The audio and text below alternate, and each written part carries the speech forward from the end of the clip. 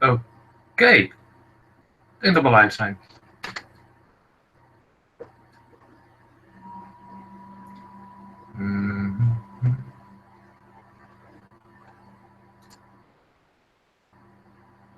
Even checken.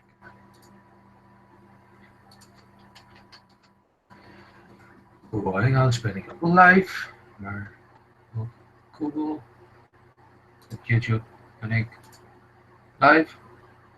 Hoop ik.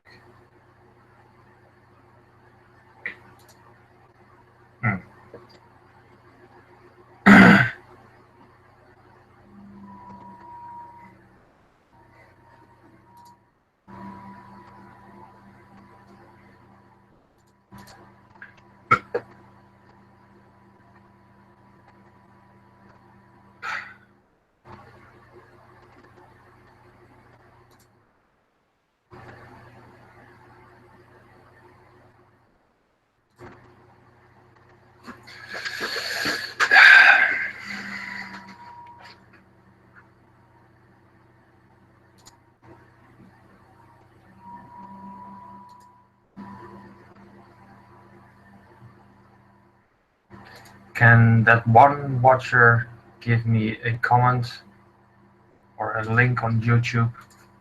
Because I don't know where the fuck that is.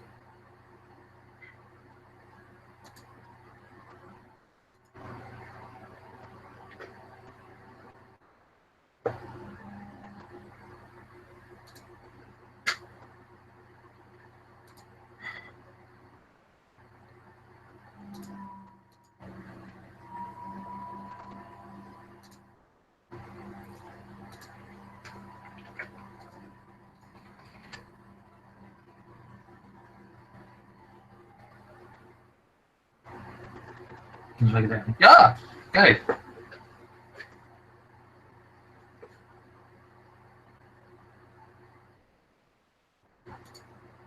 It's working.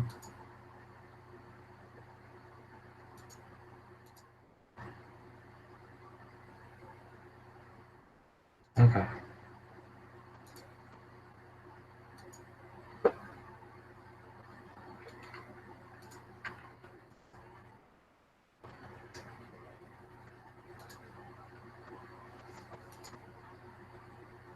Heeft een aardige vertraging.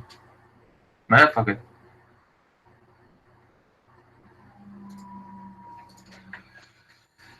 Alright.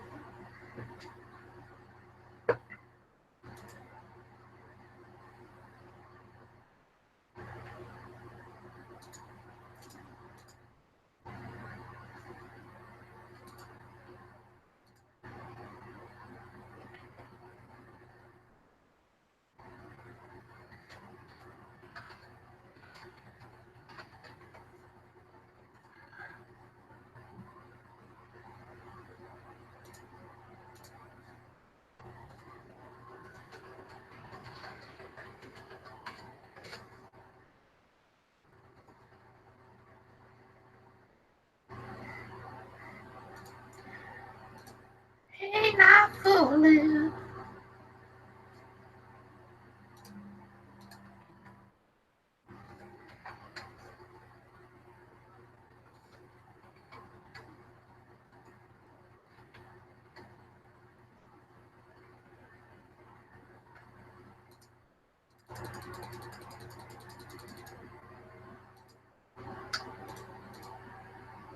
Okay, welcome you guys to a live stream. I've prepared some questions, but yeah. Well, let's take it on whatever shall happen.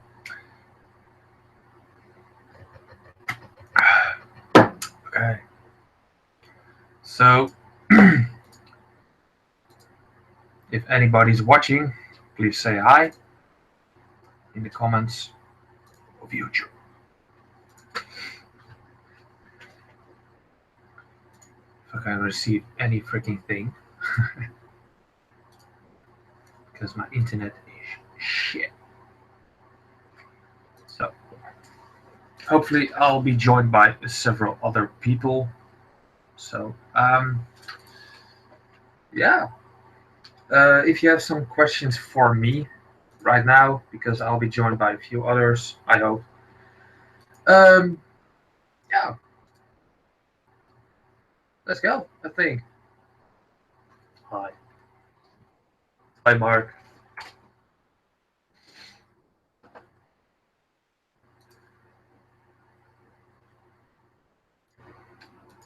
Well, what's everybody's day doing? It's freaking weekend for me. And I haven't had a weekend in a very long time. So please ask me some questions. I'm off, so I don't know when the stream will end. I don't know. I don't give a fuck, to be honest.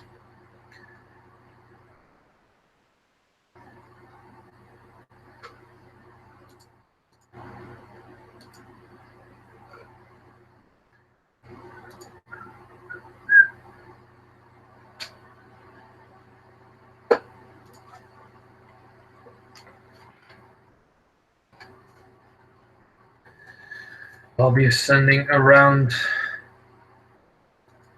live stream for people to watch.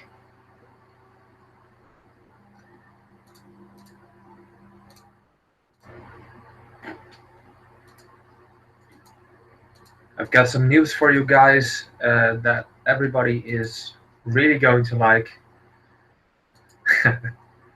Well, I've got one chat comment thing of the page that I'm also a member of is called Slamtastic.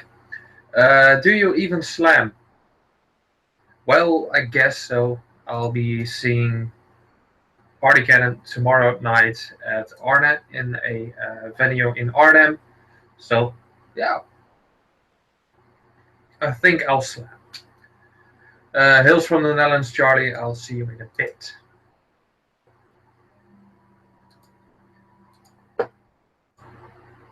Is that a black sun? Not a black sun. Sun. Oh.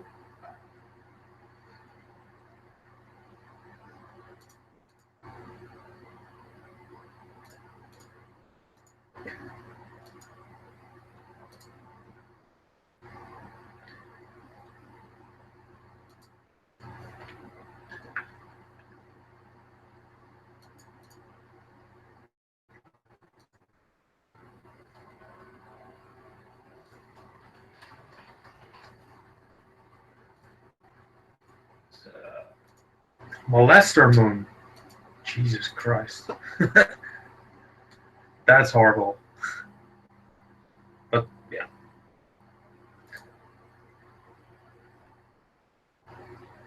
Can you hear me loud and clear, everybody?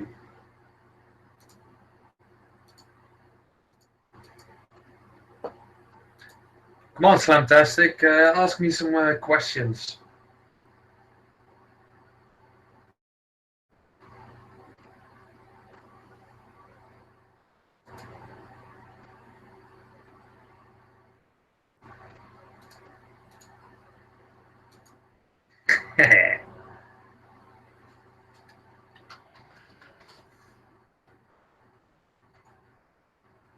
What's up? What's up, Luke? How are you doing, man?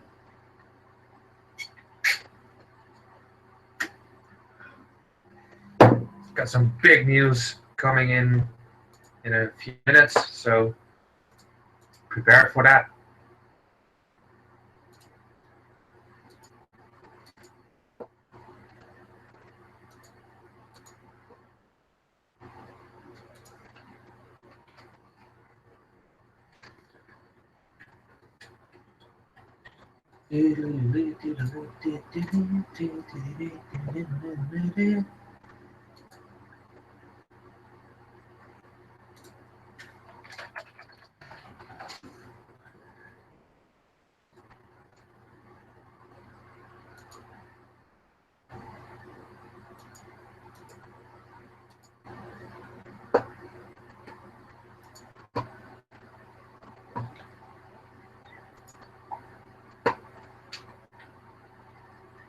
So, what are you currently listening to? Because I really want to discover some new stuff. I am trying to find an album that I really, really want to listen to.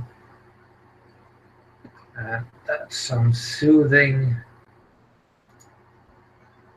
There we go. Here. Hey, there's another YouTuber. Oh, so we're live. Okay. Yep. Yes, we're live. Yes. All right. What's up, man? Hello. So Hi. who'd you invite? Yeah. I'll see who joins. I guess Charlie is coming as well. So, All right. and I guess Aaron is also coming. I hope. Who we got now? All right. So we'll see until then. Yeah. So I'll show it right away to you, man. I'll show it right away. I need to get that so bad. I've spun it 3 times right now. Absolutely insane.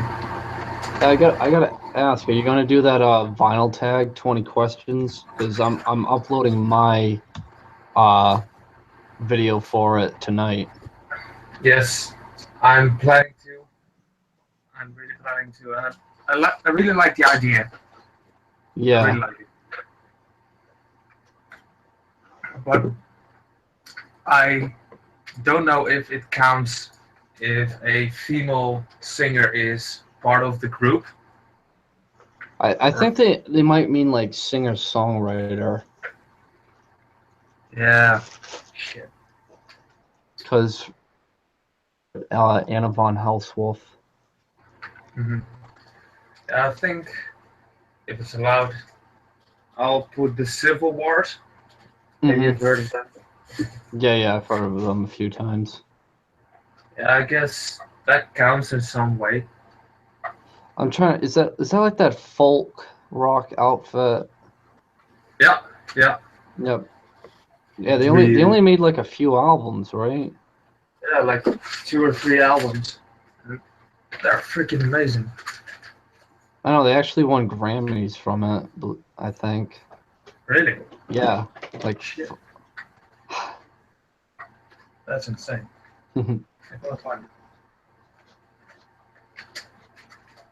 I just got a new turntable. I've wrecked my previous one. I don't know how. What's the new turntable then? It's a Nikkei or something. Nikkei. It's just a turntable. So Never heard of that brand. It works. So that's the main thing. But my previous one was an Ion, and I think I put a wrong needle on top of it because the vinyl was spinning and the needle scratched right over the whole vinyl, and that killed me. Oh shit! That was horrible. What vinyl? Yeah, it was the Band of Brothers soundtrack. Oh. So I tried on a crappy LP or something, and yeah, it also destroys that. But then I thought, fuck it, I'll buy a new one. And this one was 70 euros. So how's your turntable doing right now? Still surviving? Yeah, the Audio Technica. I really wish I started off with this thing. Yeah. Yeah, it's like it's funny. I thought a lot of my records were like warped or just weren't pressed right when I played it on my Ion Pure LP. Like for instance, my Dragged into Sunlight and my Clipping album. When I played it on my Ion Pure LP, everything sounded slower and just had like a really like it just everything felt out of tone, I guess. Yeah.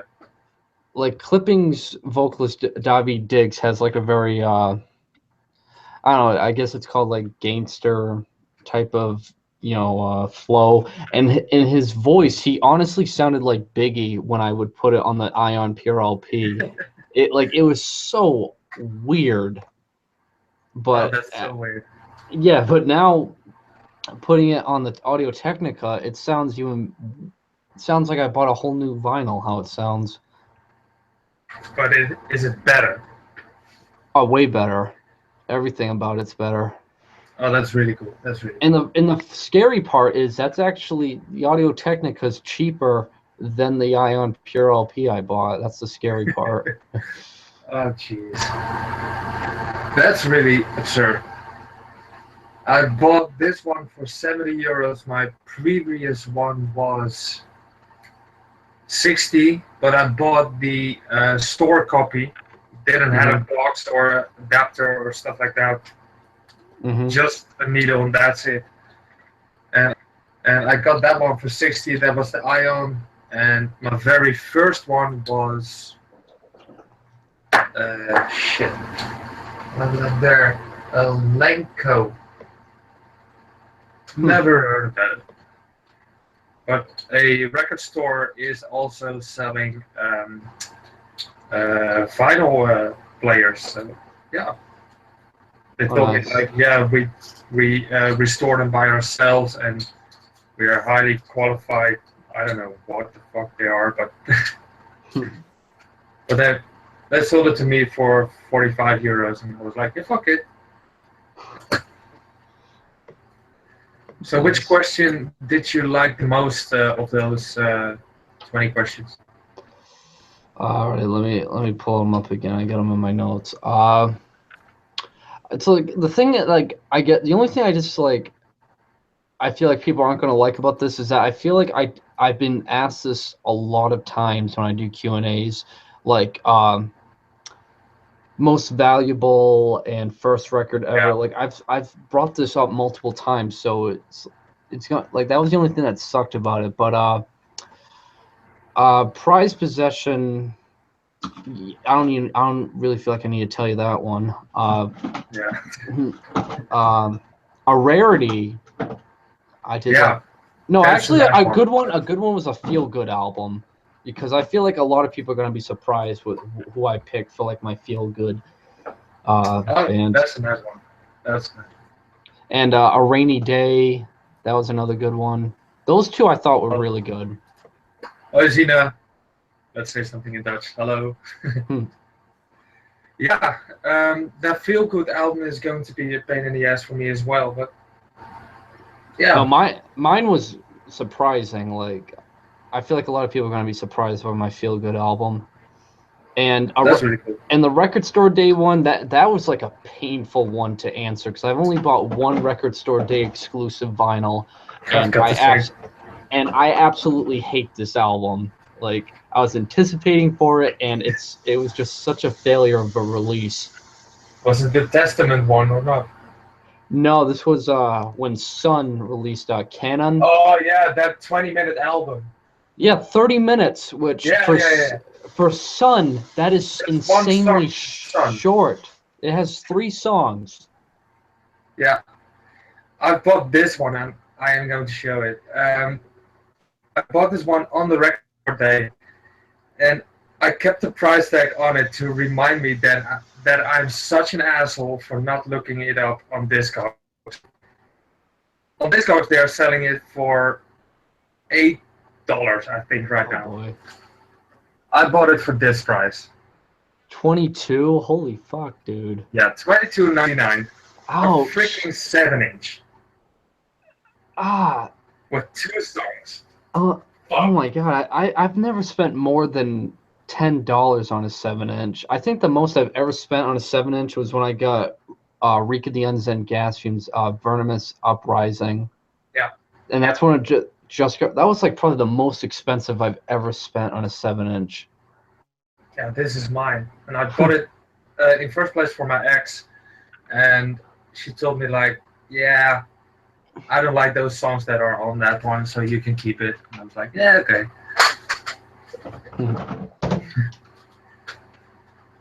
So you're also maybe moving out.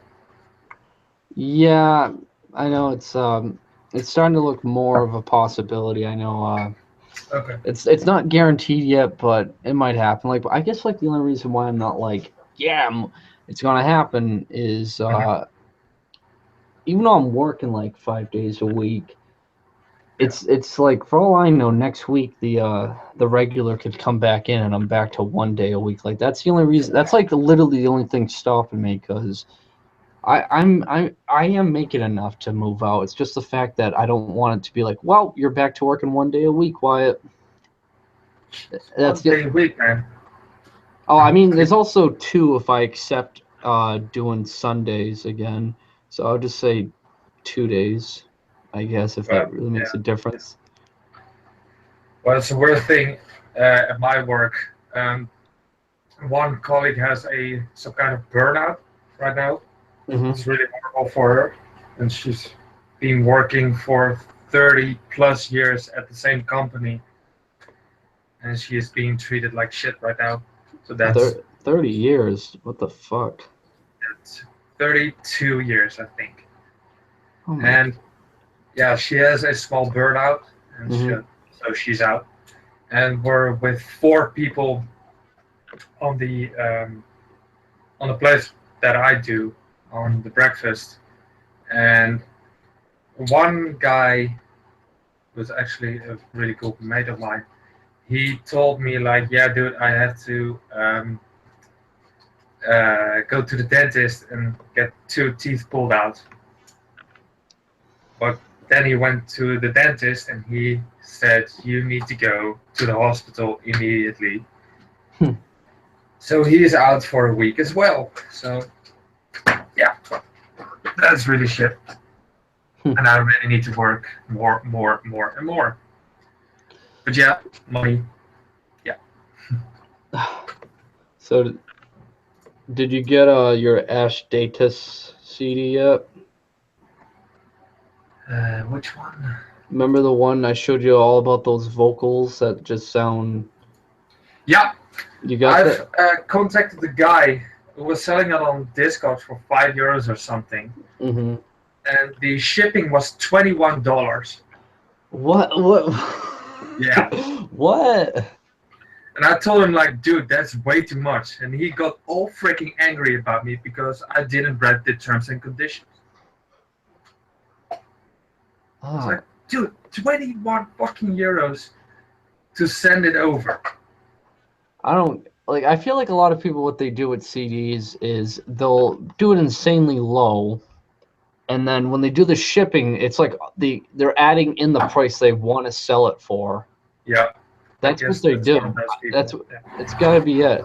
But what really sucks is that I bought the vinyl. I bought it a few days ago, and it shipped. But I'm amazed it didn't come today because I found out the dude who sold this that I bought it from, he literally lives in the same state as me. Like Mhm. picture Massachusetts. Like it's a 2 hour drive away from me, this place. It's a record shop. He's on the north end and I'm on the south end of Massachusetts. All right. That's only like 2 hours apart and it still hasn't come. That's what's aggravating me. Jesus. I guess that's what happens when you buy a $40 record Oh, for only jeez. for $5 shipping. I guess that's what happens. Yeah, they probably are shipping it by horse and cart or something. I don't know, but I thought it would come today. I guess the fastest shipping that I've experienced was of Maxim Takari. Hmm. I bought the um, up one right there. Yeah, the Yep. blood postcard thing. Hmm. Um, I bought it, and oh, of course he lives in France. And 2 days later, it was on my doorstep. Oh wow. And one day later, he sent me a message like, "Yeah, dude, I've sent it. Did you receive it?" I was like, "Yeah." There you go. Like, whoa, how the fuck did it do that? That was literally insane, insane. By the way, I got a order from the throat. Yes. All those. Yeah. Oh man, this is insane. I'm literally collecting everything off the throat that I can find. Mm-hmm. Because those releases are every time they're top notch. Every freaking time. All I know is that I'm at a standstill. I'm just waiting for Go to War X to be like, all right, everything's Yeah. released. I'm just waiting for that. Yeah. I hope you said it on a personal chat with me, Death Circle. I have a feeling they're going to. How do you go from Obscuratum to Cave Ritual and Void Prayer? Yeah. Death Circle's got to be next. Like I feel like they're hinting Yeah. at that. Yeah, I guess so. Or he's forcing Kenneth to do that. I don't know, but I don't know how you've done like twice in a row now, like almost every group, every band from the Black Plague Circle. Yeah. I know the latest one, like they announced it, I think yesterday. I don't know the name. What was the name of the band? Like it's just like I've never heard of this band. Yeah, you Death tagged me Like in it. Silence. Yeah, that's the label or not? No, Death Like Death Like Silence is this band they just announced for like for the third vinyl for the week of March. Jeez.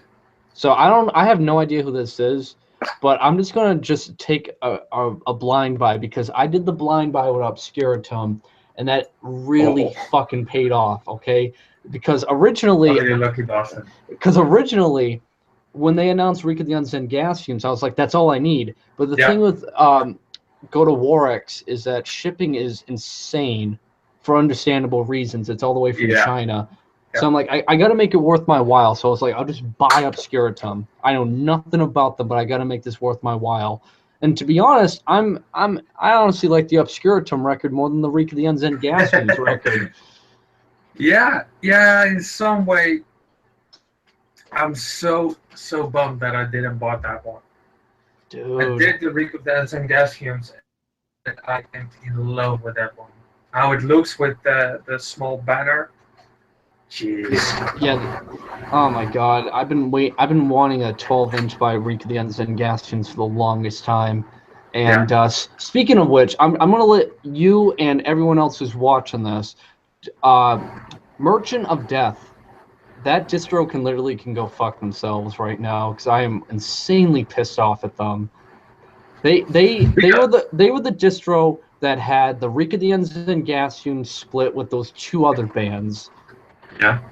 And I remember Conan, he showed me it like the first day.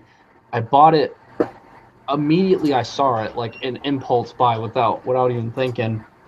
And I got the order confirmation. I have the order confirmation. And it's been a month. It's been literally a month since I put my order in. And yesterday I get an email that Merchant of Death canceled my order. No. Yeah. So for a What an ass. yeah, for a month I waited just to get a canceled order. So I had to buy it again from some dude on Discogs. But I am never buying from Merchant of Death ever. Yeah, I've done one thing in particular, but I got the records the day after I made the complaint. I did a order from Transcending Records in America. I guess in Boston or something. And I did it for these two. This one and the clear one. Operation Come Destroy. Yep. And I bought it in late August. And it arrived 2 weeks ago. Yeah. Jeez. And I've been talking to the band and several other bands, and they all told me he has gone to shits. He is broke.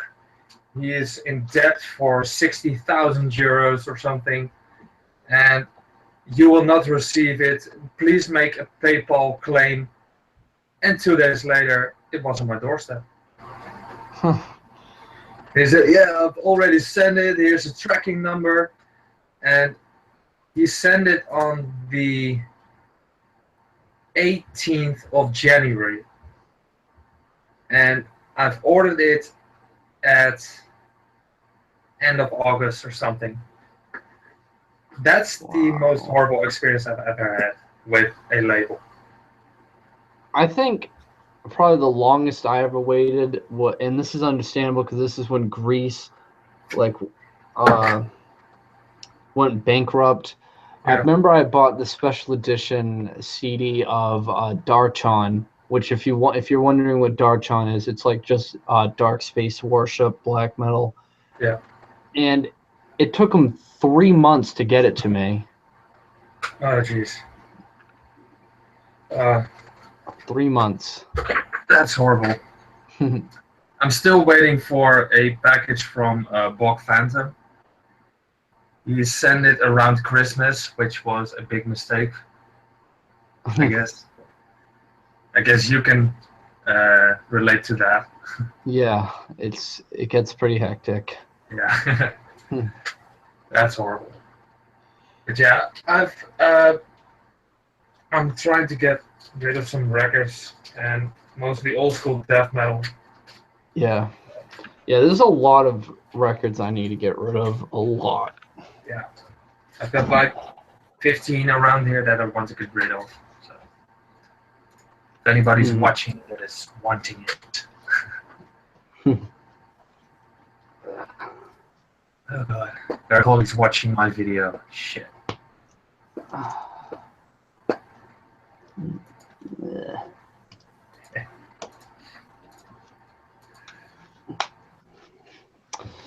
All right.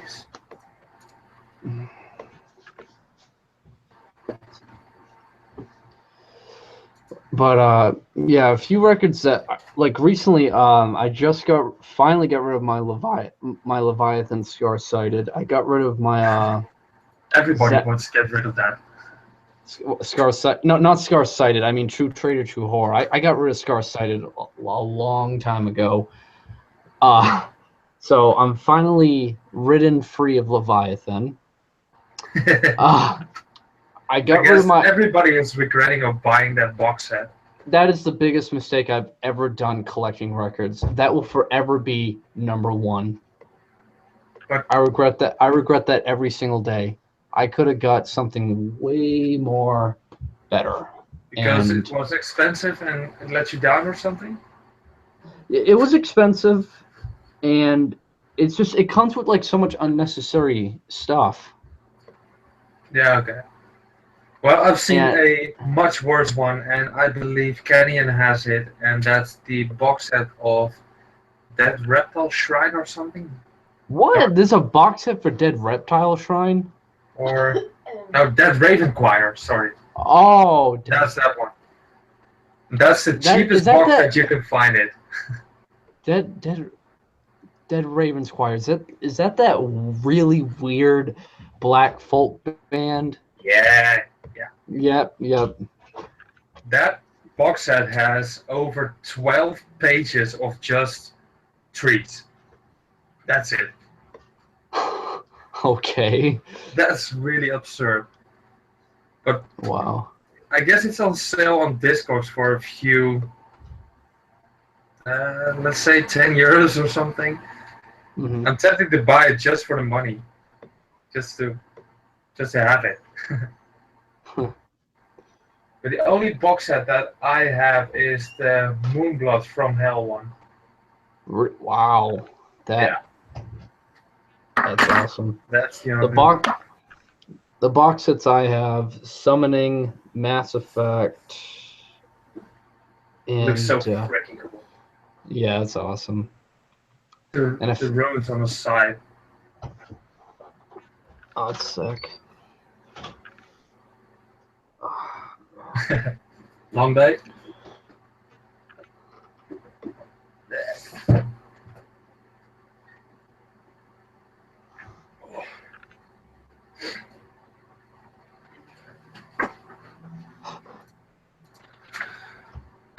So much black metal talk, yes.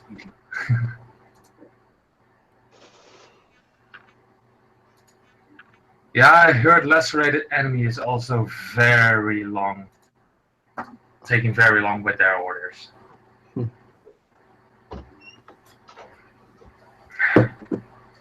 So, Yindi Halda. Yeah, I really like it. They have another album. They have another album too. But on vinyl or just in CD? They're all pressed on vinyl. I know the second album by Yindi Halda is a lot cheaper, but oh my god, why can I never remember the name of the first one that I own? Yeah, that one goes for like 30. All right. Well, my goal is to collect all of the Kawan vinyl. Oh, yep. I've now got that, this one, the latest one. I need to get that. That is like really easy to buy. Yeah, Sony 9. I've pre-ordered that, and that's the first time that I've pre-ordered it. And it was from Blood Music, and it took ages. Yep. Literally ages to get here. I've heard Blood Music is just not reliable. Yeah, it's a record label on its own. They release some amazing stuff, but yeah, like that OXXOXOOX. That was also released through that, I guess. Yep, it was. Yeah. Never buying anything from him again, I guess. Yeah. But I got that album before this one. I guess it's called Pirut or something. Pirate. Yeah, oh, yep. I know which one you're talking about. I've got that one for, yeah, let's say 25 or something. That's a pretty decent price. All right. Question from Emilio Crespo. Any good shit this year so far that you guys checked out? The only ones that, well, there's like 3 so far of 2017 releases that I have been like more than just averagely impressed by. Just 3. And if you're wondering, no, that Death Worship one with like the dudes from Revenge and Blasphemy, it's not that, because I find that to be very samey, just like any other Black Death album. But the first one that I did a review for too was Turia Deed Condre. That really impressed me because I randomly came across that. Yeah, you've been digging the Dutch black metal scene a lot right now. Yes. Yes, I have. I can't deny that. Second one is Emptiness. The album. Yeah, it's a nice one. Yeah. What's it called? Nothing or Not for Music, right? Nothing. No. Yeah, not. I thought it was called Not for Music. Yeah, I guess something like that. That one, like, they're really starting to change up a lot of things. And the third one, well, actually, there's 4 now that I think of it. All right, now the third one, there's actually 4, but the third one that all you guys should check out is the Ominous Circle. I've heard of the band name. Yeah, they're new. They just formed, I think, this year or like last year, like late. And it's pretty much a combination of Portal, Immolation, and Dead Congregation. It's like a mixture of all 3 of those bands. That's really cool. Yeah, it's probably gonna be like the best death metal album I've heard this year. Like, it's very dark and brooding for death metal. It's not Black Death. It's not, but it's very dark tinged for death metal standards, and it kicks a shit ton of ass. So I highly recommend you check out the Ominous Circle. And the fourth one, this is a Canadian black metal one-man project. Is Malefices, Malefices. Malefices. Yeah. That, if you're just looking for like traditional straight to the point raw black metal. That's pretty decent stuff. And that's pretty much it from what I've heard so far this year. That's like been more than just above average for me. Yeah, I guess I've got the previous tape of Head War. Maybe you've heard of them. Then got their band name changed to Miserist, and Josh from the JMA did a review of it. And on the sticker of that tape said, "For fans of Portal and Northern Tongues." Oh yeah, that. So that got me hooked immediately. And there's one coming out, or well, I've been listening to a few songs of that album, and that album is called Violet Cold, and it's a Israeli black metal band, I believe. From really? Violet Cold. Huh. Never really guessed. I'll search it up on. That's really amazing. No, sorry, it's a one-man experimental band from Azerbaijan. Out of all freaking places. I highly recommend you guys check them out, him out. It's amazing. Amazing. And yeah, the second one is, now the third one is a band of friends of mine that I'm going to see live tomorrow with Party Cannon, is Kaasgaaf. And they're bringing out a new album called Obesitadas. So yeah, it's core grind with a very large amount of party elements to it. So those are my go-to listens in 2017 so far. And I've been digging a lot of post-rock lately. Oh yeah. Yeah, I'm getting into that world. Not the post-rock world. Yeah. It's kind of addicting. It is. Yeah. I've got, well, some folkish as well, because it's really close together, next to each other. Mm-hmm. There's one, and that genre is called dark folk. And there's one band called Raflum, and with their album Melodies of Forest and Springs, and that's just meditation galore. It's such an amazing listen to, and jeez, it's just acoustic guitar and with music in the background and birds chirping and stuff like that. So that's really cool to listen to at 5 in the morning. Yes. Yeah.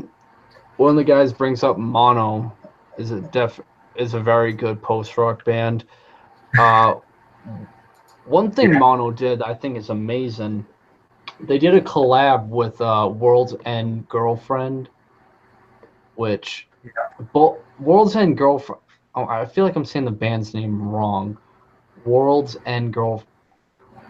I feel like I'm saying that band's name wrong, but I know it's a Japanese post-rock band that's very abstract for post-rock. It's not really low-key.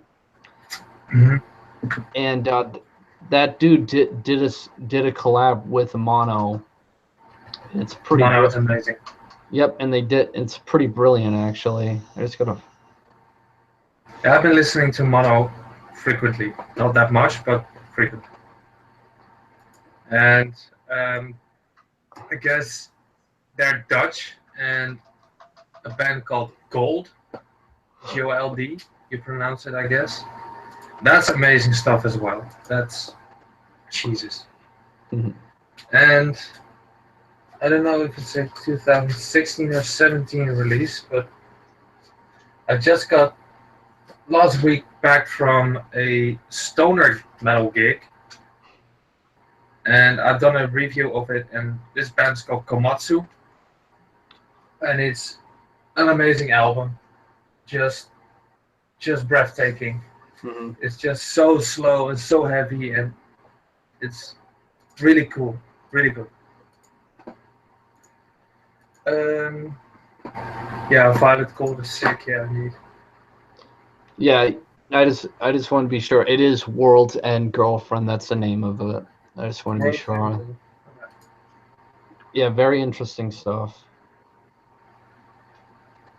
So to please Luke, any brutal death metal you're looking forward to or have heard? Yeah, I'm the wrong person to ask that. Well, I'm digging the new Analepsy a lot, and yeah, that's the only thing that I listened to in 2017. Brutal death metal wise. So.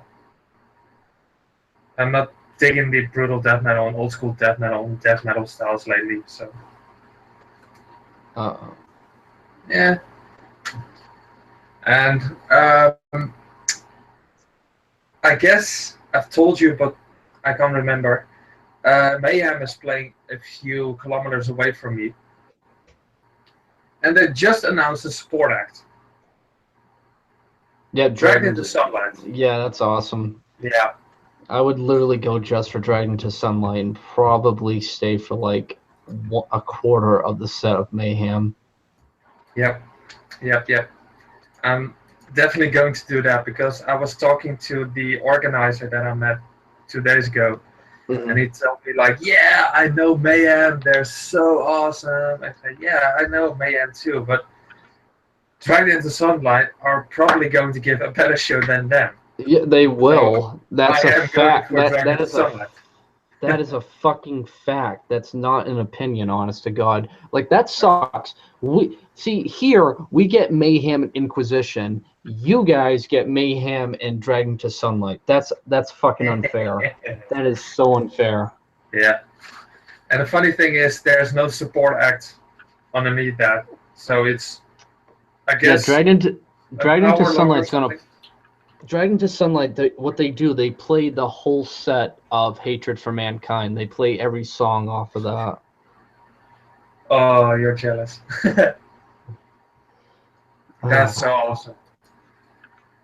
I'm literally going to be just for Dragged into Sunlight. That's all. And I guess the tickets are 20 euros or something, so that's really cheap as hell. Oh my God. That's gonna be awesome.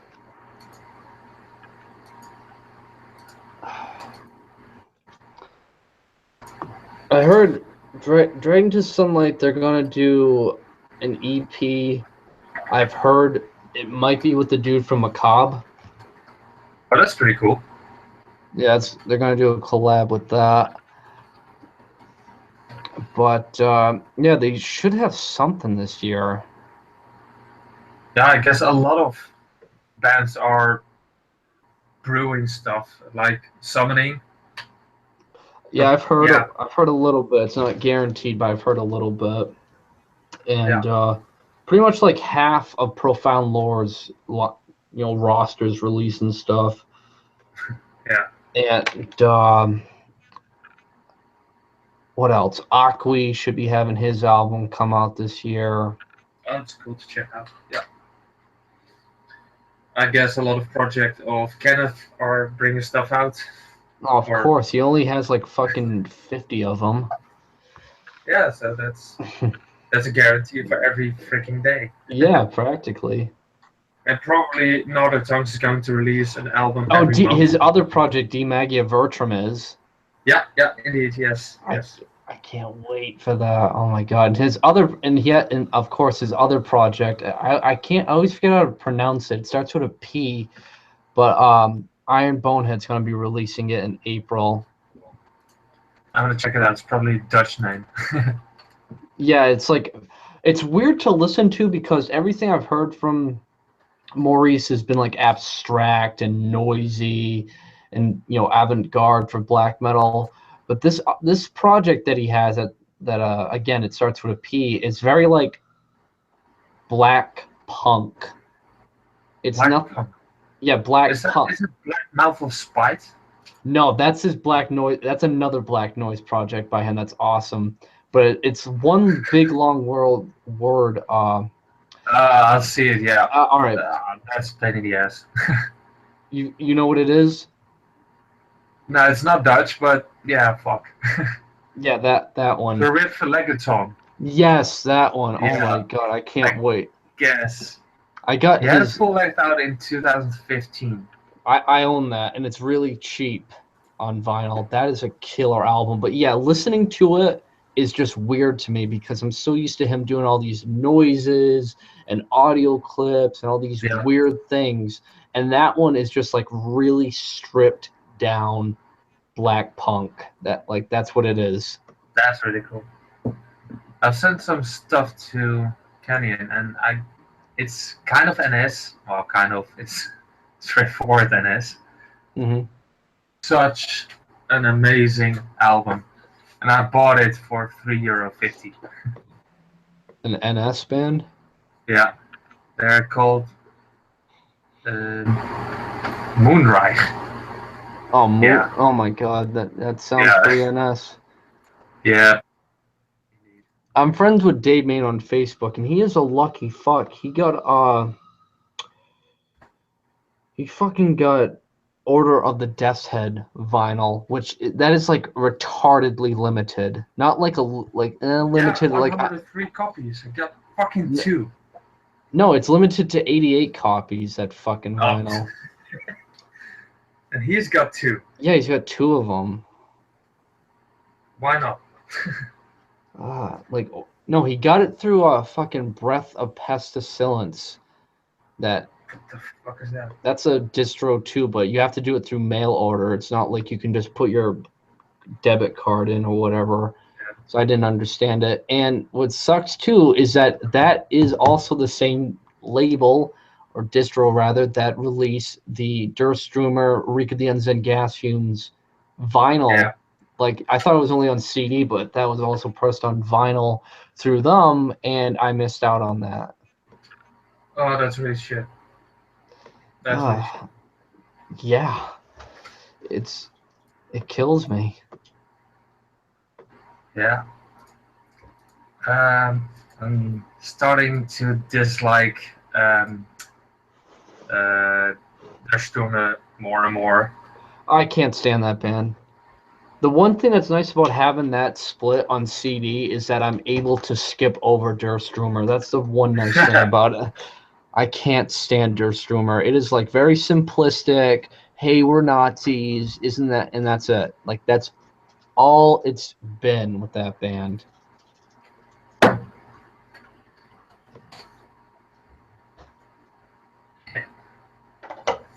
Yeah, that's true. That's true. Yeah. But we got a lot of bands of that as well in the Netherlands. But Antifa kicked our ass in the Netherlands. Why? Yeah, because of the most stupid freaking reason you can imagine. No, I can believe it. They're really outdoing themselves. Yeah, there was a gig where Kenneth was also playing at the venue where Black Sleeves was playing as well. Oh, yep. And they went on a rampage to find any Nazi-related stuff, and they found it with the vocalist who is running a label, which is roughly translated to English, Heathen's Heart, Mm-hmm. and he is selling some NS black metal, and that makes you a Nazi. Okay. And that's why they shut down the whole freaking gig. Like they're getting like so fucking desperate just to like find a reason to flip out. It's like shut up. Yeah, it's literally horrible.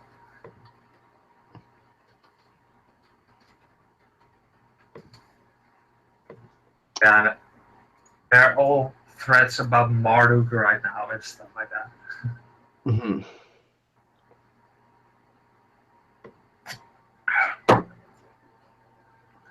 So are they coming around your area as well or not? No, surprisingly not yet. I still can't believe they tried to shut down a Marduk show, like you said. Like, God, it's just so fucking dumb. Yep. They're so stupid. So, also on the topic, like, so what bands lately have you used to like a little while ago, but now dislike? Oh, jeez. Because I have a long list. Okay. Jeez, that's a very difficult question. Yeah, I guess a lot of old school death metal bands. A lot of them. There's a lot of black metal bands that I am just like, I'm ready to just get rid of through trades or whatever. Like this one dude, he gave me some, I don't know if you can see it. Let me like this one dude, he gave me that. Oh, we got Charlie in here now. All right. I don't know if you can see it. Let me, like this one dude, he gave me that. Oh, we got Charlie in here now. Sorry. All right. It's all right. Not bad. It's all right. But like I was saying, that record right there, I did a trade and for it, and I gave him, because I felt bad because I was just taking so long to ship it to him. Like I just gave him 1349's Hellfire without even looking out how much it was. It was like, I can't stand 1349 anymore. And I gave him Clandestine Blaze because I find that band insanely boring. Like that, they sound exactly like Durstrumer. Then yeah, somewhat. And I think they have like a new album out, Clandestine Blaze, and it sounds the exact same again. And then what? I don't think I've ever listened to them. You're not missing out on much. I'll tell you that. Yep. Indeed. Who else don't I like? I got rid of with Troy. Yeah. He gave me the money, so now I bought the Drought Nug vinyl, and I gave him Leviathan, and that's a good one. I gave him Leviathan, and again, since I felt bad for taking so long, I just gave him my Zaster telepathic with the deceased, because I don't really care for Zaster anymore. Then everybody thinks that they're the gods of depressive suicidal black metal, but in my opinion, they're okay, and that's it. Yeah, I think when it comes to depressing suicidal black metal, there is a thin line of bands I like, because there's only like 2 bands I know of that I think can make that depressing emotional sound good, and one of them's Dead Space, and the other is Cold World. Yeah, those are the only 2. Yes. Those are like literally the only 2. But that album, yes, holy shit. Melancholy. It's first press, yes. I'm lucky I got the repress that's limited to like 100, I think, clear. But yeah, What? Sorry. Yeah. Well, yeah. Just talk through it. I'll find another album. I've got this one, and this one it's not DSBM, but it gives the same feeling for me. And it's a side project of Morty's, and it's called Font.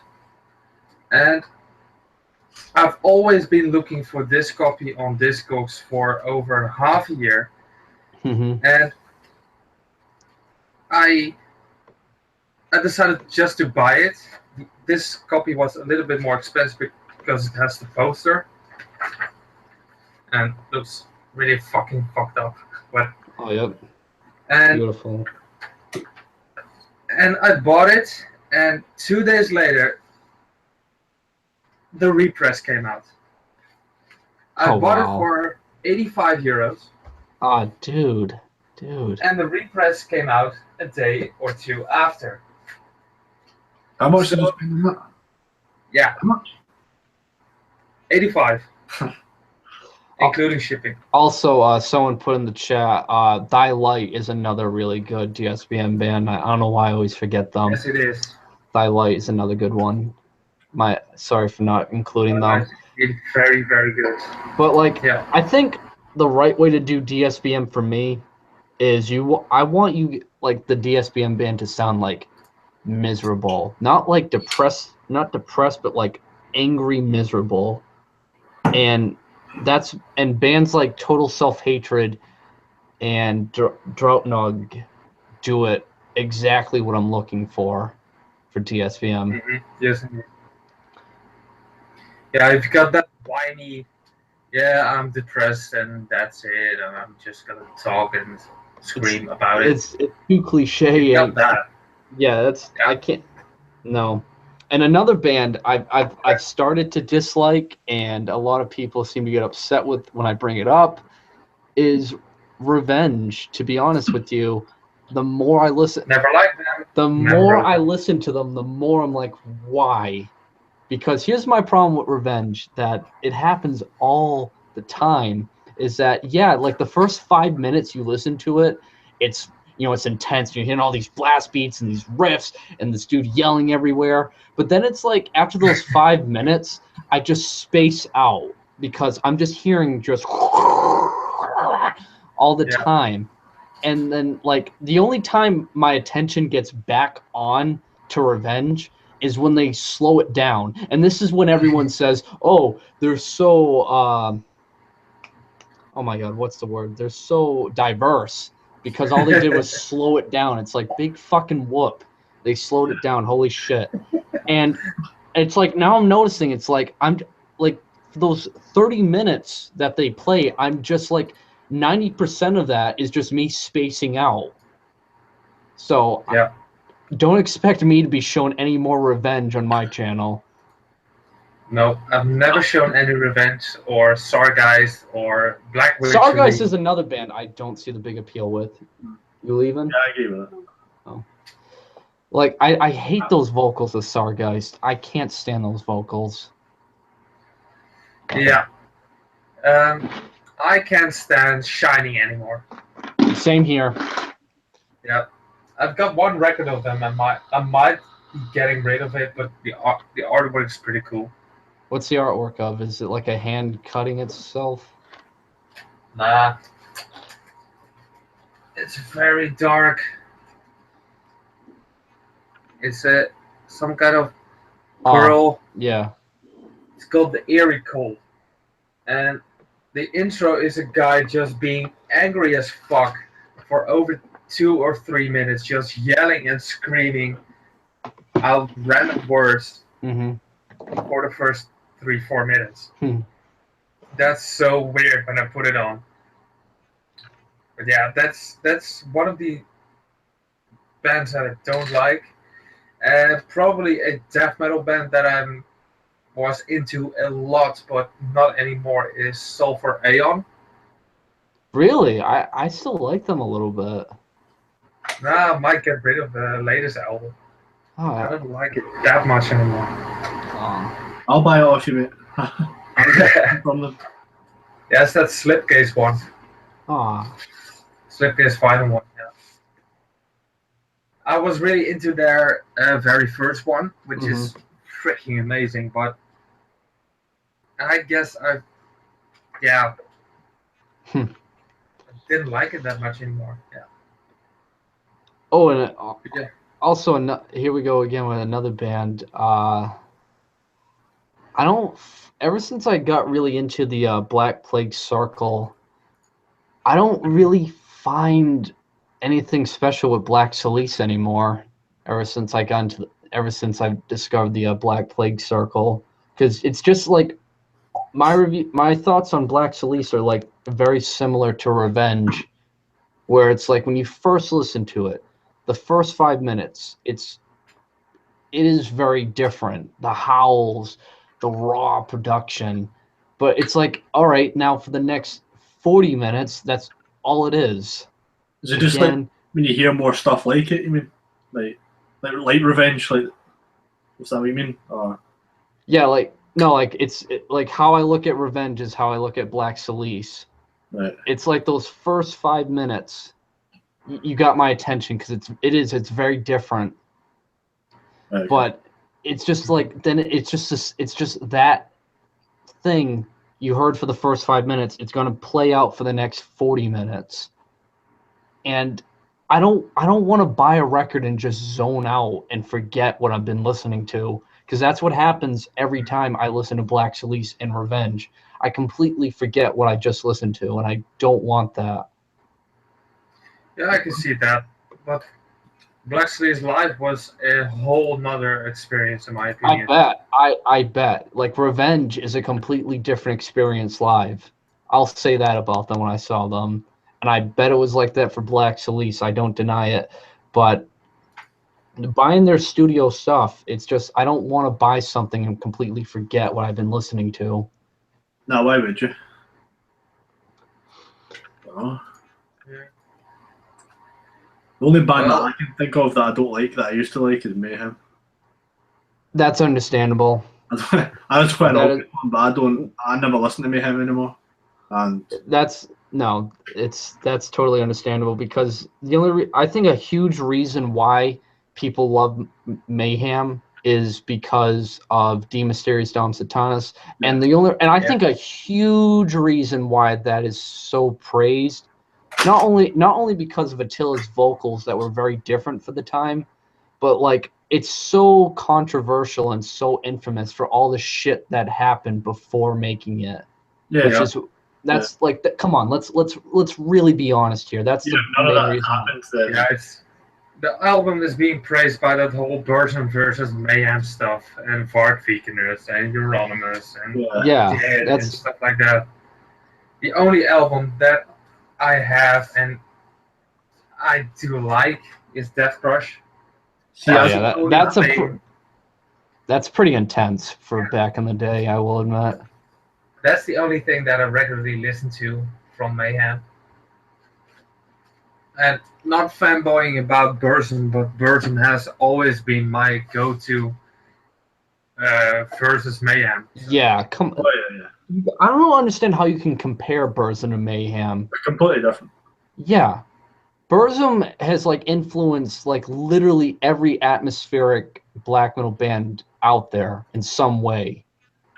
And Mayhem's just your esoteric black metal sound. I'll never understand how people compare the two. Yeah. They're a whole different. Yeah. But yeah, Mayhem is way more aggressive than Burzum, in my opinion. Oh, definitely. I mean, Burzum easily beats out Mayhem. The first 4 albums by Burzum alone destroy everything Mayhem ever did. Yep. Hands down. That's a fact. Yeah, that is a fact. I mean, I'm still missing 2 of them, but sooner or later I'll get around to getting it because it's always going to be available. But let's be honest on that. Mm-hmm. Yeah, someday I'll be getting everything by Burzum on vinyl, but it's not my priority right now. Yeah. It's not going to sell out anytime soon. Not every countless and countless of free presses. What else is there? I feel like there's quite a few. And Totalitarian. Yeah, I get that. Yeah, definitely. Dude. Oh my God! Like, it kills me that so many people think like I'll be honest. I fell into the trap too, thinking it was like really, because I remember hearing all these people praising it, and I was like, I'm gonna buy it too, because all these people that I keep up with that agree a majority of the time with me, I'm like, I'm gonna buy that because I know this is gonna sell out. And all Death's Angel Absolution, like half that album is just a hate speech. That's all it was. And then immediately following the hate speech is just like this, like, yeah, that's all it is. Like, that's all that album is, man. I loved it at first, though. I think it was different for me.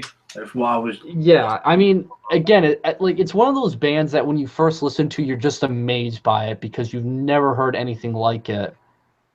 But I've had that version. and that's what I hate. Like, I'm guilty of that. Like, there's a lot of bands that when I first listen to them, like, I need this after the first 5 minutes because I'm thinking in my head, I've never heard anything like this. I need to get this now. And then it's like a few months later, I'm like, oh, why did I buy this? Why the fuck, yeah, indeed. I've had that with Abysmal Dawn and Cerebral Bore. Yeah. Yep. I regret buying Cerebral Bore now.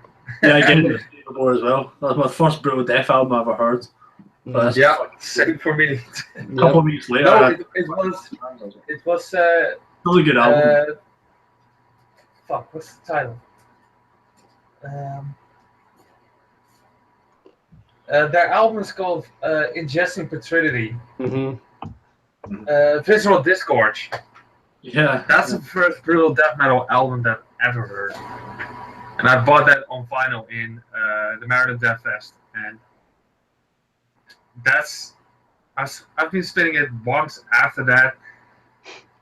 It's never been on my table again. Ever. I still like it though. I still want to buy it at some point. Yeah, I've got very few brutal death metal on my vinyl collection. But I guess the thing that I spin the most is Cerebral Incubation. Yeah. That album is such a blaster. Yeah. I'm surprised I don't own it yet. I guess everybody likes that if you're into brutal death metal. But I guess a band from my youth, even though I'm still young, that I really enjoyed, and I still do like them a bit, but now I understand the lyrics, and they're shit. Dope. Chelsea Grin. No. Dope. Oh my God, that song! Yeah. Die, motherfucker! Die, motherfucker! Die! Yeah, indeed. Oh, Limited edition, 1,000 man. pieces. Wow, it's like. I wish I was the president. Yeah, that's way back. I'm trying to think of other bands too, because again, there's so much in my collection I need to sell. There's so much I don't listen to. There's so much that just takes up a lot of space. Have you got that same problem, Charlie? What? Loads of records that I don't want? Yeah. I'm sure if I look, I mean, I've only got maybe 150 or something. So not if I had a proper look, then maybe. I'm sure there's a bunch that I want to get rid of. There's a bunch of non-metal ones I don't really want anymore. But Alright. I remember all my tapes. I'm done with tapes, so kind of over that for now. Anyway. I've been buying tapes and tapes and tapes and tapes. So many tapes. Yeah, because you're fucking been buying it from the throat. Yeah, and they're €3 each. And I've got a order coming from Heiden's Heart, and I guess you can count that as an amazing order. Jesus, that's some amazing stuff. And he's got a sale going, so sales are difficult to ignore. By the way, I want to announce that I'm moving out of my parents' house. Oh. And I'm going to live on myself and buy a gigantic man cave. Whoa. Are you going to what? Yeah. Man cave. Or I think said bank. Pancake. Oh, make a big one. Fair enough. Yeah, I'm really excited. I just got the confirmation, and I'm only paying 230 euros a month, That's great. including It's everything. not bad, man. Yeah. I take it. But the only thing is, and that's a weird construction here in the Netherlands, because it's a old nursing home. We've got massive rooms, but if the local government wants to do something with those houses, you can kicked out immediately. Ouch. So, yeah, that's the only negative thing about that. Shit. So you guys got anything coming in the mail? Just Yeah. no, nothing. Well, I guess that order from Bog Phantom that he sent out during Christmas. Mm-hmm. I've got that Cowan album coming in, a CD from Vaughn, Dark Ambient, Mm-hmm. and some tapes. That's all.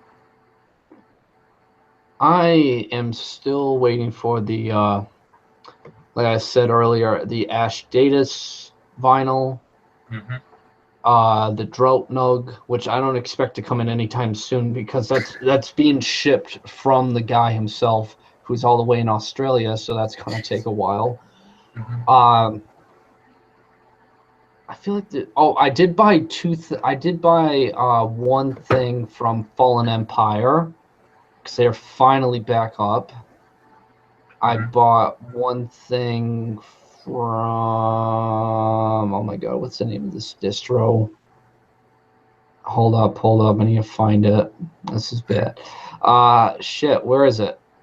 It's from that Canadian black metal band I talked about that earlier today.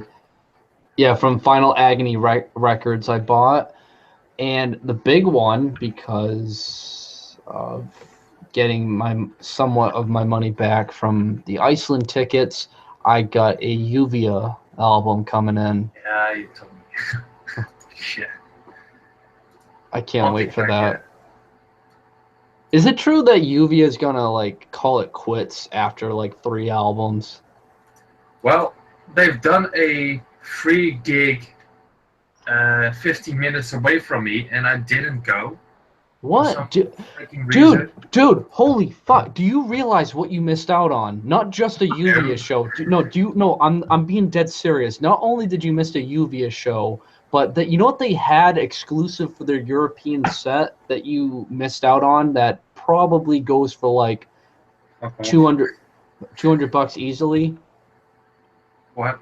I need to look it up because I was like, when I was putting in my purchase for Uvia, I was seeing if like the only thing available, and the vinyl I bought, which is their sophomore album, they had an exclusive European tour of the same album I bought, but every issue is it's limited to like 200 copies, and every issue comes in with smeared blood of a pig on the album artwork. Fuck. You missed out on that. Oh my god, I feel so bad for you. You missed that was being sold on that tour. Fuck. And it was a free gig as well. Insult to fucking injury right there. Jeez. Yeah, I know. I don't know why. Oh, wow. I guess Dave Main was there. Oh my god. Yeah. Oh, fuck. I know. Wow. I've seen live. They play in the dark, I think. Yeah, they've got no lights on. Maybe some candles, but that's all. Yeah, oh my god, that would be amazing to see. They're from Mexico, and I know out of all places. Yeah. No, wait. Oh, California. I don't know why I thought It says on the Metal Archives Mexico. Let me check. Yeah, indeed. What? On Discogs, it says. California. Yeah, and on Metal Archives it says Mexico. I don't know. That's weird. Okay, so I don't know then. But yeah, like, Either way, you're getting shit from Mexico or from California. yeah. Oh. Fucking stupid.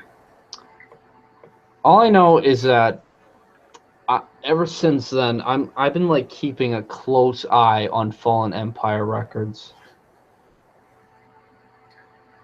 Yeah, I'll be keeping an eye out on Iron Bonehead and Go to Warwick. Go to Warwick's and Iron Bonehead. Those are like the only two labels I need in my life, in all honesty. Iron Bonehead is like every other week. Oh, we got this new issue coming out of Vinyl Limited to 300. I'm like, God damn it, stop. I need a breath. Like, that's Iron Bonehead.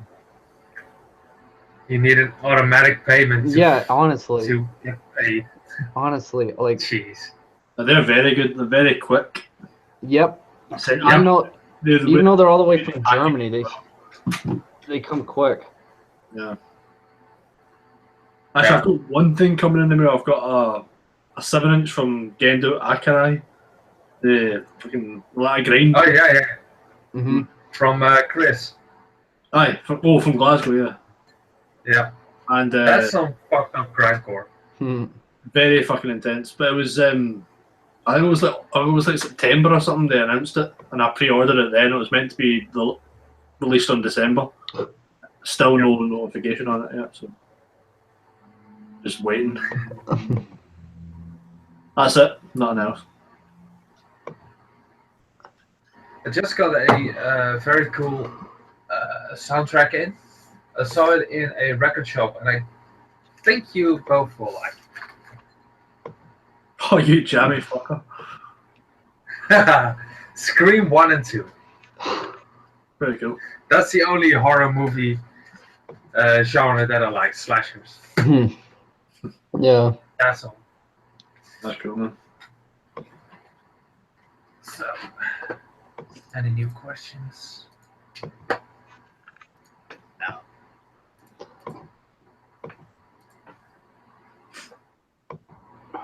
So, what's your favorite album at the moment? Very cheesy question, I know, but yeah.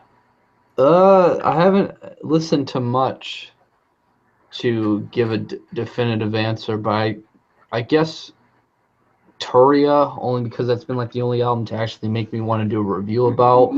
So I'll say that. Sure. Right now, though, an album that I'm listening to a lot is the new Creator album. Yeah. What's the puzzle? Gods of Violence is really fucking. I mean, it's really good. I mean, it's not as good as Phantom, but it's still very good. As far as thrash goes these days, yeah. But I really need to get back into thrash. There are a lot of newer bands that are really cool, I think. Yeah. There are like the newer ones that are coming out. I don't know that many, to be fair, but there's one from the Netherlands that is playing Wacken open air in a few months. It's called Distillator. They're pretty cool. Really high Judas Priest-like vocals. I'll check them out. Never heard them. And I've got a new album coming out. It's also pretty cool. Nice. Well, I guess mine is shit. Yeah, it's still Kawan, The Stormy Night. That's my favorite album for the past 3 weeks, I guess. I've been spinning that non-stop.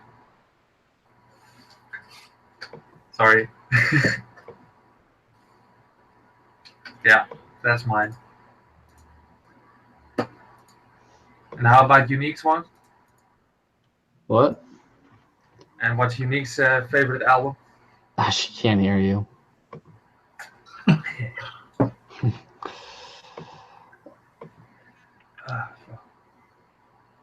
What about gigs? Any gigs coming up? Yeah, the Mayhem one.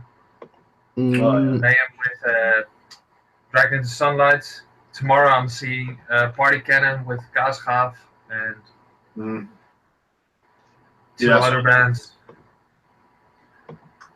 I should have been to Shining, but I skipped out, and I'm very glad I did. Because I heard a lot of people talking shit about Shining and how horrible their performance was. So, no, never going to see Shining again. I think. Yeah. Further on, nah, not much. I think. Have you guys? nothing. There's literally nothing. Well, I've got Abhorrent Destination on Sunday, and then I really want to go to North of the Wall, but it's just there's so many great bands playing. Yeah. It's not cheap. That's the lineup. It's worth the money. It's just I just don't have the money. Lords of the Land, but then there's too many bands that I don't want to see, like Autopsy, fucking Venom, or Venom Inc., whatever the fuck I'm called. Yeah. Well, although Dragged into Sunlight I played, I'll be alright. Mm. And with Mayhem, right? yeah.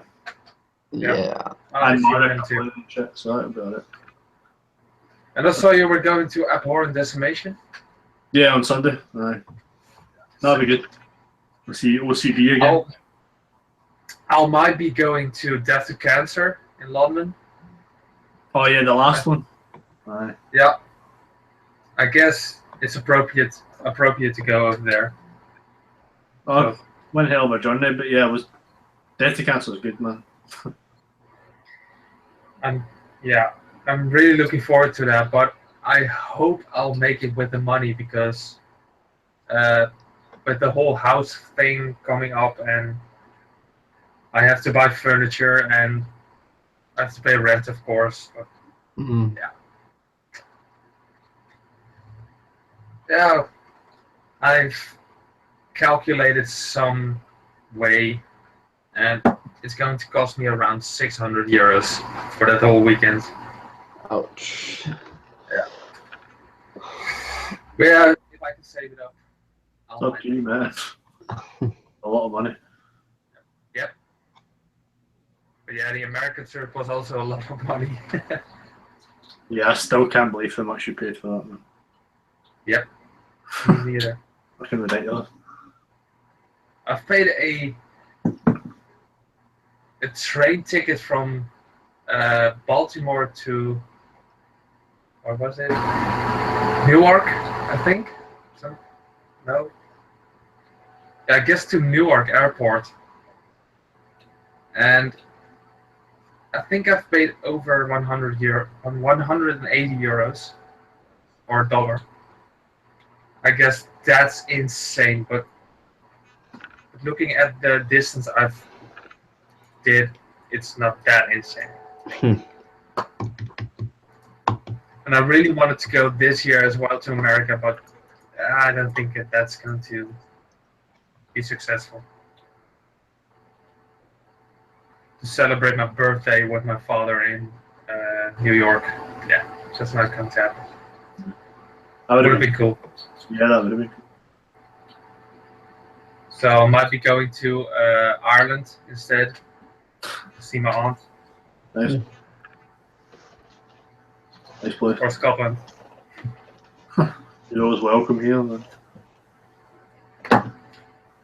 Let's go to Edinburgh, the most European city.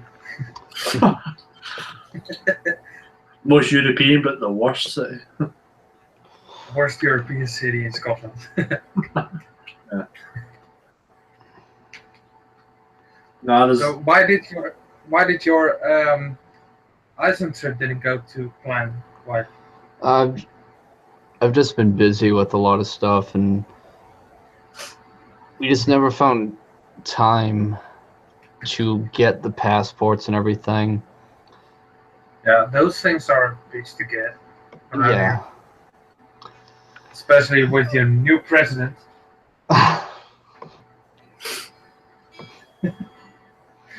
Have you seen that Netherlands second video? The what? The Netherlands second video. No. Dude, you have fuck off.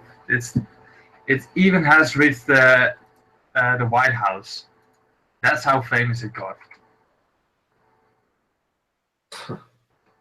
I urge you guys to watch it. I'll send it to you in the chat. Yeah, I saw people like making reaction videos to that. Pretty funny. Ah. I don't think I've never seen the video. If it's the video I'm thinking of. It's freaking amazing. Ah, stupid camera.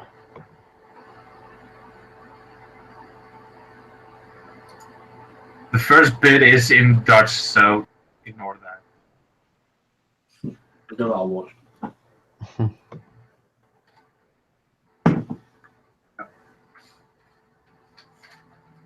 It's hilarious.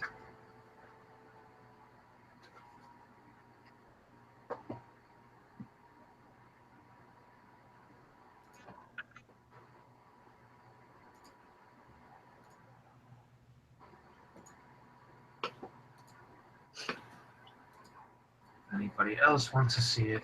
It's in the chat. All right.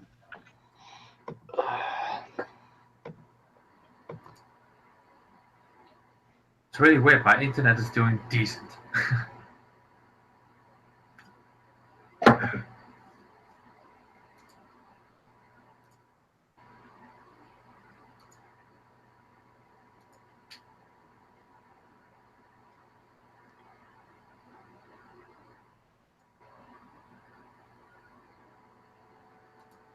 Is anyone asking anything in the chat?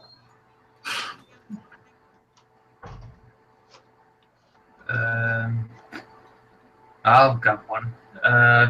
What movie is or not in the cinema are you looking forward to? There's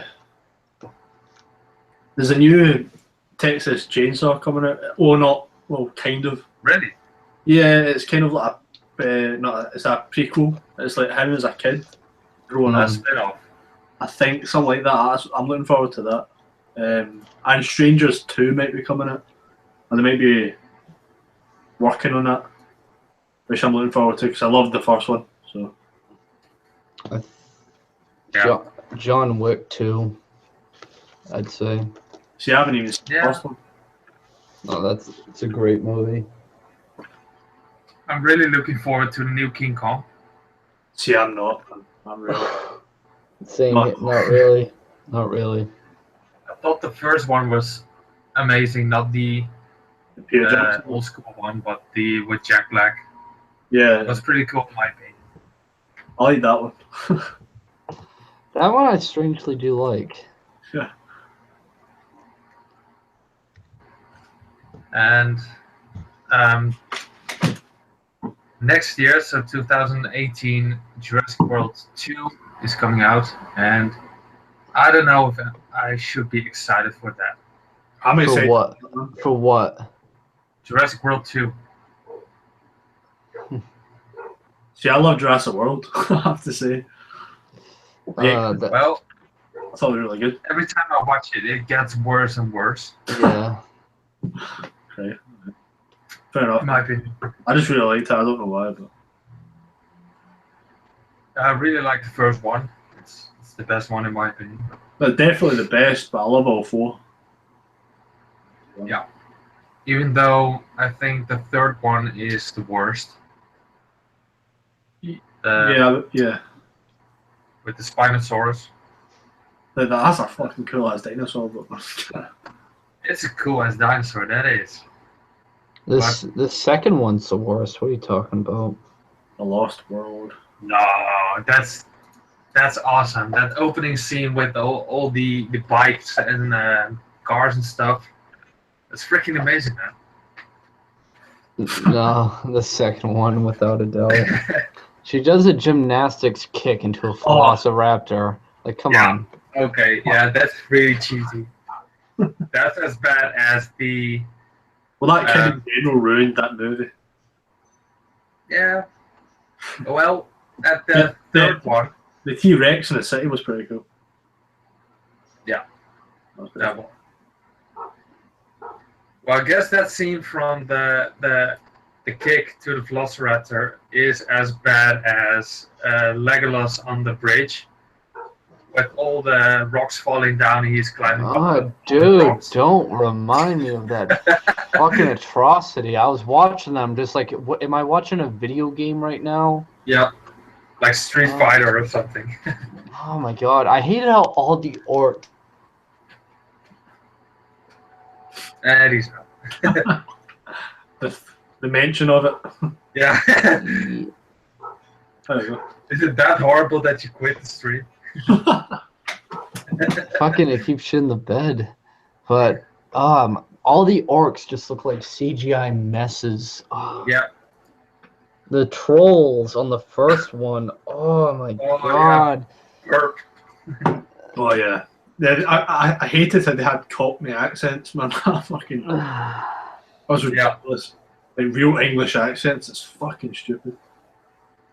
I did like the acting of Martin Freeman, No. Bilbo. Yeah, he's alright. It's weird, but Yeah, I find him very irritating. He's alright in Sherlock, but apart from that, yeah, I did like him, and I liked Smog.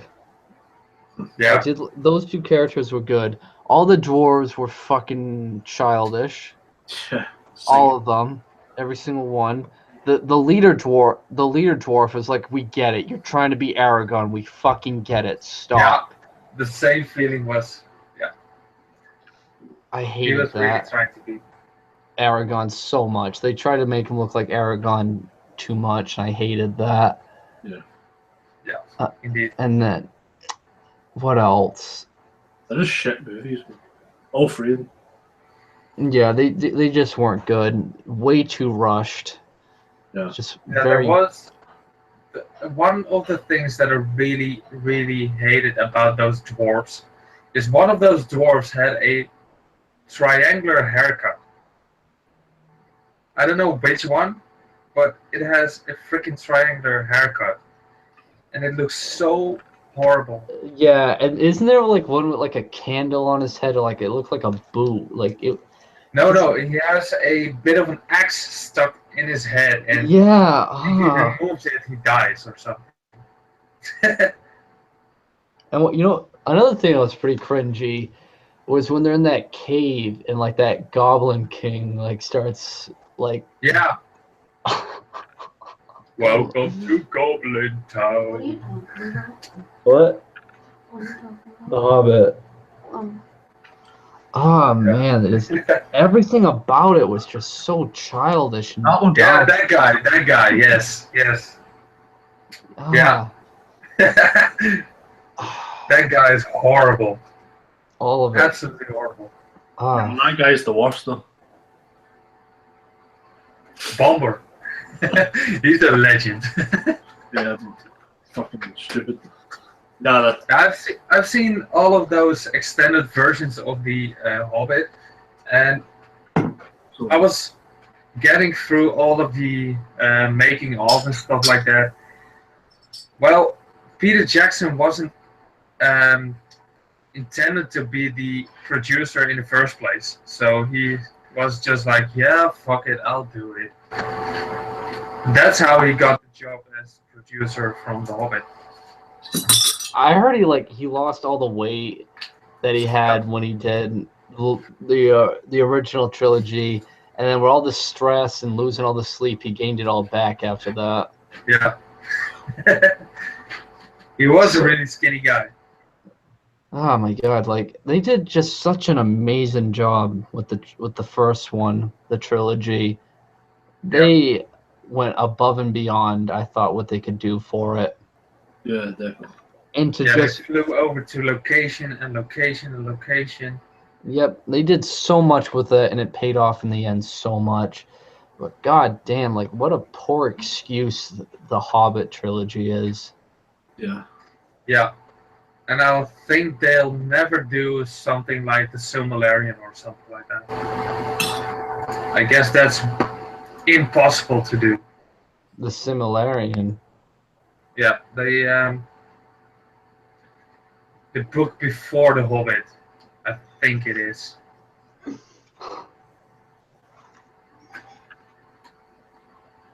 Yeah.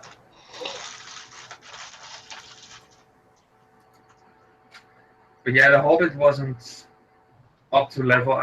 When I saw them in the cinema, I was like, "Fucking yes, this is epic." But now that I've seen them on DVD, it's Yep. not that great anymore. Yeah.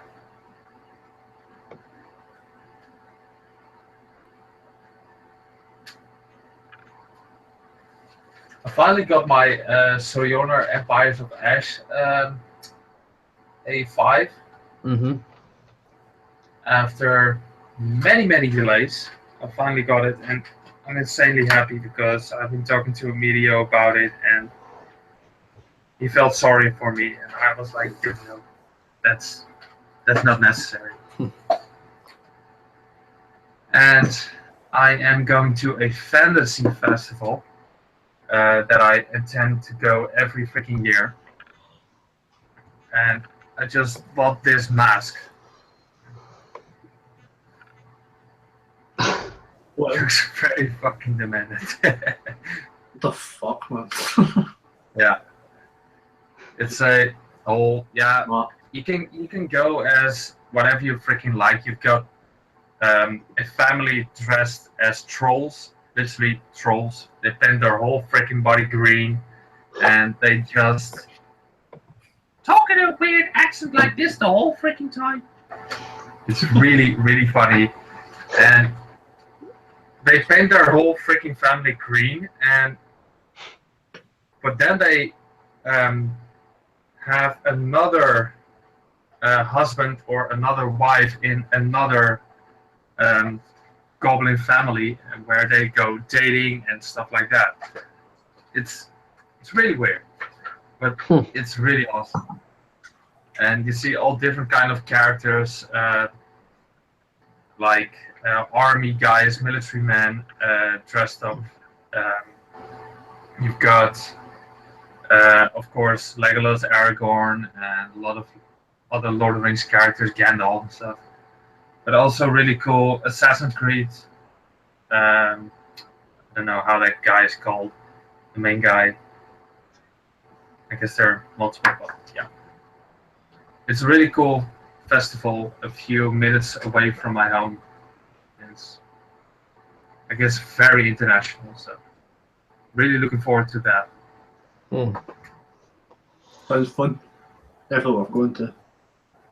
Yeah, it's a really pagan festival, and since my town is very religious, they all despise and hate it, and they all look angry when we're walking past them, just going in our outfits to the supermarket. Nice. Like massive swords and axes, all razor sharp, and masks and body paint and stuff like that. We're walking and getting our Pint of milk. our candy and stuff and milk and stuff. It's really funny. There's a festival here that I always want to go to. It's the Viking Festival it's in the Shetland Islands. I saw it was like mentioned in that American news program. It was like it's a really big festival. And it's just everyone dresses up as Vikings, and there's like a huge ritual at the end of it. And it's like they burn loads of shit, wood and shit at the end of it. It's like a massive bonfire. And it's like, it's pretty, I've never been, but so I'd really like to go to that. Yeah, they've got a massive bonfire as well. They call it the Wicker Man, and you throw a sin that you've done that year. You throw it into the bonfire, and then it's forgiven. So it's a different kind of Jesus. Jesus Christ, Molly. A burning Jesus. It's really cool to see that massive fire, and I guess around, let's say, 30,000 people attended. That's pretty massive as well.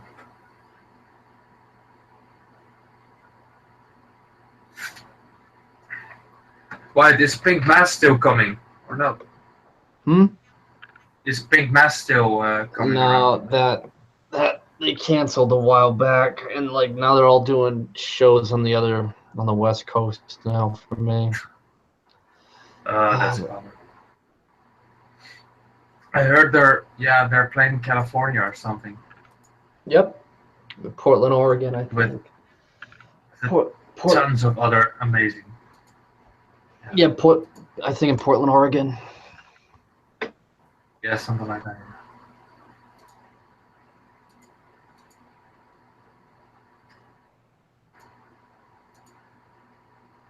Yes. Yeah. I really want one of those bands to come over to the Netherlands, like fuck shit up, but there's no audience for it. Yeah.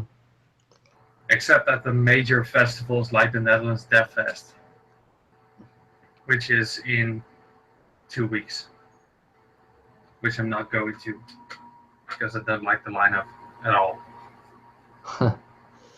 There's Revenge and Sorry Guys, so yeah. there's no reason for me not to go.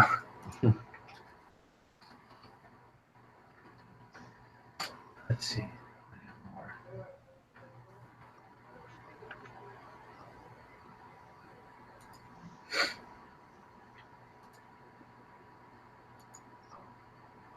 So tomorrow I'm releasing my very first cassette.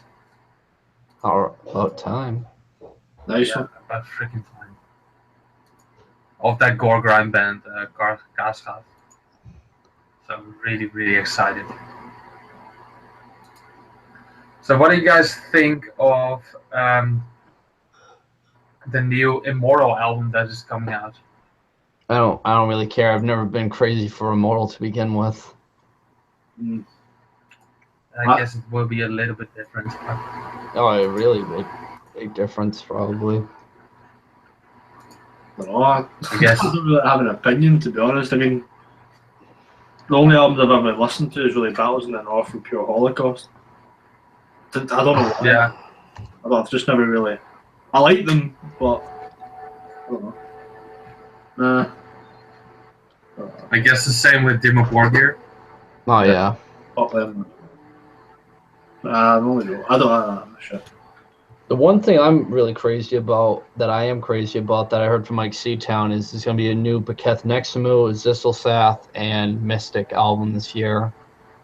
Oh, you're going to be broke. Yeah. Don't want anything by them. Shit. Dude, it's understandable because all of Mystic's, it's only like two compilations. They go for big money. Zisselsath stuff goes for big money. And there's a few Beketh Nexamu you can get pretty easily off of Iron Bonehead. Yeah. But on CD, not on vinyl anymore, I think. No, there is one release by Beketh Nexamu you can get on vinyl. Nothing. Yes, that's the latest. I need to look into that. Yeah. I keep seeing people showing off things by them, and I'm just. It's awesome, but yeah, out of all of it, Mystic is the one I've got my eye on the most. Mystic's it's pretty much like both put together. Yeah, okay. I've never listened to Mystic, but I did to the other two bands, so. Yeah, Mystic is literally Beketh Nexamu and Zisselsath put together. That's amazing. Yeah, I'm fortunate enough I got one of Mystic's releases. I'm really fortunate enough to have at least one of them. So pay a lot of money for that one as well? Or? 50. Okay, yeah. One of those albums you really, really, really want. That's okay. Yeah. Nothing. I've been talking to one guy who has almost spent over 800 euros on a first Mayhem press with Euronymous, his autograph or something, or Dad's autograph. Wow. All right, yeah. That's crazy. Even though I'm not crazy for them, that's still pretty crazy. 800 euros. That's a lot of money. I think pretty cheap for those autographs. That's fucking retarded either way. I'll never do it, but I'll never pay, I guess, more for an album with autographs, Mm-hmm. in my opinion. Okay, so the Netherlands Death Fest headliners are Bloodbath, Gorgoroth, and Abbath. Mm. Yeah, it's meh. Apart from Bloodbath. Yeah, Bloodbath is awesome live. Yeah, I've never seen it. Oh, they're awesome. And then we have Candlemass, Terrorizer, Triptychon, Demolition Hammer, Repulsion, Impaled Nazarene, which I absolutely hate.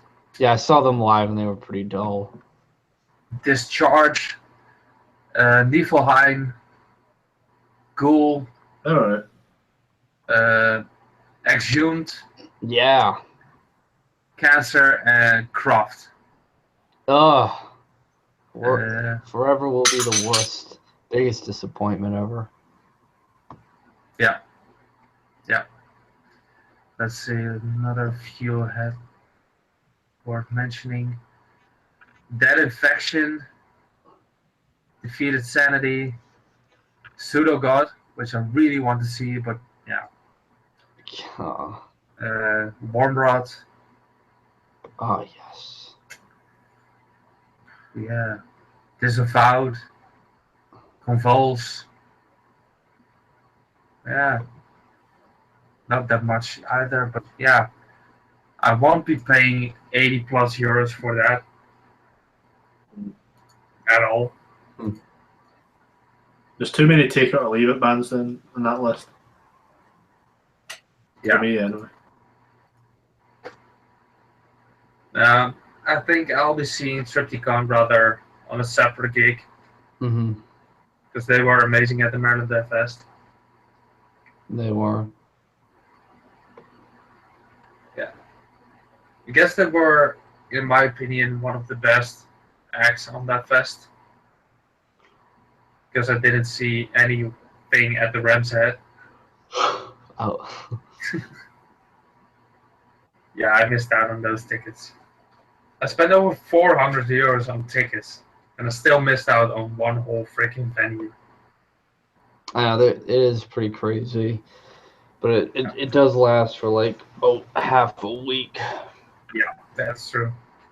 Starts on Wednesday and ends on Sunday. Yep. Yeah. Why are you not going to the north of the wall?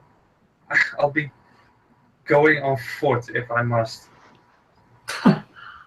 Well, I'm not working at the moment, so I don't have the money. Ah, right, yeah. Fuck, trust me, I'd love to go though. It's not a tongue play. Yeah. Yeah. Whoa. I would just go for them. But they've got a lot of Icelandic bands. Yeah, my Sturming are playing. Yeah. Who else are fucking playing? What is that? So for Aeon are playing, Revenge are playing, so I suppose you wouldn't want to see them. Yeah. Revenge. Oh, fuck, I can't even remember. Revenge, Magua, Batushka, Argorontes, Sturming, Esoteric, Grave Miasma, Drowned, Nocturnal, Hedrutsen, Saturnian Temple, Sorfa Aeon, Essence, Virkolak, Blast, Wederganger, Lovent, Northern Tongues, Craven Idol, Inconcessus Lux Lucis, Bode, Monad, and Call from the Grave. Those were the whole lineup. See, it seems good, but there's a good few bands that I haven't listened to. Yeah, I guess the whole small section of non-logo bands, except from Software Aeon and Bode and Northern Tongues, I haven't listened to.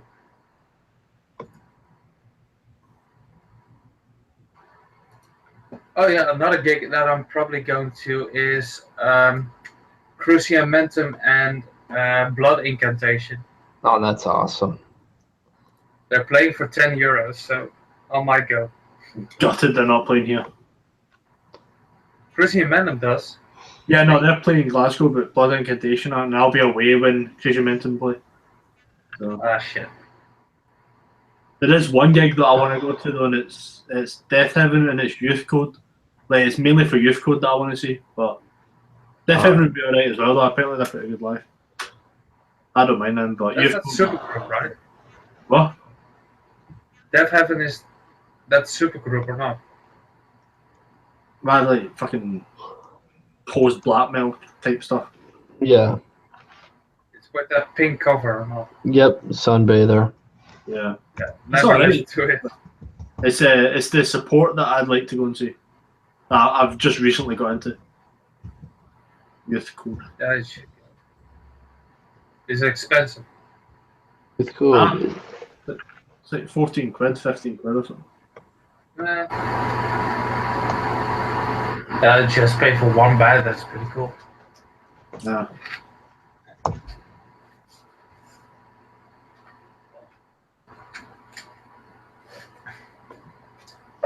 So, any new discoveries you've made? Trying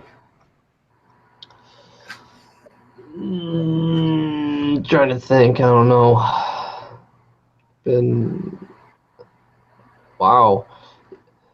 What was it called? Where is this? I mean, there's Yindi Halda. Yeah. They're doing like a show in Denmark, I think, with Death Heaven, Anna von Housewolf, and Oxbow. That is really weird. That's amazing. That's a pretty cool lineup. Yeah, that's just weird. Who's this band you're talking about? Yindi Halda. Never heard of it. What are they? Best motherfucking post rock you'll ever hear. Besides God is an astronaut. Besides them. That explains it then. My knowledge of post rock very minimal. I'm trying to discover more bands, but It's hard to find the standouts because a lot are trying to be like Explosions in the Sky copycats. I'll be on the lookout. I'm trying to get into. I know it's weird because I've never heard any guy talk about it. Is C6 Steve? Who? I really want to get into his music. It's like a hillbilly. Oh yeah, C6. Like a redneck. Yeah. Yeah, yeah, the new I'm album. trying to get into his music. Yeah. Because he's just an amazing guy to see live, and I really want to see what he has in store. My mom gave me his album from last year to listen to, and I never listened to it. But I really want to get into his music. It's really funny just to listen to. Like hillbilly music. He has a guitar made out of a cigarette box or a cigar box. That's pretty intense. Oh, Char, you really need to check out Moongate's Guardian. right. No, I don't like that band. No? It's just I really like it. you really like Moongate's Guardian. Is that band that released? What did they do? Did they release something last year that everyone's like flipping out about? Ah man. I guess not. No, all right. I'm thinking of something else. Moongate's Guardian is just another summoning worship band. Yeah. I'm. That's indeed true, but my opinion, they do it quite decent. I don't know. I don't know what it is.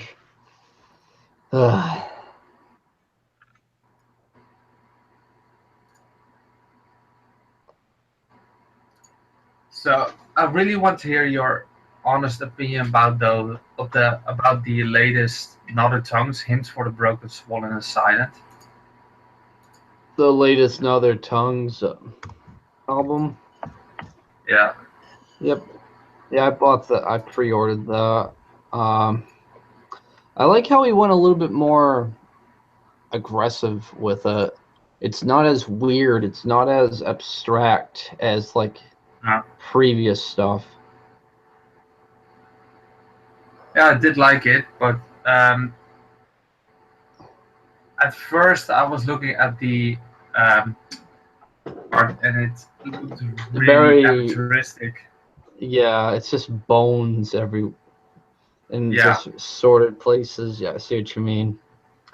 Yeah, I mean, it's his worst album. Worst album cover. Yeah, I don't think he'll ever do all the. He'll never top all the Dread. What's the name of it? Magnificent. The black and yellow one. Yeah, all the Dread magnificence of perversity. That he'll never. He's something never. Like that. Yeah, he's never gonna top that. He never will. No. All I can hope for is that his other project, Demagia Vertrum, which he has an upcoming album. Oh, it actually came out. Wow, I feel dumb. It actually came out 2 weeks ago. Naked soars into the wombs of the enemy. Demagia. What a lovely title. Yep, Demagia Vertrum is like the only thing that will come close to that. Demagia Vertrum. Speaking of which, John B says, "Why is I'm wobbly like jelly?" Okay. I don't know how to respond to that. Just say you like him. Oh shit.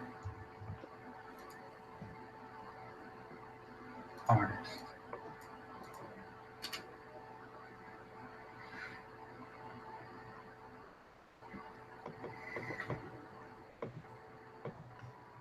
Is he doing something with Cloak of Altering, or? Yeah, that's still active, but I don't know if he's like still working with it as of yet. That was pretty cool as well. So yeah, we'll see. He released a album this year. But yeah, on Demagia Vertrum. No, Cloak of Altering. March 3rd. No clue on that. There you go. I had no clue. I reach for the light to drown in your mouth. Yes, man.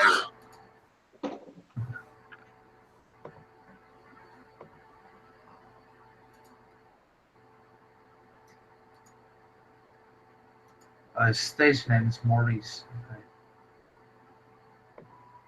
Huh.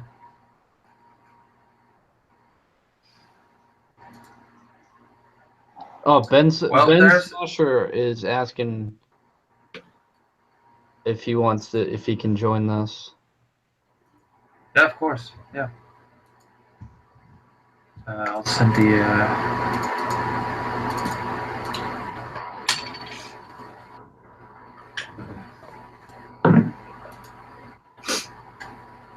This should That's the.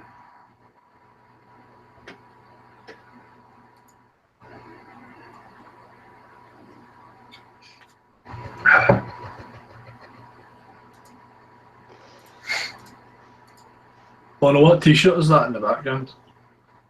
Joining the Light. Which one? That one or that one? The middle one. The middle one. That's Operation Cunts Story. Oh wow. Sorry, yeah, it's one of their oldest shirts, and I didn't recognize it. No backwards. Well, there is a shirt of shit. Uh, I think also the Operation Gun Destroyer, and it had on the back, and I'm not wearing it anymore because of it. And it says the incredible lust for a 10-year-old butt. Yeah, that's pretty fucked. And I didn't find out before. I found out after I bought it, so that was really shit. I don't know. Nonetheless, great shirt to have.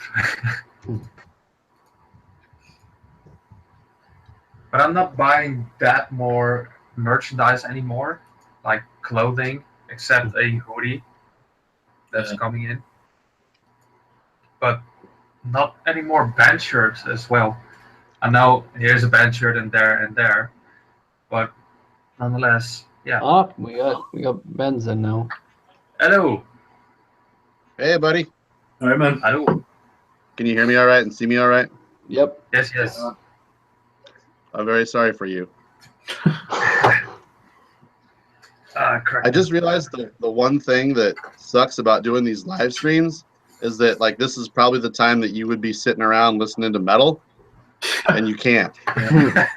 Yeah. Well, it's it fucks up the audio so much. Yeah. It's midnight here, so yeah. I'll not be doing that for my parents and my sister. Yeah. What time is it there now, Bono? It's midnight, actually. Ah, okay. So I thought it was weird that we were doing this early in the States. Yeah, it's always a pain in the ass. It's luckily we don't have anybody from Australia or something, or Japan. That'd be weird. 5 in the morning or some shit. Yeah, live stream. Yeah, come on. Jeez, man. So what are we? I just hopped in and started watching. What's the topics? Well, we had quite a few. Yeah. Have you got any stuff coming in right now? I ordered Dark Throne's Arctic Thunder in December, and it should be coming in any minute, any day now. I swear. Jesus Christ. Month and a half. Is the limited orange one or not? Yeah, I had to get the orange one. And then I've got the new Panopticon double LP, I think, headed my way. That's nice. Nice. I slowed down buying there for a while, but I just got a tax return, and I'm starting to be kind of stupid with it. Don't we all? I never get tax returns. Music. What's that, Charlie? What else would you spend it on if not music? My car. Girlfriend. Repairing my fucking car. Trips to or Amsterdam. going out to eat. I just ordered 3 Bathory CDs, Nordland 1 and 2, and Blood on Ice. I realized when I went through my CD collection that was a really big gap. I only have like 2 or 3 Bathory CDs, and definitely no LPs. I don't own any Bathory album. What? I don't know why. I know they're like a huge band, and a lot of people act like they're super essential. They're not one of my favorite bands. I respect the hell out of them, but I just don't really listen to them all that often. I've got that by all the counters of other bands. Yeah, there's a lot of bands that like I have nothing but the highest respect for, but I just don't spin them very often because a lot of times I'm just caught up in what's the new thing. Oh yeah. I hear you on that. Kind of a bad habit I need to break. I'm surprised, Ben, that you like the latest Emptiness album. Yeah, so was I, man. It's not really my thing, I guess, but like I said, I kept on trying it on, and it just really intrigued me. I mean, I figured you would like their other albums previous to this one, Like that seems more up your alley. Not this album's like I thought would be like the last thing you would enjoy by them. I did hear the last one, and I don't know, it was kind of interesting, and I was like, I'm definitely going to see what they're up to next. But this new one is just like they dropped everything metal about their style and just went clear off the deep end in some brand new sort of experimental genre. Yeah. It's pretty exciting. Yeah, I messaged them on Facebook. What's that, Charlie? I really need to go and give this band a listen to, because it's not the first time someone's mentioned. Oh yeah, yeah, it's pretty weird. Like I said in my review, don't go in expecting any metal or really anything heavy. They're on avant-garde, right? Or not? Season of Mist now, right? Yeah. Yes, yes. And like I said too, like it was produced by dudes from Marilyn Manson and then somebody who's worked with Guns N' Roses. I'm like, what? Must be really expecting this band to take off or something. Exactly. It'd be amazing if it did, That's a really nice combination. Like I never expected Portal to take off like they did, you know? That stuff is really fucking bizarre if you think about it. Yep. I actually got nauseous by listening to them. I don't know why or how. What? You going? Yeah. All right. Bye, Unique. Just telling you goodbye. Bye, bros. See ya. By the way, what are some other bands that good you think choice are for like your album of the year? What are you saying, Ben? Good choice. Yeah. Tony Garda. I was gonna say, like, what are some other bands that you think are pretty big, but you never expected them to be as big as they are, or you're surprised people like them? That's a good one. No. I was gonna say Black Celeste. Yeah. Even though I don't really care for them anymore. Yeah, I never really got into them, but it seems like they're just kind of going around the YouTube community around and around. I don't know if are they getting big like outside of our little community? They must be. I don't know. That's what I've noticed too. Like a lot of people I see that do vinyl updates, it's like if they like black metal, they're gonna show Black Celeste sooner or later. Mm-hmm. Huh, I'm really trying to think of like something I just wouldn't expect to be that big. I don't think I can think of any. I guess Revenge. When I first heard Revenge, yeah. I thought like this is like way more insanely brutal than what most people are into. Noisy, chaotic, and just idiotic riffs, you know, and like really every song sounds the same in a way. I loved it personally when I first heard it 15 years ago, but for them to get this big and just, you know, they're on every tour, they play every festival, it's kind of weird. Yeah, you sound exactly like me when I first got into them. I guess it turned me into a raving maniac. I couldn't get enough aggression, and that just fucking did it for me. And then like all other aggressive music that I was listening to at that time became flat and boring, and Revenge was just the pinnacle of anger to me, and that just did it. I still really like them, but I see more and more people like shows, like local gigs that I go to, like people wearing Revenge patches, and I'm just like, so I didn't expect people like that to be into this. But yeah, they got a dedicated fan base. I know that. It's just like Black Witchery. Yeah. I guess I'll think mine would be Void Meditation Cult. I never thought that they were going to get this big. I thought they would. I mean, they're on Hell's Headbangers, so that the label. Yeah. But they're split with themselves. Yeah. Sperm of the Antichrist, such a stupid ass name. I actually thought that was one of the best albums that I've ever listened to, but then they blew up, and then they came with Under the Tongue of the Dead, and they kind of let me down, in my opinion. I thought you really liked that album. Yeah, I did, but after a few listens, it didn't hit me that well.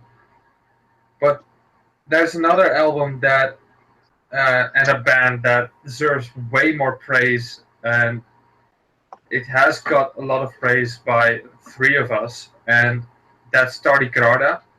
Yeah. That's an insane album. Yes. Beautiful.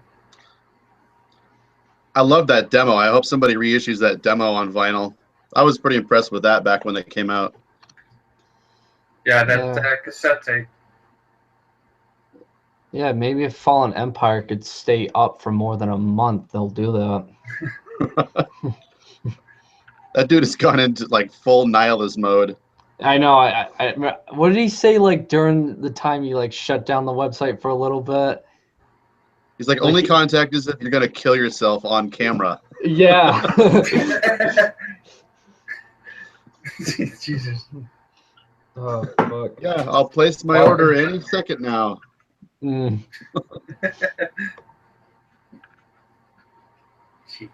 I guess I've also been kind of really surprised that these Immolation LP reissues, it seems like Immolation fans are just coming out of the woodworks now. Yeah. Just because their albums are getting reissued on vinyl. Yep. I've never been a fan. I've always thought that band is fucking boring. I've seen them live a couple times and I just fell asleep. Yeah. I'm into weird death metal, but there's just something about them. I I don't think get they're it. highly overrated, but it's quite an unpopular opinion, I suppose. Yeah. Went Well, on. I'm the same way. It's just straightforward death metal. That's all. Nothing special, in my opinion. And even then, it's still pretty weak for me. And all those death reissues. Relapse is gonna reissue that to shit like they always do with anything.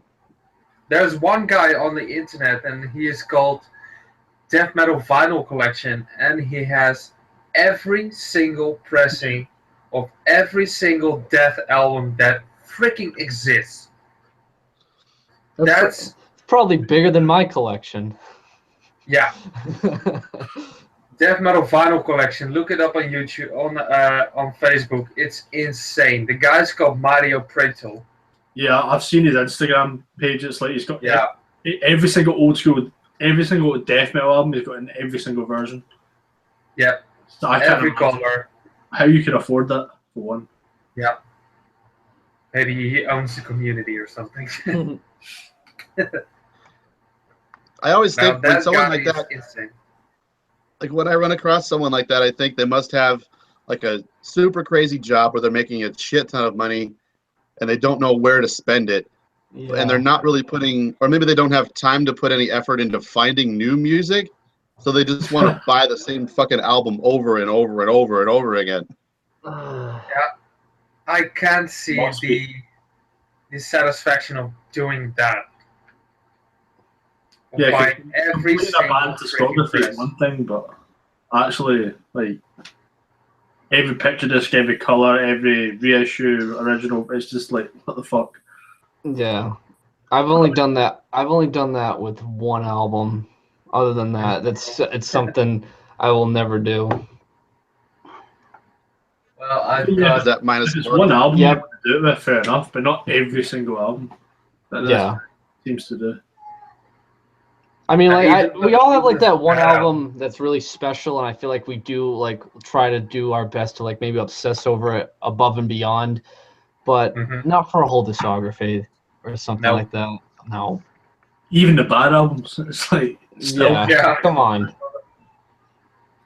I'm trying so hard to get every freaking Graveland album, and I can't imagine buying every single press of it. That's insane. Every single CD, remaster issue, digipack, digibook, vinyl, cassette. Jesus. I'll be spending thousands on just just a few albums of Graveland. And I feel bad for the people who are like that to Drowning the Light. How the fuck can you do that with Drowning the Light? Yeah. Like 9 releases a year. It's just like fucking. Yeah, he's just like got a new compilation coming out. Shit.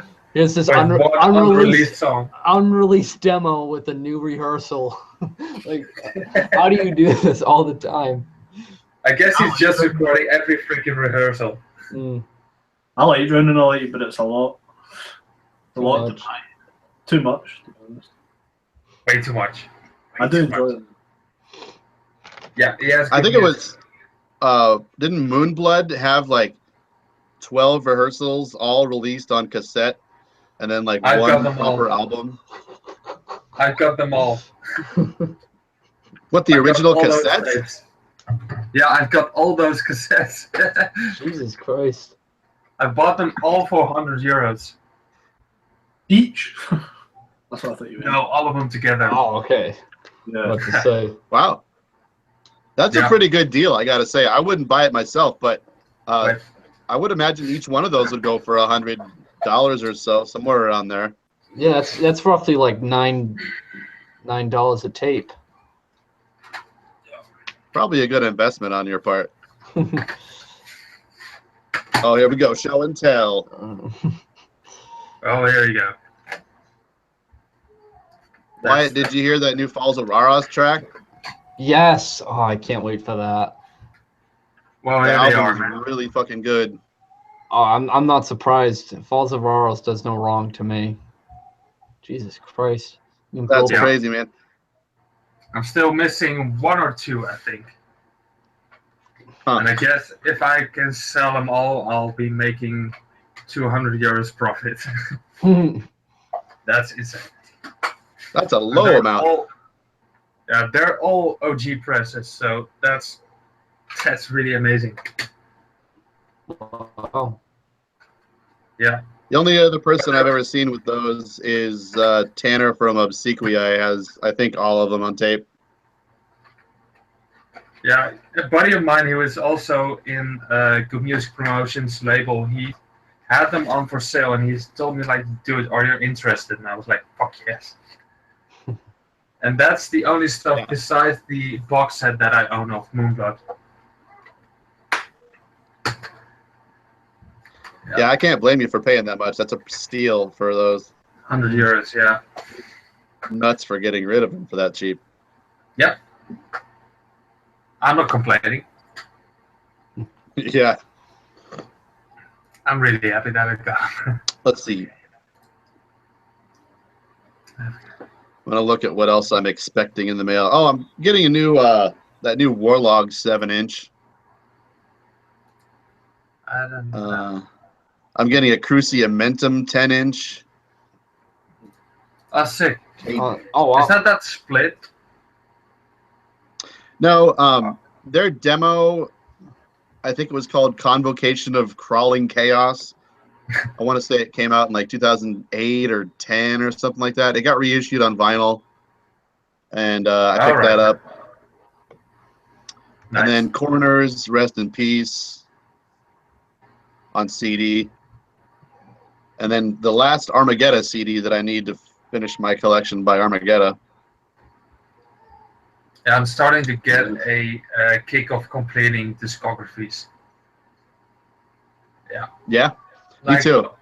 Aborted, Graveland, Venturi Cat, even Green Day. That's a wide, vast array of styles. Yeah. Yeah. Yeah. I like it. It's been a long time since I listened to Green Day, but I'll tell you what, I don't hate them. I think they're, for what they're doing, they're pretty good at it. Yeah, same for me. Always have a very, very soft spot for them. I've got American Idiot on vinyl, Dookie, and some weird ass live recording or something. The album cover is pretty cool. My opinion. That's awesome. Yeah. One thing I noticed, I've been to Europe twice now, once to Ireland and Amsterdam. I think I would say that it seems like outside of metal, the Europeans are really obsessed with American music. Do you Really? guys notice that? Like, you'll walk into a store and hear Johnny Cash or REM or David. Well, David Bowie's European, but Jimi like they're Hendrix. into like kind of old style country music and stuff. Yeah, definitely. Yeah, in bars they do. In bars they do, yes, especially in Amsterdam. A lot of old music. Because I think that's the whole promotion of the whole hipster scene that is going on. They all like older music and stuff like that. So, UK is big for it as well. American style of music. yeah. So how did you like Amsterdam, Ben? Oh, it was amazing. I pretty much want to move there and get the fuck out of this country. Well, you're welcome. I don't blame you. Our friends that we were I staying with live were 30 like, minutes away from it. we were in Wormerveer. They said you can stay as long as you want, man. Yeah, we're very hospitable and we're very racist. You stink. Yeah. That's the Dutch people in a sentence. Yeah. Had a lot of great food. Yeah, everything about it was wonderful. Yeah, Amsterdam's good. Yeah. If you Why, is drive that your about- dog or you got a baby or what? It's a combination of both. Sadly, my sister's dog barks a lot, and then since my mom likes to always be the helpful parent, she's got my cousin living here who has a kid, so it's like a big giant circus in my house. But Nice. Time to move the fuck out, son. yep, exactly. My girlfriend's friend is moving out of her house, and her brother's living with her at like an apartment. And yeah, I might be moving out in like 3 weeks or so. Nothing's set in stone, but it looks like it's gonna happen more than likely, which I need to do. And I'm moving out on Monday, so I just heard it today. So I'm really, really happy. There are 2 bands. I was going to say that. Double.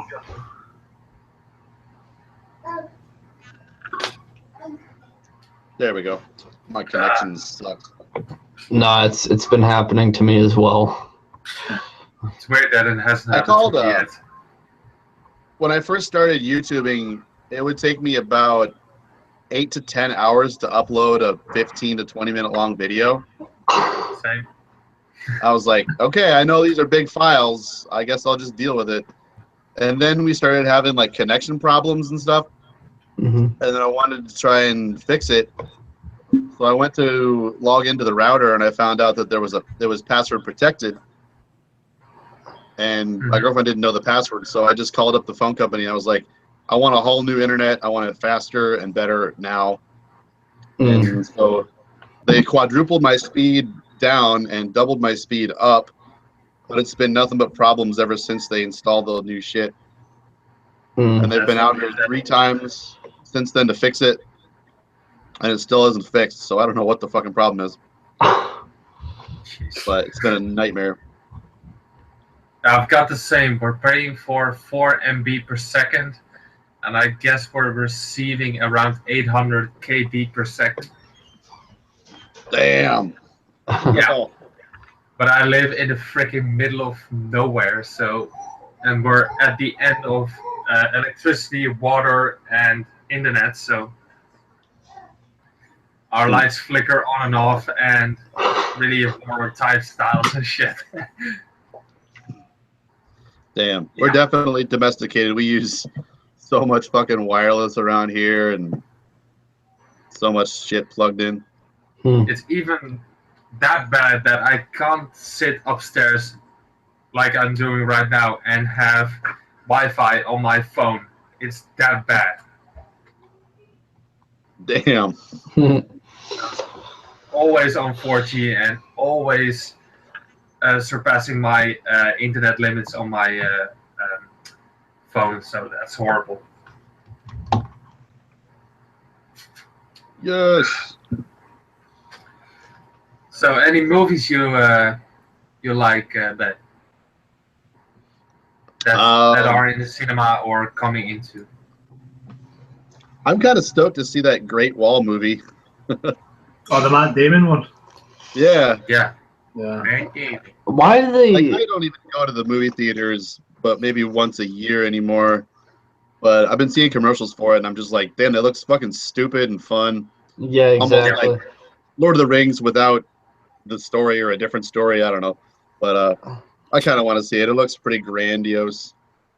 I just don't. Why do they like cast a white guy for like a movie like that? Yeah. Like, why is Hollywood doing that? Like that anime Ghost in a Shell. They got what's that woman's name? Jennifer. Is it Jennifer Love? No, it's not Jennifer Love Hewitt. Oh my god, I can't. Yeah, Jennifer. I can't Aniston. think of it either. But I know it's because we're all a bunch of racist assholes. I'm not. No, I'm not trying to be. I just don't see why Hollywood does this. Because Just movies have to be white people movies or black people movies. Yep. Well, look at the new Magnificent Seven. That whole mix is weird. Yeah. Doesn't make sense. I noticed last night. Have you guys seen Bog Phantom's new video? Oh, that's priceless. That fucking video. Yeah. Are you in it now? So he deleted all his previous videos. Yeah. Did it? What's all that about? I don't know. Was he deleted? Well, So I I'm think wondering if it's like, are we in Was for he a new? Well, He's the, gonna Are we become in for a. a He's new gonna become a chapter comedy. of Bog Phantom? He's gonna be a comedy act now. Black That's what he's gonna do. what? metal comedy act. Are they all gone? That's what he's Huh? gonna. Are they all gone? Like his videos before that? Yeah, literally Yeah. all. All of them. Yeah. All right. What a shame. Well, I know that he's moving house right now to a different part of Canada, so he might be going for a clean sheet. Yeah. Maybe that's the thing. I constantly go back to my old videos and reference them to like, did I already play this album or did I talk about this album? Yeah. Like I need to have it there to know that I'm not stepping on my own toes. Mm. Yeah, I've got the same. I'm doing the same, yes. Or I have a hard time deciding an album to play while I'm talking. I got to go through and be like, what did I play in the last one? Or like I've got 100 videos or so up now, and it's hard to remember anymore. Well, I've got a few as well. Let's see.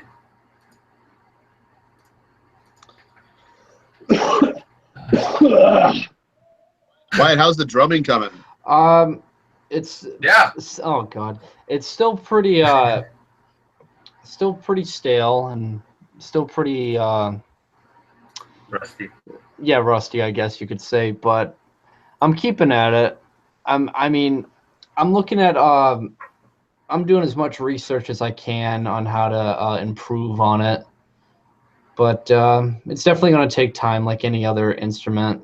I mean, I've only been doing it now for I think almost a month, if that, since I really started going back to it. But I don't know. We'll see. I might be putting a majority of my tax return into getting a new set, maybe, because the one I got is like utter shit. It's like the bottom of the barrel type of set. Nothing special about it. But yeah, I'll definitely keep up with that. And also as well, even though I might be moving into that apartment, there are people on the lower levels that have a drum set that play it, so I would be fine with bringing a drum set in there. Definitely. The more practice, the better you get. Yeah. Definitely. Even if it's just like 5 minutes a day, if you can just. Usually, what I'll do is like as I'm getting ready to leave to go to work or something, I'll just hop on, practice a blast beat or something, and then head out the door. Oh, I've been playing for like half an hour a day. Yeah. Nice. I recommend. Have you started blast beats yet, or are you even that fast yet? I think I'm doing like single stroke. And that's really it. I was gonna say before you learn a 2-foot blast, just get your 1-foot blast down solid. Yeah, that's what I've been doing. 2-foot. I still haven't even learned a 2-foot blast. I don't want to learn it. I don't care to play like Dying Fetus or shit like that. So I just love the way a single foot blast sounds, and I always want to try and stick to that. Yeah. I'm trying. I practice like 1 hour a day for guitar and 30 minutes for bass or something. Oh, nice. And I used to play piano, but my dad moved the piano to his room, and I'm quite angry about that. Because I really want to learn piano. Yeah. And I since need to I'm pick up moving my out, guitar every once in a while. I've got 1, 2, 3, 4 guitars, and I just gave one away, so I use that 5. I want to learn how to play the violin. I mean, I've had one for so long, but I've never been around to find anyone to do lessons. And Very, very time-consuming instrument. yeah, A lot of my family are. Actually, 3 of my cousins are heavily into violin. They can play like fucking. You know what I mean? So. oh Shit. It's definitely worth doing though if you can do it. yeah. I'm a sucker for anything violin, but God, just like holding the damn bow right is just like such a complicated thing for me right now. You need patience. Into Otig very much. Who? Otig. Otig. We were How is talking that about violins a couple weeks ago, and I sent you Otig, and you went nuts. Oh, I'm trying to. Damn it! I have such a bad memory. I think. Oh, fucking hell, man. If you just scroll up in our messages, I sent it to you like a couple weeks ago. All right, I'm trying. I don't think your memory is bad. I think your attention span is awful. Yeah, that's Because probably. you remember a shit ton of bands. Yeah. That's incredible. I'll just look at my records and go, yeah, I know that.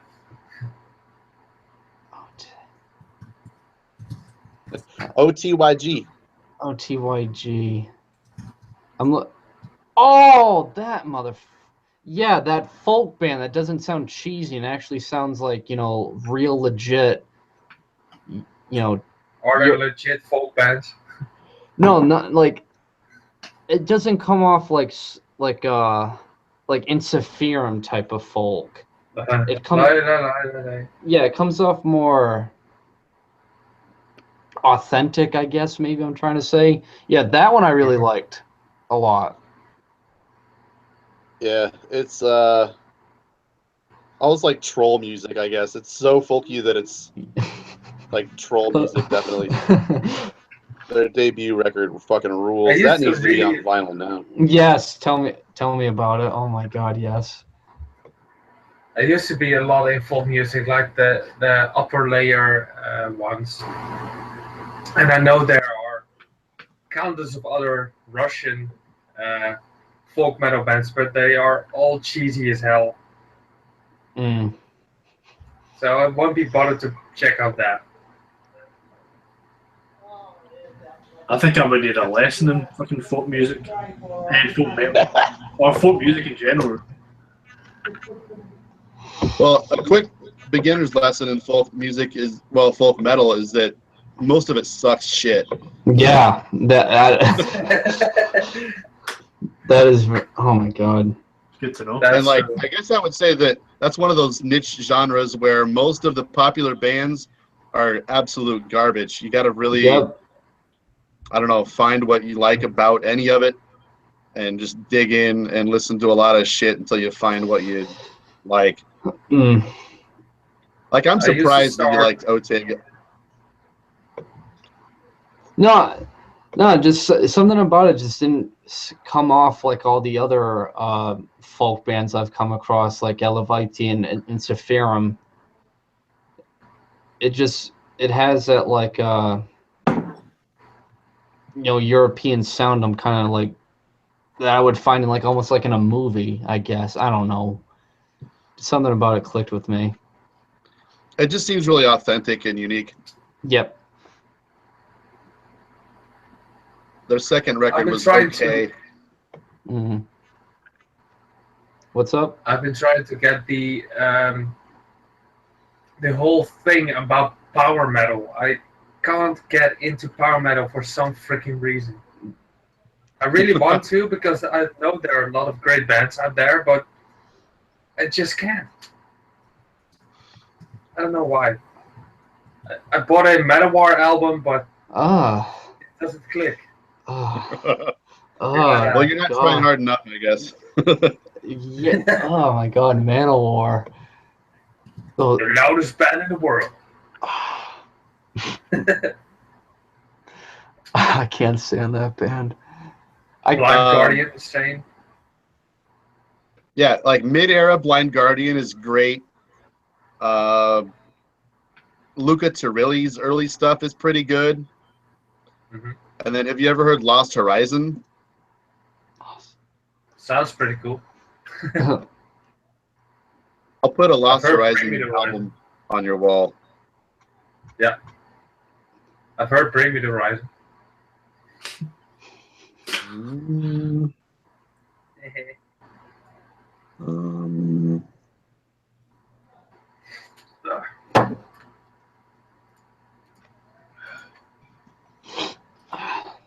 Jeez.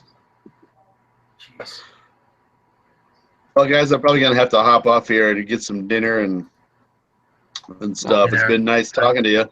All right, Same to you, had a mate. blast. Yeah. Yeah, nice Thank talking you, to man. Charlie and Johnny. Bono for the first time. Yeah, exactly, man.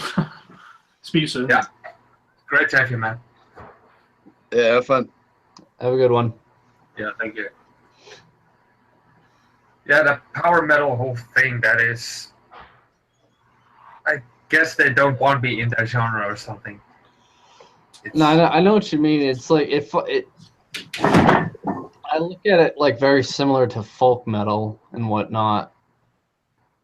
It's hard to get into. I guess Like- folk metal is more accessible, but power metal you have to be elitist or something to like it. I don't know. I know there's this one epic power metal band last year that a lot of people digged. Corey asked to come on the stream. I'll let him. Go ahead.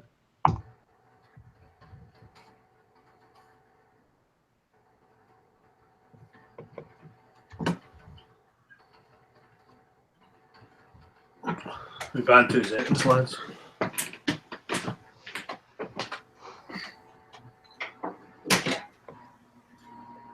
I used to really love listening to Iluvite and Illstorm and stuff like that. Ouch. Yeah. Hmm. And I think everybody had his Amonomorph time. Like, yeah, we're Vikings. At least I did. Hmm. Most Europeans do. Yeah. So what do you think about the Cold World very first album, Stars Are Dead Now? I think all of his stuff is great, but just Melancholy will always be his best. Yeah. I mean, I apologize to anyone to when I said Autumn was just as good as Melancholy. I regret saying that so hard. Mm-hmm. I think Autumn is. Oh, good, Corey's here. I think Autumn. Autumn is a good album, but God, why did I think it was as good as Melancholy? It isn't. Yeah, exactly. I'm sorry for saying that. What's your opinion about Cold World, Corey? What was that? About Cold World. Do you know them? Oh, I don't know. I liked the first two albums a lot, but that last album, I don't know, it was kind of too depressing for me. Depressing. Yeah. Yeah, I found it kind of depressing. I mean, I thought he was still going for the melancholy type of sound, but more uplifting and not as bleak and grim as Melancholy 2. That's what I got out of it. Yeah, but like I mean, I only listened to it like twice, and then I was like, well, this really isn't for me, so I didn't listen to it again. But I don't know, it just seemed. I don't really know how to word it, but I just didn't really feel it, you know? Mm. It just For didn't me, click. it was out of place. I was so used to The Stars Are Dead Now and Melancholy. Mono said it right, yeah. Yeah. It's out of place for me. It's not that. Well, I felt like, after like 8 years, you didn't want to do the same thing again. Yeah, of course. Oh, I can completely understand that, yeah. Yeah, because I feel like if he did Melancholy 3, for example, after 8 years, people would be like, really? It took you 8 years to just make the same thing? Yeah, exactly. It would be angry as well. Yeah, exactly. I mean, how many times can you be angry? Yeah. It's impossible to please metal fans. It's like, Jesus, man, I'm not totalitarian here. Come on now. Yeah, exactly. Another revenge. Oh, I'm so sick of hearing about revenge. Tell me about it. God. See, I honestly, like, I never liked them. Even when everybody was dick riding them, I didn't like them at all. I was like the odd man out. I was wondering. No offense to anyone. I mean, if that's your bag, cool. But I mean, it just everyone was talking about like. I mean, I like Caveman Cult, but that's like probably the only war metal band that I actually like. Mm. And I don't know why. War metal? No, Archgoat's black death metal. They don't go too hard. I do like Archgoat, yeah. Yeah, Archgoat's good. But no, I'm not going to deny it. There was a time I thought Revenge was amazing. And it's, again, like I said, it's one of those bands that I get amazed by for like the first moment I listen to them. But the replayability is just vanishes because my attention span, I just zone out and I'm just like, what did I listen to? And honestly, it's the vocals for me, man. The vocals are too harsh. And it just ruined it for me. I mean, how many times can you hear a guy sound like he's throwing up on the mic? Well, I mean, Rika the Unzen Gas Fumes is like that, but I don't know. Something about, but like I don't know what it is. Like the Japanese styles of vocals, are amazing to me. They are like a new form of wretched to me, and that's what I love about them. Yeah. It's like they were sucking on a canister of pepper spray beforehand. You know? Yeah. All right, I'm ready to go. Yeah, I really love that style of vocals. Yeah. I mean, but even with Caveman Cult, the vocals on Caveman Cult, it's nothing like Revenge. It's nothing like not at all. Even the music's nothing like Revenge. Yeah. But I don't know, there's just something, and it clicked with me. I was like, holy shit, this is fucking good. And I still haven't picked up that album from last year, though. I got it for really cheap, so off of Vault of Dried Bones. I seen it on there, which is a Canadian, super underground Canadian distro. Nice. Wow! I never knew that. Caveman Cult is from Florida. Yeah, that's surprising. That's surprising as hell. Yep. The Florida black metal scene is complete shit. Mm. Wow, I had no clue. I only I've seen that too. I laughed my ass off. The Sunshine State. Beautiful. You should check out the Dutch metal scene. I was big on the Dutch death metal scene there for a while, but then I just started noticing how every band sounded the same, and I was like, okay, I've had enough of this. Yeah, that's how it is with a lot of like country scenes with any genre.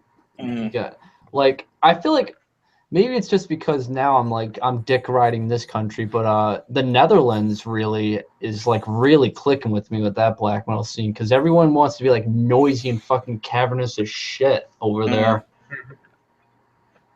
Yeah, we do. Yeah, of course. For me, it's the Finland scene. I mean, they got some dark motherfuckers in Finland. I think I feel like the Finland's oddballs. Are like Cosmic Church and Aranzu Pazuzu. That I really enjoy from Finland. Well, there's one here I just was listening to. I got to bring it up because I can't remember what it's called. From Finland? Yeah, from Finland. Oskale. Let's see here. I got to bring up the website I was listening to it on.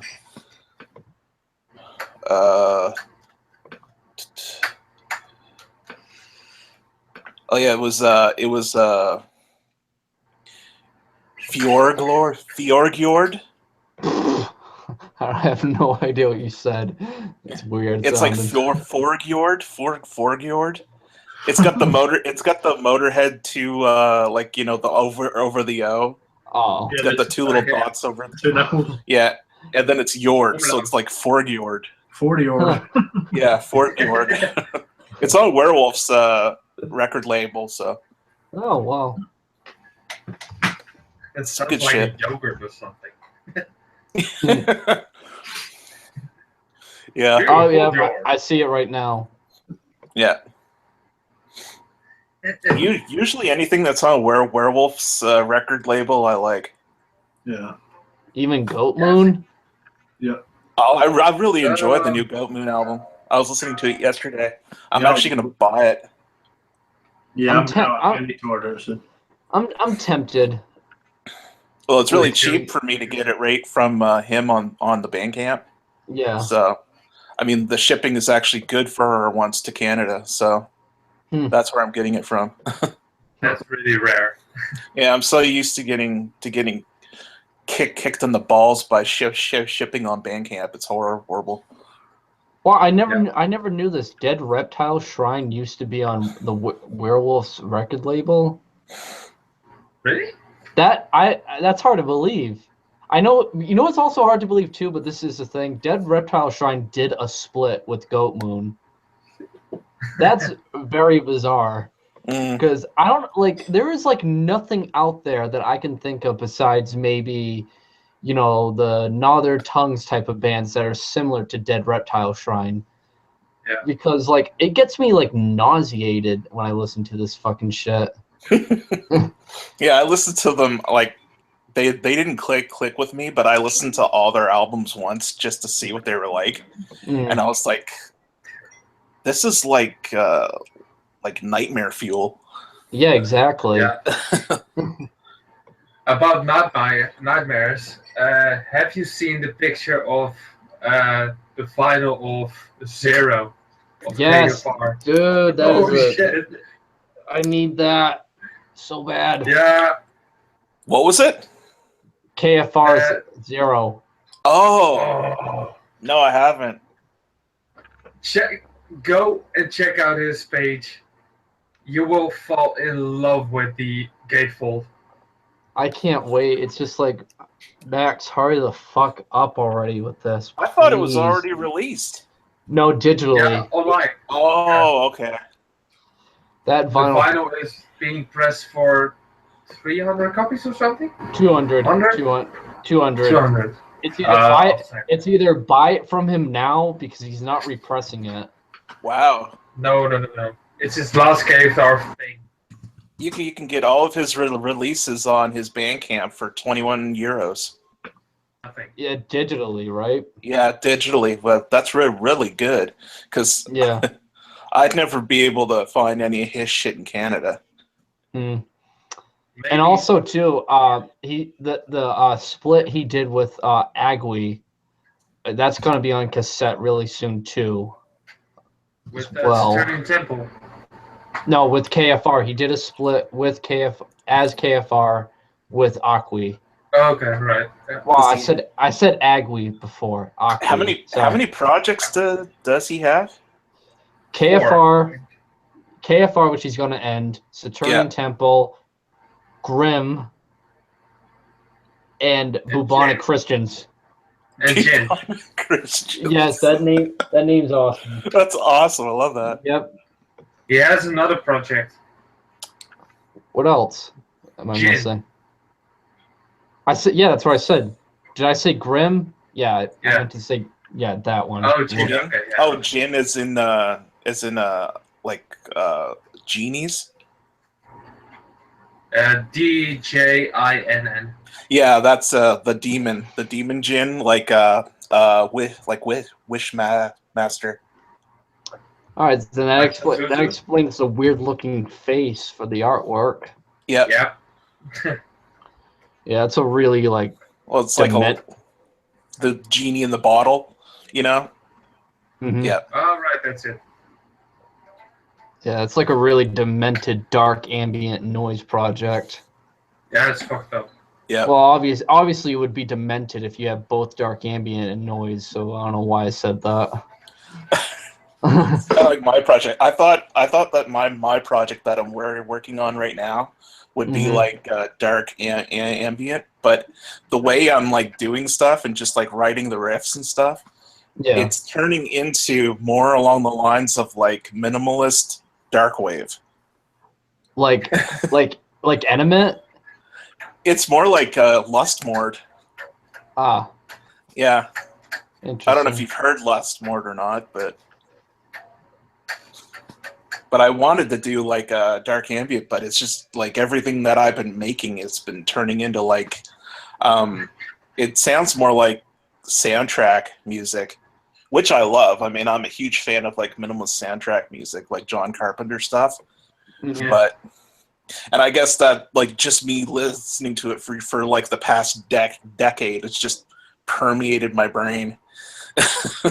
So all the stuff I'm doing is like gonna be like that, and then maybe with the next album I'll try to do it heavier. Almost bought Lost Themes 2 today in HMV. Almost bought it. What was it? Lost Themes 2. Almost bought it. It's fucking awesome, man. It's fucking awesome. Don't know why I didn't, but yeah. That's very good. Yeah, there was a gig announced in the Netherlands of Ghost, G-O-S-T. Yep. Mm-hmm. Oh, I love them. They're awesome. Yeah, they are. They're coming to the Netherlands, and I'm tempted to go. But you should. Definitely. You should. Oh, dude, you have to see them live. It's amazing live. They played with Perturbator. Is it something like Perturbator? It's Perturbator, and it's literally Perturbator, but darker and heavier. Yeah. Yep. Ooh. Yeah. I know. Ghost is going to be at the Maryland Death Fest. He wears like the skull mask on stage. It's like Grim Reaper. He wears that too? Yeah. Yes, that's awesome. Okay. Yeah, and so yeah, he'll fit in at the Maryland Death Fest, I think. That's awesome. Yeah. I love how the Maryland Death Fest like takes a break from always like metal. They always have like that one little break to ease up on shit. Yep. Yeah, and I love how like also too with the Maryland Death Fest, like a lot of like the true fans of it, like they're pissed off at it because it's not all brutal death metal like it used to be when it started.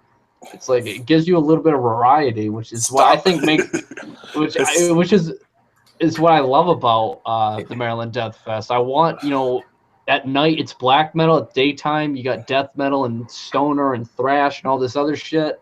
I like that. Fucking metal fans, man, they're so whiny. Yeah, I know. Yeah. Like how for like 4 days could you just listen to brutal death metal for 4 days straight? I don't care how. Yeah, I don't care how much you're into that music. There's no way you can listen to that for 4 days straight. No, unless your name is Sam Dunn, it ain't gonna happen. Yeah, definitely. Or Lucas Albert. Like even if it was like all black metal, I'd still be like, this is kind of boring now. Now you need something to kind of give your ears a break. Yeah, exactly. Whatever it is, like just something. Yeah, I was really happy when I went to the Maryland Death Fest and I saw Bulldozer or something like that. Bulldozer? No, Bulldozer. No, not Bulldozer. Oh, yeah. Bulldozer. Bulldozer, yeah. Yes. Yep. Those Brazilian assholes. They were really awesome. I thought it was Volcano. Or am I thinking like the band that played right after? Yeah, Volcano. Sorry, yes, Volcano. Yeah, we've had this conversation before. You thought it was Bulldozer, but it was Volcano. We've had. Yeah, I was going to say Bulldozer are from Italy. They're from Brazil or something. Yep. Yeah, they were really cool. Italy. They weren't heavy metal, but they were awesome. I love Bulldozer, man. It's like cheeseball black metal from the '80s with like thrash in it. Yep. Yeah, it's amazing. It was really cool to check out. I never listened to them. Oh, you got to check it out, man. It's hilarious. Yeah, it's got like that. There's like King Diamond style like Halloween capes on stage. Yeah. It's just a fun band to listen to. Yeah, that's really what it is. Every album cover is cheesier than the last. It's just, it's awesome.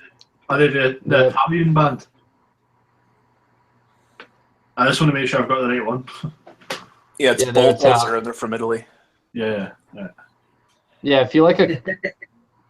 I was going to say, maybe if you like a Cult Burial, you'll like that, maybe. Yeah, quite like a Cult... do remind me of Cult Burial, yeah. Yeah. Cool.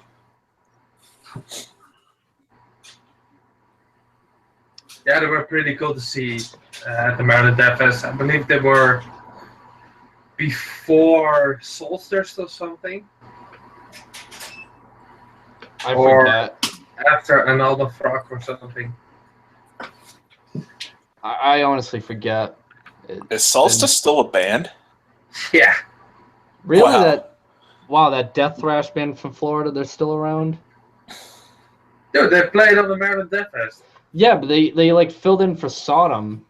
I know that. And well, I suppose Cannibal Corpse haven't done anything in a while, so he could bring the Solstice back. Yeah, that could be. Yeah.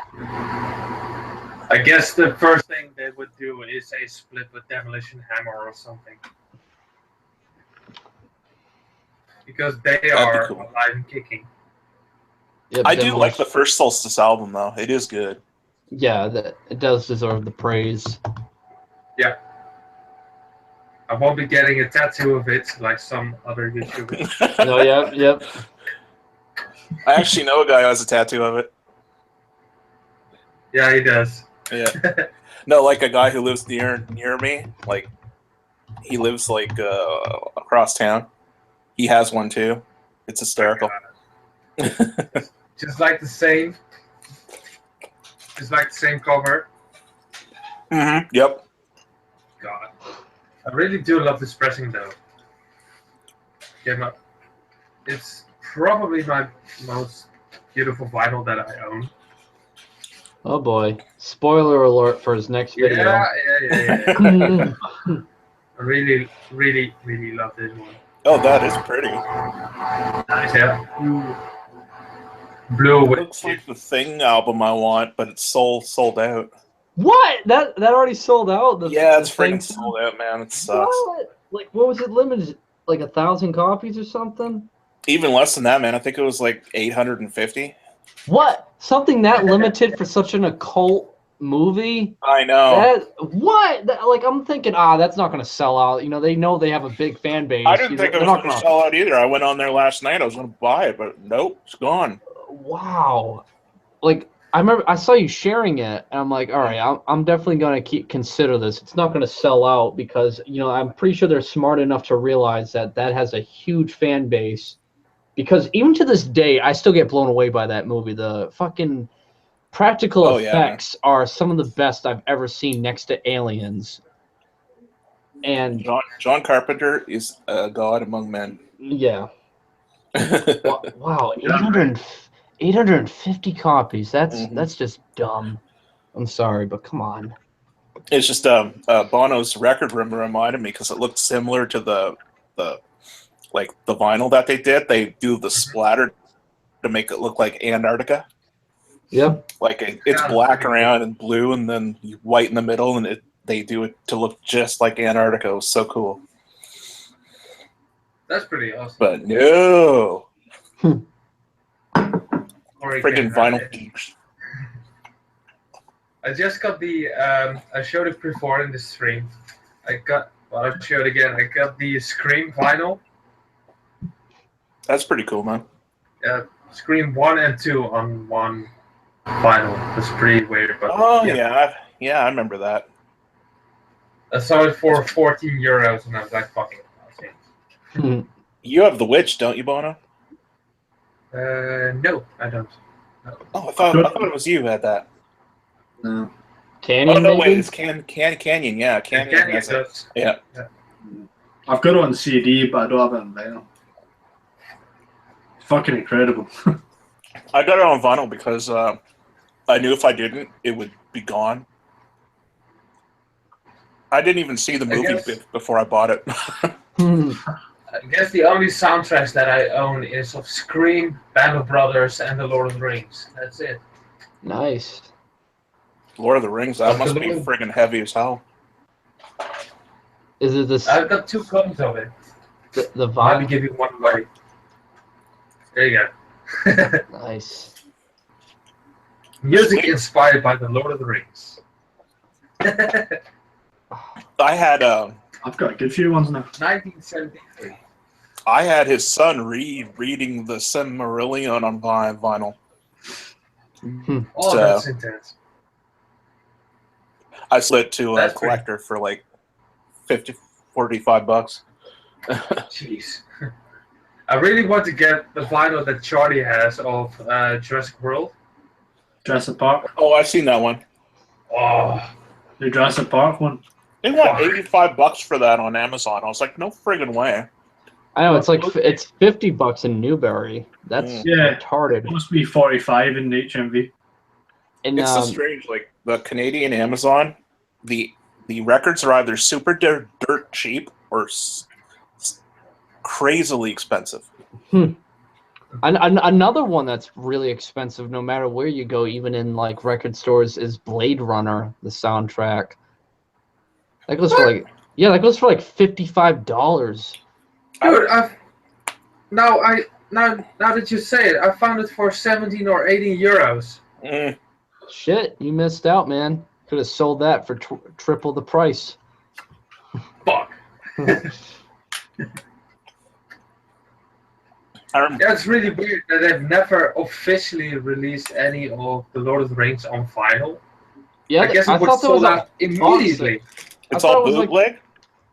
No, there was a box set or something. Because there was one time I was like, oh, there's got to be something of a soundtrack to Lord of the Rings. Like, come on. That music is amazing. Well, I've And got the box set on set CD. of the tapes. I don't think there's a vinyl version of it though. I thought there no was a vinyl vinyl version. version.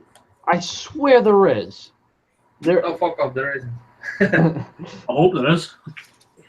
Yeah, I hope it costs is. like $500. Yeah, that's what I'm saying. It was like insanely expensive too. Yeah. Well, there was a Harry Potter one, and that was going for like 800 or 900 euros. That's insane. That's retarded. I mean, the music Where isn't the even whole that good. wooden Yeah, cover or exactly. something. Oh my god, yes.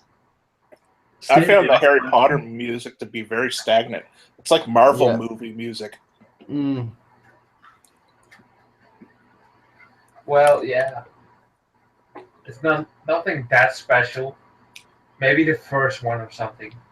And I'm trying to collect every Star Wars soundtrack. Wait, I'm on Amazon right now, and I'm looking up the Lord of the Rings LP, $160. For just the one?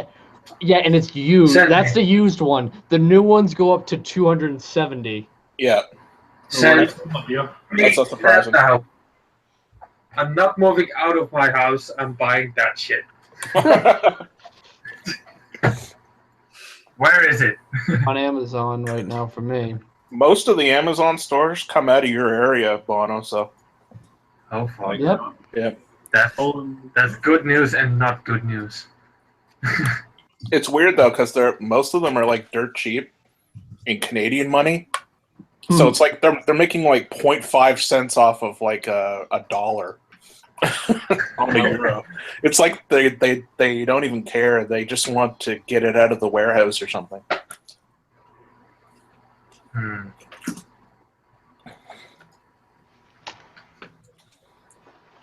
The one that really pisses me off that I can't find for like it's like $200 is the Halloween vinyl, the first one. Ouch. I've got 2 and 3. I'm glad I got 3 for what I did. But number 1 is like $250. Oh. I'd love the first one. There's a new Halloween coming out. Yeah. It's supposed to continue on after number 2. Yeah. And all I have to say is that Loomis had better died in that fire. Exactly. I don't think anyone could survive that fucking thing. Well, it's just that nobody besides Donald Pleasance, in my opinion, can play that role. So keep him dead, after the second one. And get someone else to do it, like create a new character.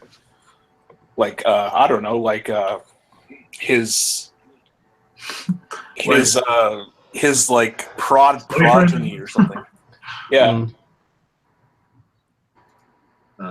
His assistant. Get the assistant to take over. Yeah,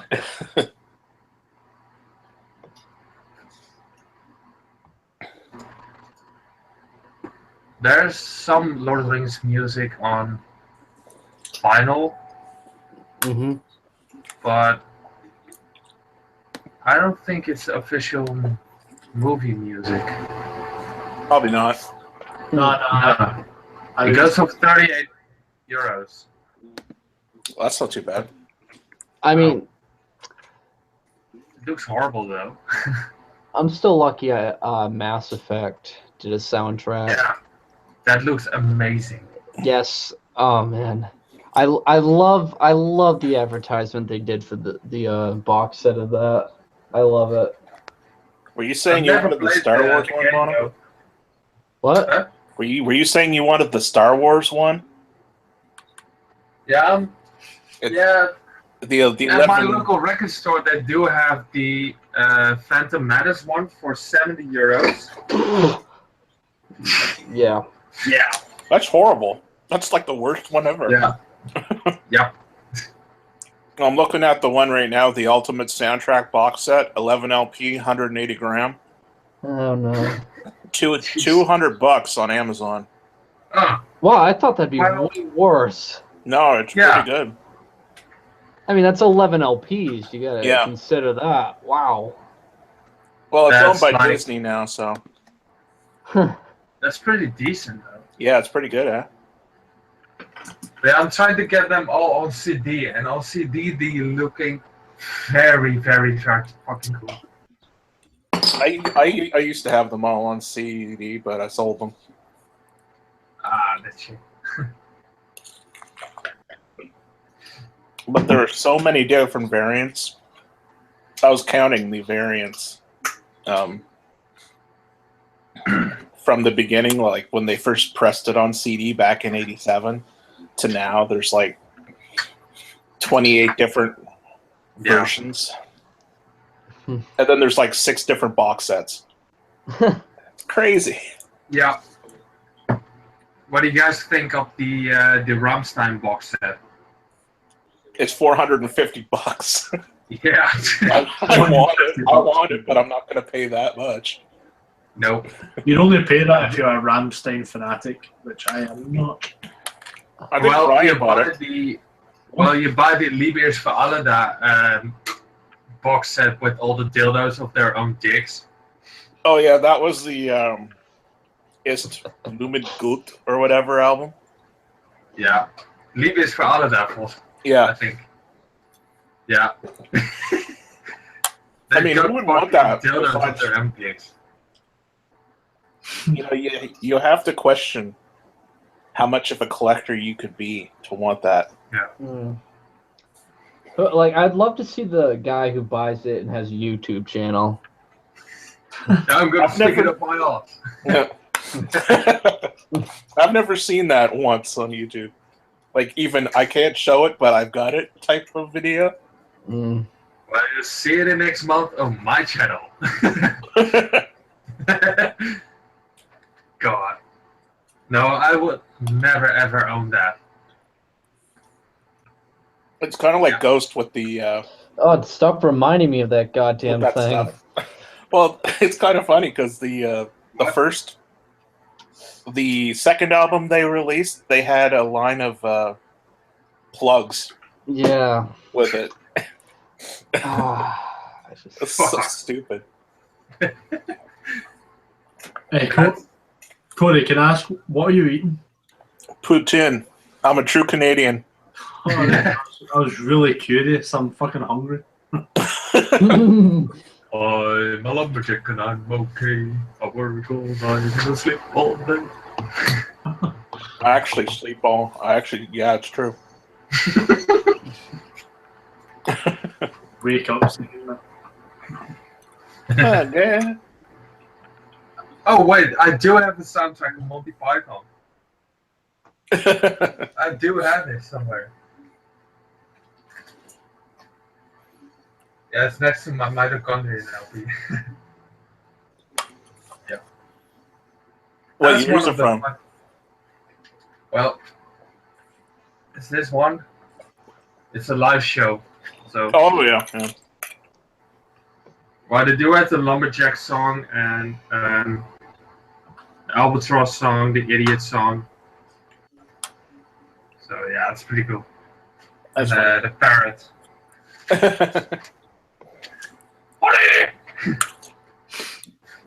It's one of the funniest movies ever made. All of the Monty Python ones.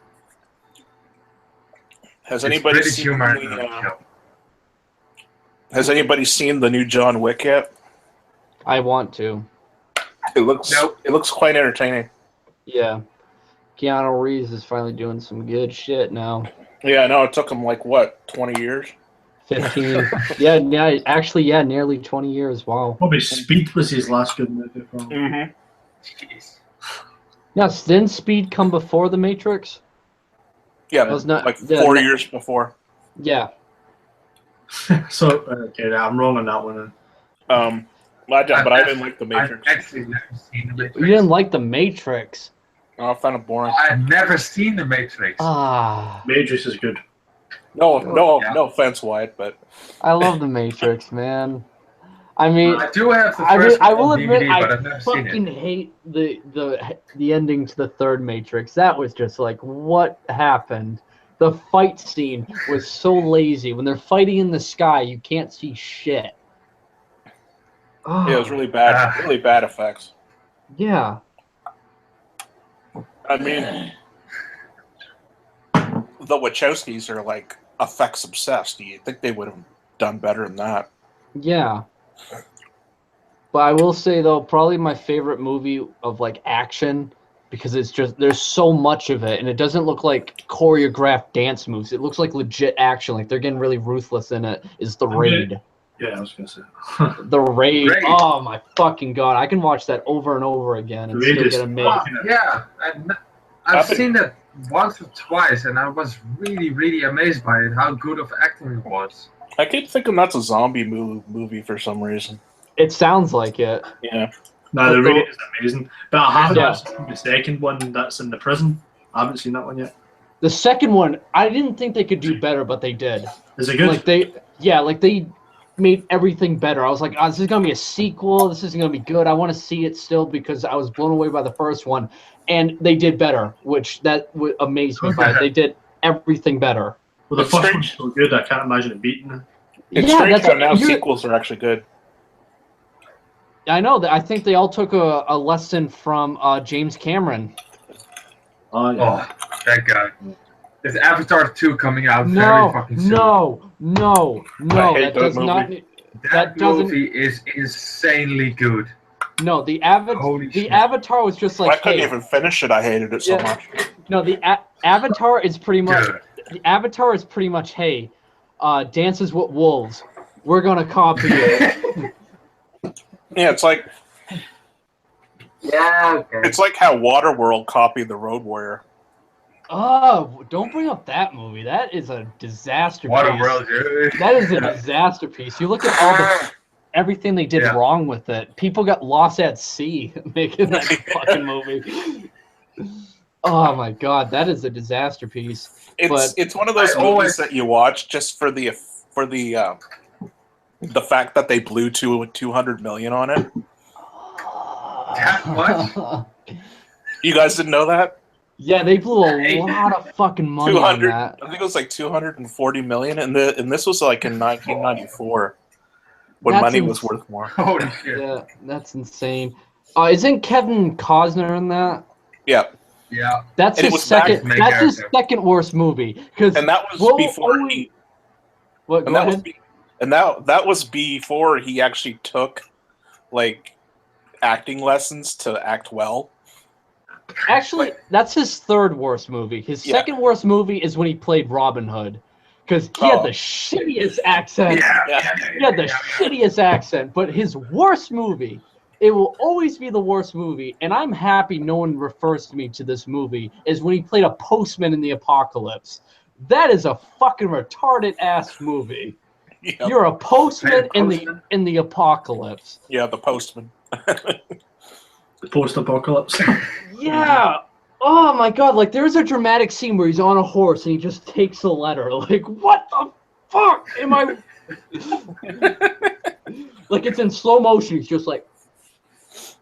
That's another one of the movies that you have to watch just because it's just so bad. Yeah. You have to see the badness for yourself.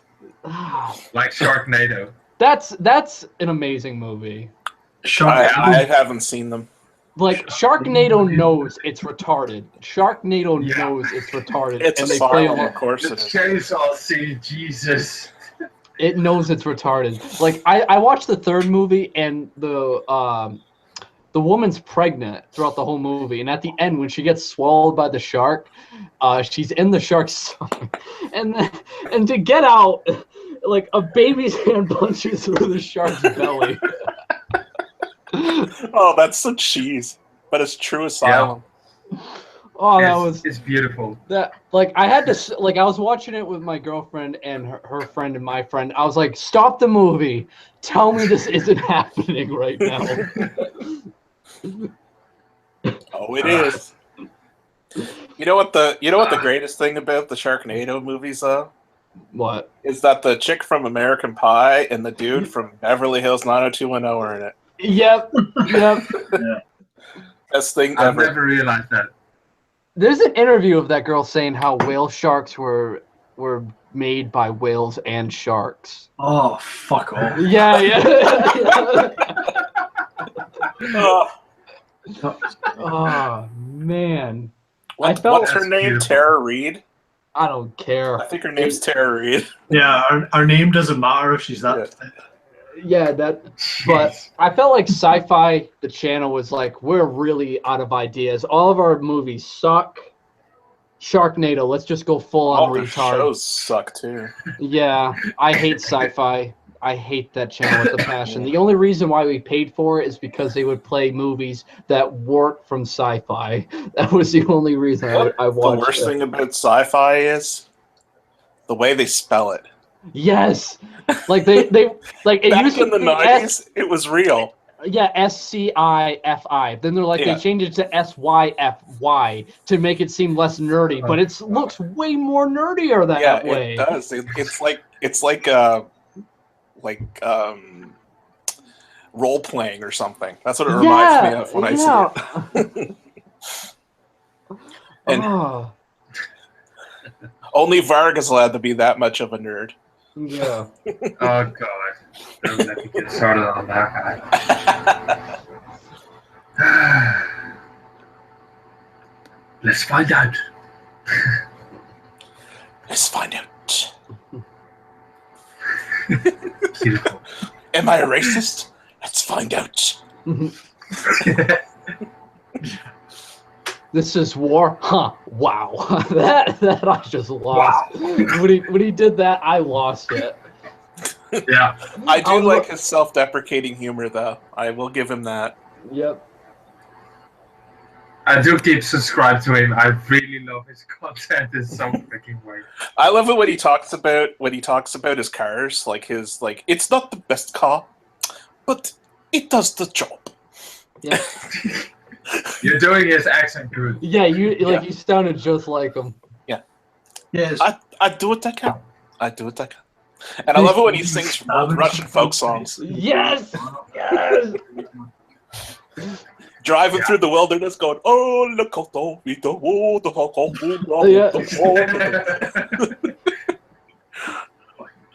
Have you seen one of his latest ones where he's bitching about intruders? Yeah. Whenever he words like videos like that, I assume he's talking about the Muslim hordes that are taking over Europe. Yeah. Yeah. All the time. He's referring to them in a somewhat different aspect. But everybody knows he's about the Muslims. He's doing it the PC way, so his YouTube channel doesn't get shut down. Yep. I never thought Varg would be PC.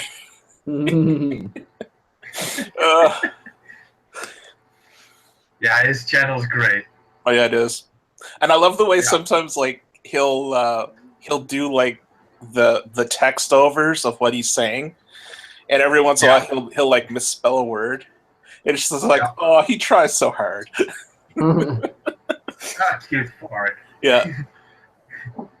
He's Norwegian and he lives in France. And he lives in France. Did you guys see the one where he like bashed Norway for 12 minutes? About the metal scene? No, about the entire country. He was saying about how like the everyone's like really poor, even though they like Norway pretends that everyone's rich, and they subsidize bread, and everyone's actually really poor because their country takes like 60% tax off your paycheck. Oh God! And I'm like, well, it wouldn't surprise me if they did that, but I don't really know because I've never been there. Well, come and live in the Netherlands where everybody screws you over in some fucking way. That I feel that way too, man, about Canada. Everyone thinks Canada's the promised land, especially Americans. They're like, oh, Trump's the president now, I'm moving to Canada. No, please don't. You don't want to move here. You do not want to move here. I know. What about all those celebrities that said they would? Yeah. Like we want them. Stay in Hollywood. There was a really, really dark joke about the Princess Leia one. I don't know if you have seen that one. What? She told before Trump was chosen as president, I don't want to live in a country that has been run by Trump, and she died, and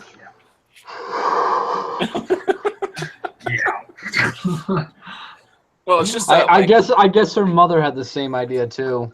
I mean, I know every country has its problems, but like, and there are problems that you won't hear about on the news, especially on CNN, because CNN is so far up Donald Trump's ass right now with a microscope. I mean, but I wouldn't watch CNN anyway because they're a bunch of friggin' idiots. Yeah. CNN, Fox. Yeah, like jokes. But people don't realize that, like, yes, we have free healthcare in Canada, but we don't have free dental. We don't have free eye examinations. We have to pay for all of our own pills. And if you want surgery, like elective surgery, it's sometimes 6 to 8 month wait. Yikes. So. Well, come and live in the Netherlands where everything is fucking free. And that is literally true. You get freaking money to go to school. You get money every freaking month to go to school. You get free healthcare. You pay way too much tax over your car and your dog, if you have one. Tax on your dog? Tax. Wow. Yeah, literally, yeah. Wow. Yeah. That's crazy. Yeah. You can get fined if your dog is taking a crap in somebody else's garden and you're not taking him out. Wow.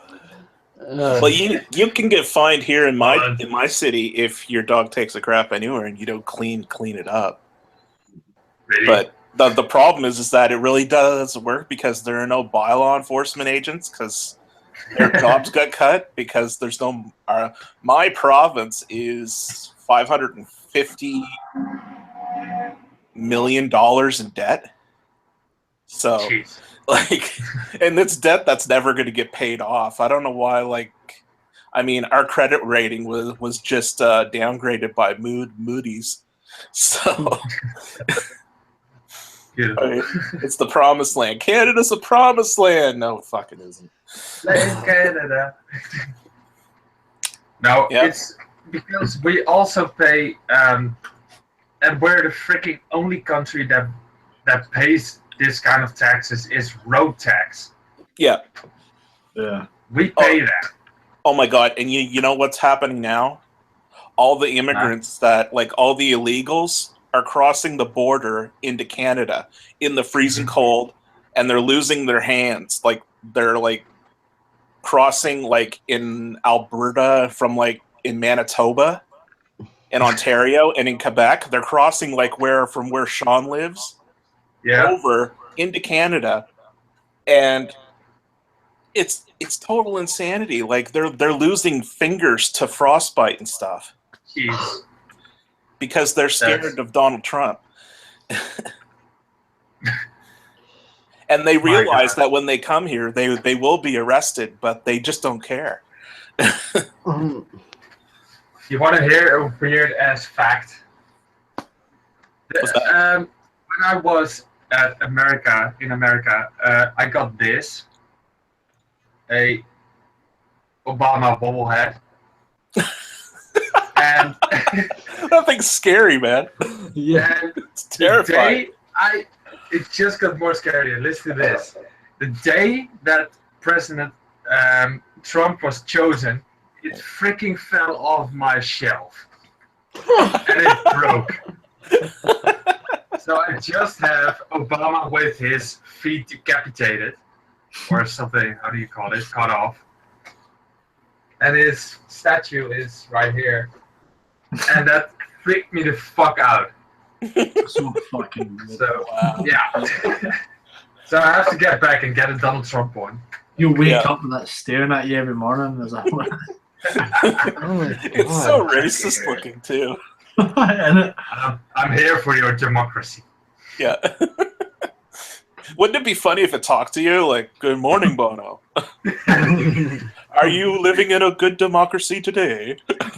Are you feeling free?" It says Indian or something. Yes, I can smoke weed and fuck a hooker in front of a police officer. Yes, I can. That's completely legal, and it is. Do it in Canada too, because we don't have enough police. That's amazing. Oh man, our national police force is a friggin' joke. The RCMP. Oh.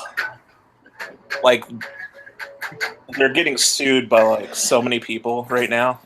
The police is getting sued? Yeah, the national police force, the RCMP. They're being sued for sexual harassment. What? Yeah, because and so is our military, and it's just it's like totally.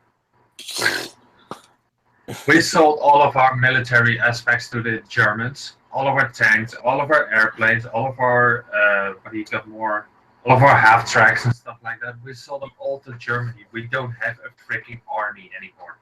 You want to know what's sad? No? The Canadian, the Icelandic Coast Guard has better ships than the Canadian Navy. Wait, what? Well, they've only got people are better at everything, so they're better at black metal, so they better have a better army. They don't actually have an army; they only have a Coast Guard. But their ships are better than the Canadian Navy's. I once heard a fact about shooting from officers. There was a shooting in Iceland 15 years ago, That's the only recorded shooting in Iceland. And in America, there are 15, I guess, a day or something. I don't know what it exactly was, but it was 15 a day, 15 in 20 years or so in Iceland. Yeah. There's actually, like, in Chicago right now, there's, like, 60 homicides a day in Chicago alone. That's a horrible city. Yeah. Is it true that Boston is broke? Boston? Yeah. Yeah, they're bankrupt. Yeah, bankrupt, yeah. Yeah, they're bankrupt, yeah. They've been bankrupt for like a year. Same with Detroit and Santa Rosa, California. Really? Yeah. Jesus. How can a city go bankrupt?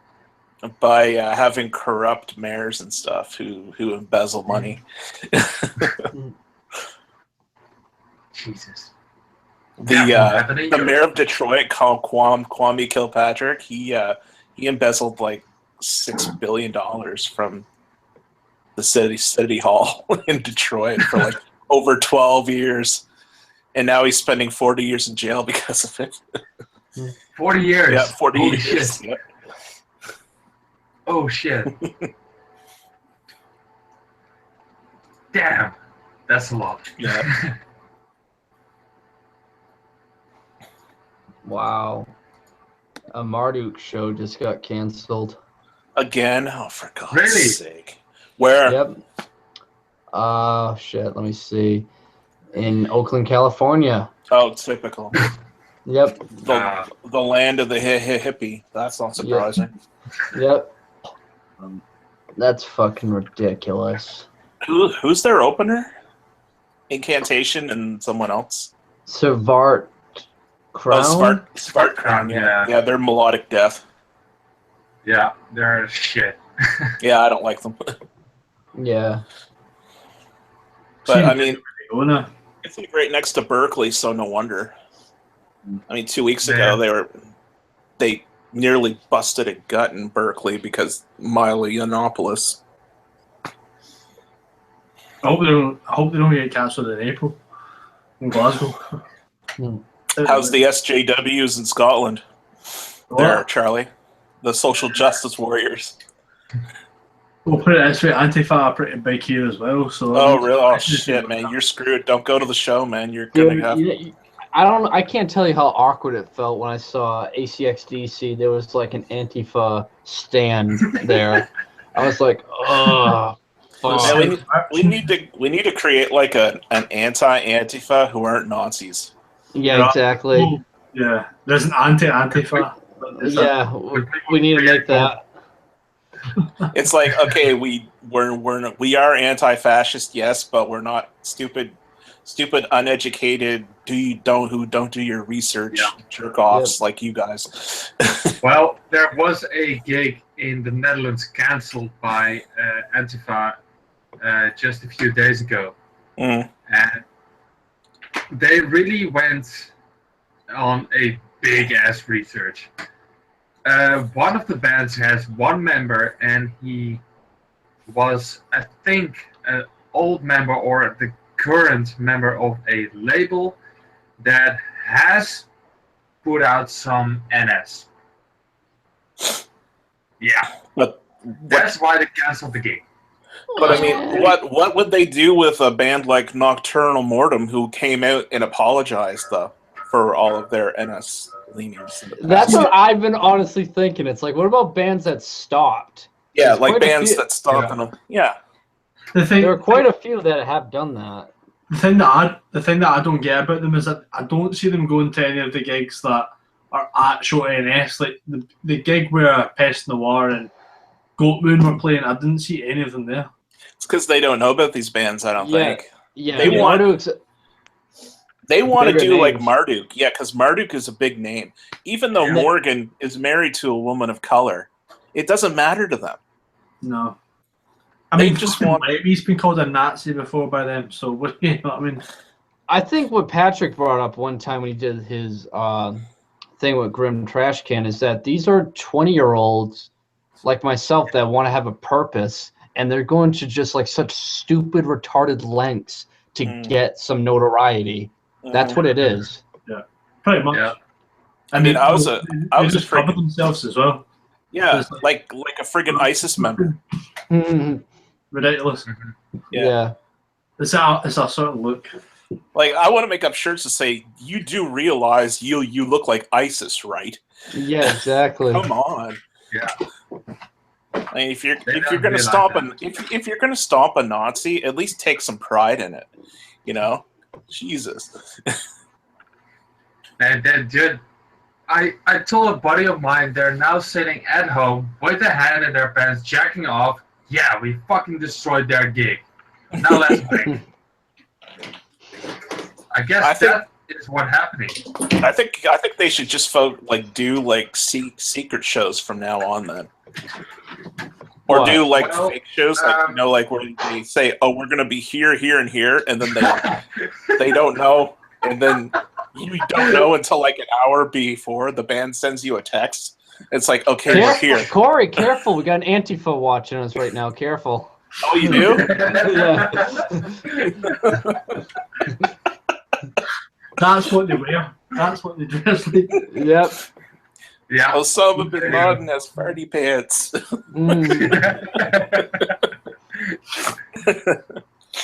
Yeah. Well, we used to have a scene where there were a lot of skinheads around my area where I live. Mm-hmm. And they were pretty notorious in their prime time in the, I guess, the late 90s. And they only did promotion for the show on radio station, underground radio station. And every time there was a show of NS punk or attempting to go to skinhead music, they would all sell. Everyone would sell out, every gig. So that's how big the NS scene is in the Netherlands. It's amazingly big. You will scare the living shit out of it. What about Antifa in the Netherlands? Well, actually, it's the first time that I've ever heard anything from Antifa up to 2 weeks ago, to be honest. Wow. I've never heard anything.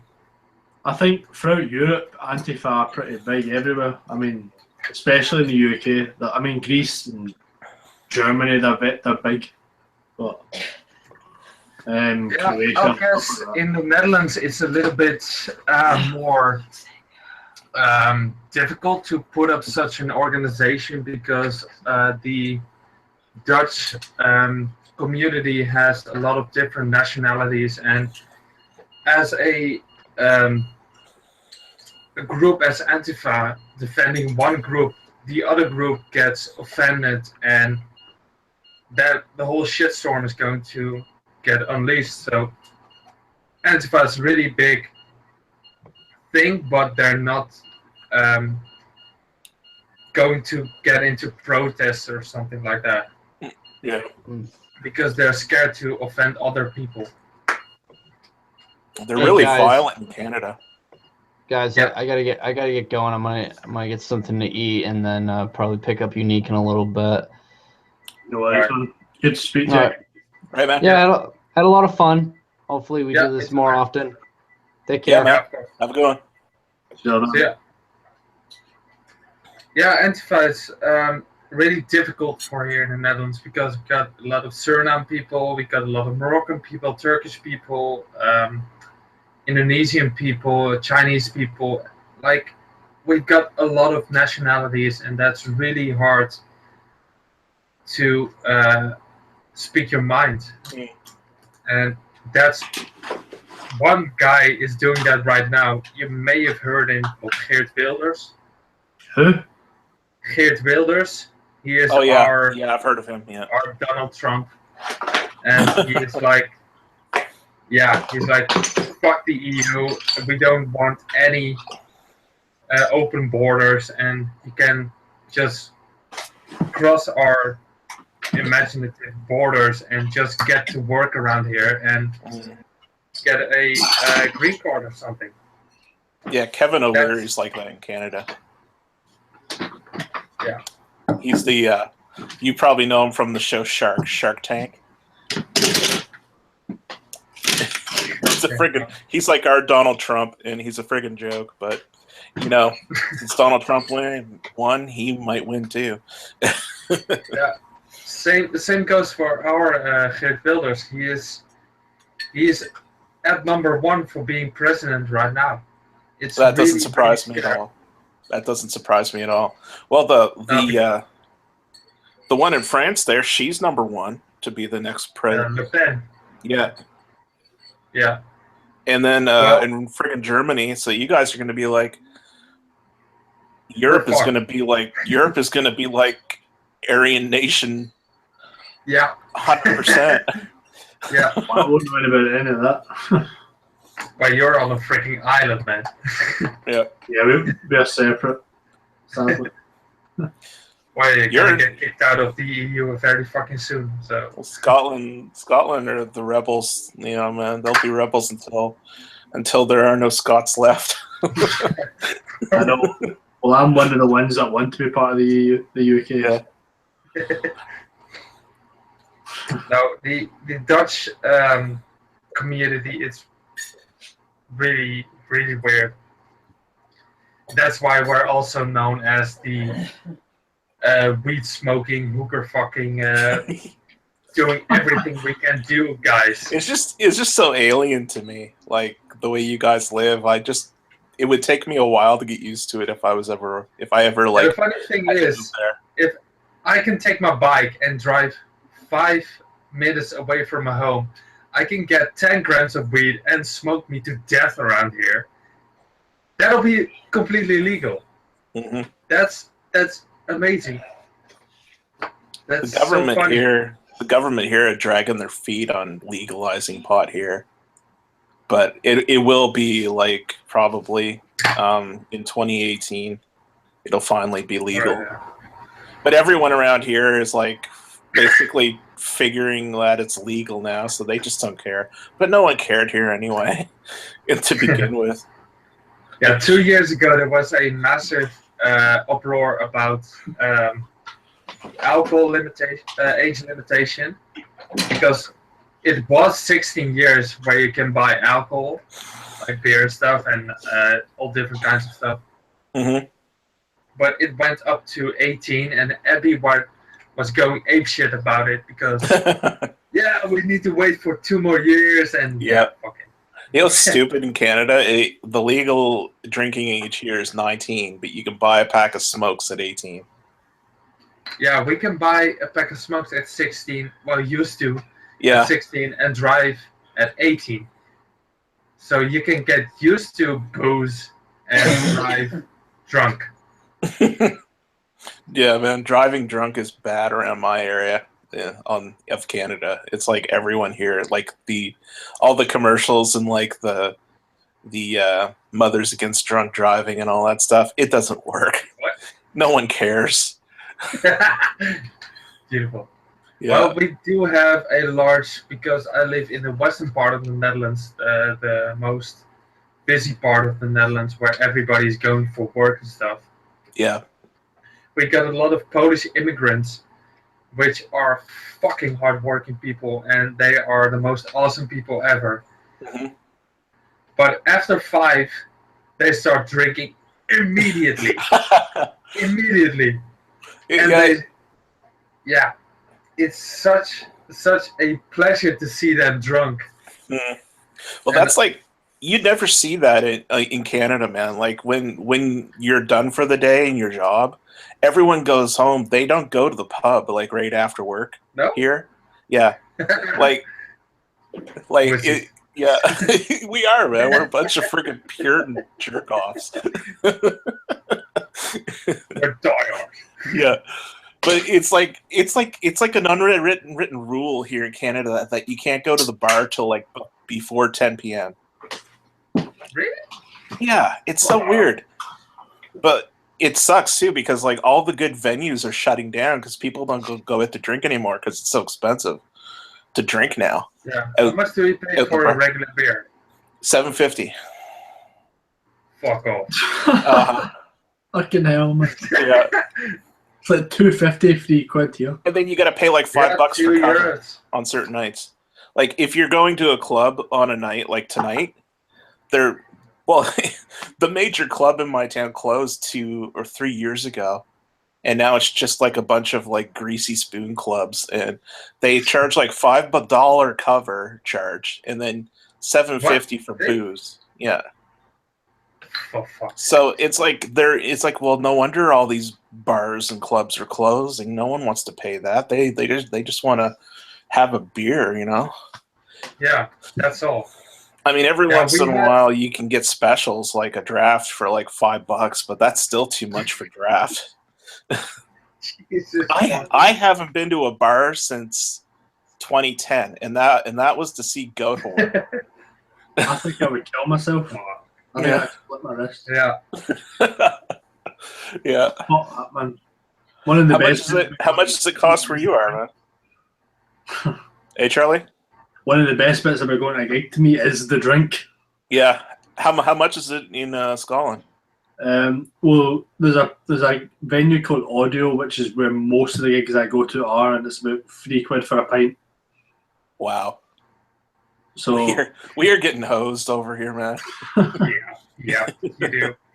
Yeah. But that's why people just go to the liquor store and they drink at home now in Canada.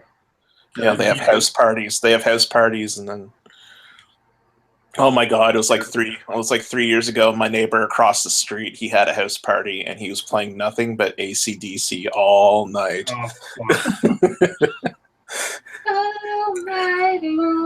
And it wasn't even the good AC/DC. It was all Brian Johnson AC/DC. Oh, no. If you're going to do it right. Yeah, I mean, if you're going to do it, play some Bon Scott era AC/DC for God's sake. Yeah. That's one thing that has died out here in Scotland is fucking house parties. Wow. The last one I was at was maybe 6 years ago. House parties. It's the complete opposite here, man. It's well alive in the Netherlands. Mm. It's the complete opposite here. I used to be in a group of around 11 people, and we built I must say, for 19-year-olds, we built a very nice, well-isolated shack, and we've been fully drinking ever and smoking weed ever since. And I don't know if you can remind the scene from Platoon where they're smoking weed in the dungeon. Yeah. Well, it looked like that every single freaking night. That was like here, like back in 2003, before they banned smoking in clubs. Every bar that you go into, and we had a pretty good metal bar here at that time. They'd have like metal and punk bands from all over the place every night. Nice. You'd go in on a Tuesday night, and everybody would be in there, like punks and metalheads and stuff, and you just walk into a wall of blue smoke. But then a year later, they banned smoking in bars, and then all these clubs closed. Yeah. Ours did too. Yeah. Yeah. Now you have a 1 meter by 4 meter long smoking areas where you can cramp up with 20 people, and you burn actually 5 people if you want to drop your ashes. It's beautiful. Do you have spray painted lines on the asphalt and cement? Yeah, sometimes. Yeah, they did that here, and they made it the slippery paint. And so if it rains or if there's snow on the ground and it's like slush, if you step on it, you're going to fall on your ass. Yep. Yeah. Yep, we did. Yeah. Yeah. I was like, shit, I wish I had fallen. I could have sued them. Yeah, you're all about suing, eh? You're the Americans. Unbelievable. And sewing. Yeah. Yeah. Suing and sewing. Yeah, that's me. There was a woman. Sewing is a good skill to have.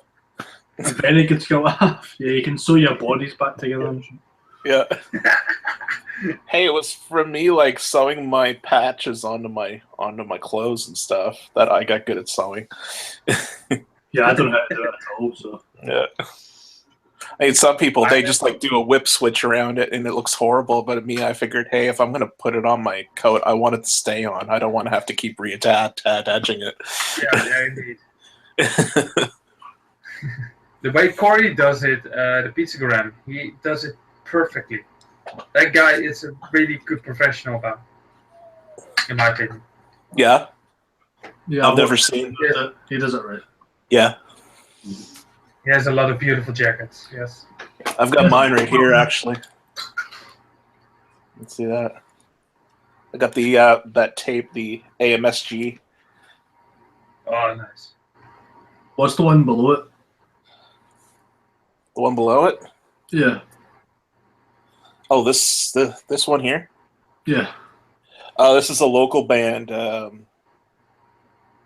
They're like Hard Charger, I think they're called. They're like cool. noise. They're like really noisy, loud. They're like grindcore punk, noise rock. It's weird. Noise rock. Yeah. I like that. Yeah.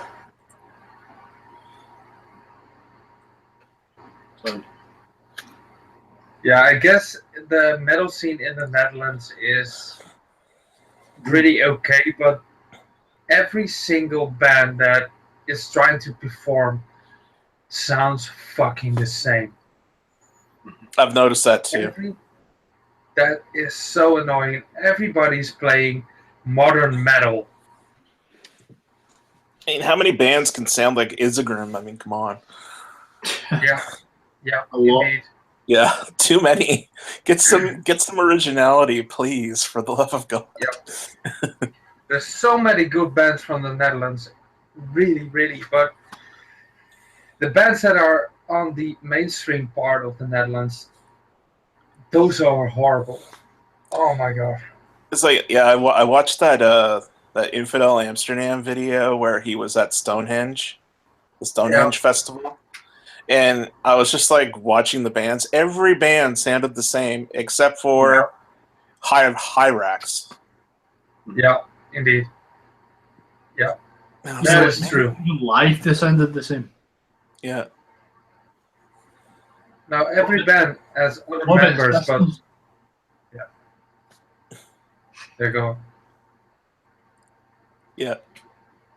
Go ahead, Charlie. Now there's even a metal school in the Netherlands. Literally. There's a metal school where you can graduate as a metal guitarist, vocalist, drummer, bassist, and a metal historian. So is Jack Black a professor? No, it's pretty cool, but they do have some actual metal artists, like the guitarist of Within Temptation or the bassist of I believe Epica. So that's pretty cool. But man, all these rip-off bands of Camelot, man. the main example for me of a band that has come out of that metal school is Sisters of Suffocation. They are good. I do like them. No, I hate them with all of my body and all of my surroundings. I can't blame you for that, man, because you're like from there. But like when I did hear them the first time, I was like, okay, this I can get behind, because the lead vocalist, she can scream her ass off really well. She does. Yeah, I mean, yes, the music is generic death metal, but I mean, That's what I said 5 minutes ago with Sisters of Suffocation. I wasn't sure if I should bring that up with you or not, but yeah.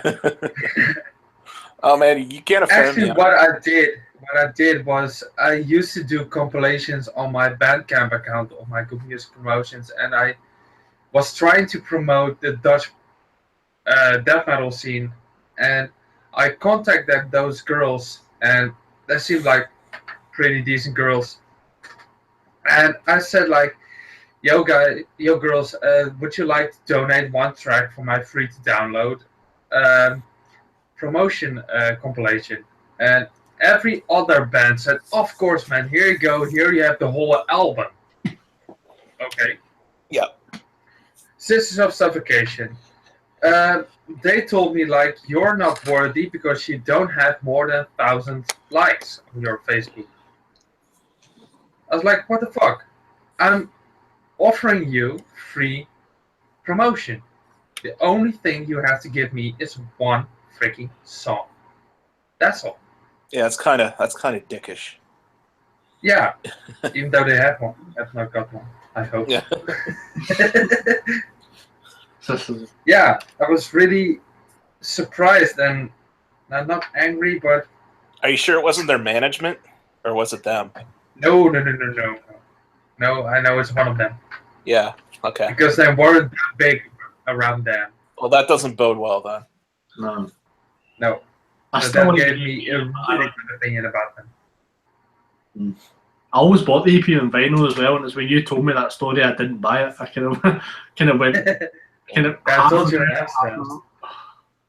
I'm really picky when it comes to stuff to buy. Like, yeah. I have to really, really, really love it, and I have to know that I'm not going to sell it later on. Because I used to be like the type of person that would buy a record, listen to it for a while, and then sell it, you know? Yeah. And then it's like, why did I buy this in the first place? I wasted like $20 and only got like $5 for it in trade. So. Yeah, indeed. I'm trying to get rid of those records. Indeed, I'm selling a few. I just sold a few CDs for 120 or something, 120 euros. What are you getting rid of? A few CDs, they're downstairs. And I'm now trying to get off a ton of vinyl, actually. Oh, yeah. Well, I tell you what, if you're thinking of are you thinking of selling that Visceral Disgorge record? No. Oh, I might get rid of the Sulfur Aeon, though. Right. That Sulfur Aeon? I seen that on friggin' Discogs for $450. I was like, that is the stupidest thing I've ever seen. It's this one. That was the one, yeah. What? Yeah. Fuck you guys, I'm not selling it. Yeah, some idiot on Discogs was trying to sell it for $450. Yeah, this fucker. Yeah, and it didn't even have the slipcover that you have. What? Yeah. I'll give you 15. I'll give you 15 quid for it. Sold. No, it's just the black. It's not smeared with Cthulhu's blood or something. I'll give you 10 for it then. Okay. Free shipping. Free shipping, exactly.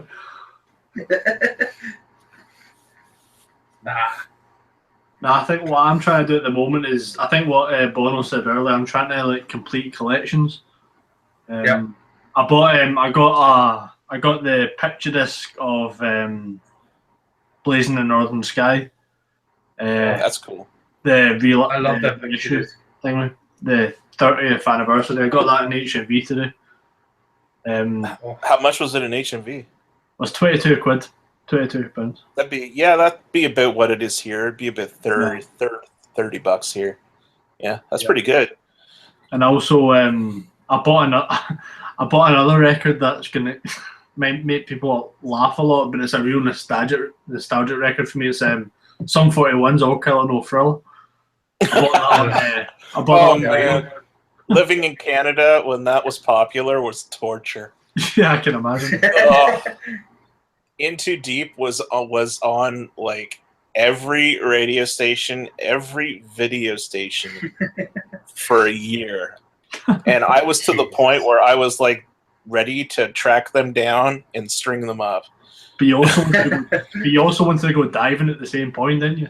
Yeah. There used to be a video channel in Canada called Edge TV, and they would play that song every hour. It only lasted like 2.5 years, but they would play that video every hour. Yeah. And I was to the point of like throwing something through my television screen. It was so annoying. I know. I spun it today, and I was like, "Oh, right, okay." I'm glad I bought it. I'm glad it's in my collection, but I won't be playing it that much. Have you ever heard of Gob, Charlie? What? Gob? No. They're a Canadian punk band. You should look them up on YouTube. Oh man, you probably love them. If you like Sum 41, you would love Gob. G-O-B. Right. Yeah. There's this one song. It's I gotta look it up. I'll look it up so I don't screw it up. Let's see here.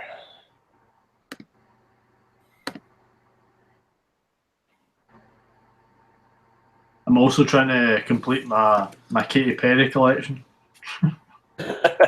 Yeah. Which I've got all the CDs. I just need 2 records and then I'm done. What's it? Okay, I know you bought one in Amsterdam. Yeah, I bought One of the Boys. Yeah. And I've got 2 records to get, Prism and One of the Boys, and then I'm done. It's called Soda, the song. Soda? Yeah, Soda by Gob. It's an awesome song, and the video is hilarious. That sounds like a horrible, horrible soda drink. Yeah. Soda Gob. Yeah, that's it. I'll listen to it after this. Yeah. They're like Rancid Canada. They're like Rancid Canada, basically. I used to like Rancid because of Tony Hawk Pro Skater. Yeah, me too. Ready to fall back down. Tony Hawk Pro Skater was actually how I got into him. I never got into him. That sounds really gay. Oh dear God, no. One has got into No, I recently discovered that the current vocalist of Iron Maiden has a really perverted last name. Dickinson? Dickinson. Yeah, Dickinson. Bruce Dickinson. What, Bruce? Yeah, Bruce Dickinson. That guy's a living legend, though. Yeah. Sounds like the head of the village. He's a pretty decent pilot, too. Yeah, and he likes to sword fight as well. And his son is in a really shitty metalcore band. Yeah, they're opening for Iron Maiden frequently. That's not surprising.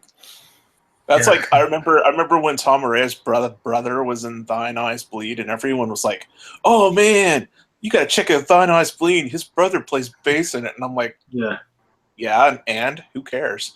Yeah, well, it's like Bob Dylan's son. It's like he's as well. Everyone go, well, maybe it's The funny thing is that Bob Dylan's son actually could sing, and Bob Dylan really can't sing. You know, like I do. Don't get me wrong. I like Bob Dylan, but that woo thing he does is no, don't do it. Yeah, well, that's a well, not the problem, but the thing about being Bob Dylan's son is he's never get the notoriety. You know what I mean? It's just Bob Dylan's son. That's like Randy Bachman's son. His son had a one-hit wonder in Canada. Right. It was that song "She's So High." I don't know if you guys heard that one or not, but it's pretty. It's pretty. Yeah, it's like a radio. Aaron. Yeah. Yeah, that's the one. Yeah. Yeah. And he'll never live that. He'll never live down being Randy Bachman's kid. Yeah, and being a one-hit wonder in Canada. Yeah. Yeah, that's it. Yeah. Oh man. Cleopatra. God. Yeah. I mean, it didn't really sound that bad. Like the first time I heard it, I was like, okay, it's pretty poppy and bubblegummy. But after you hear it for the 100,000th time, you just want to take an ice pick to your eye. Yeah. Just burn yourself or something. Yeah. Yeah. I can't take it anymore. Jump off the I've had that I've had that with Gareth Gates. Maybe you've heard of that asshole. Oh He yeah. has one song which is a cover, and it's so horrible. It's called "Spirit in the Sky." It's The original hippie song? I guess so. It's a cover, but I don't know. It's a cover of that song, and it's really I think I actually heard Gareth that. Gates. Yeah. Yeah.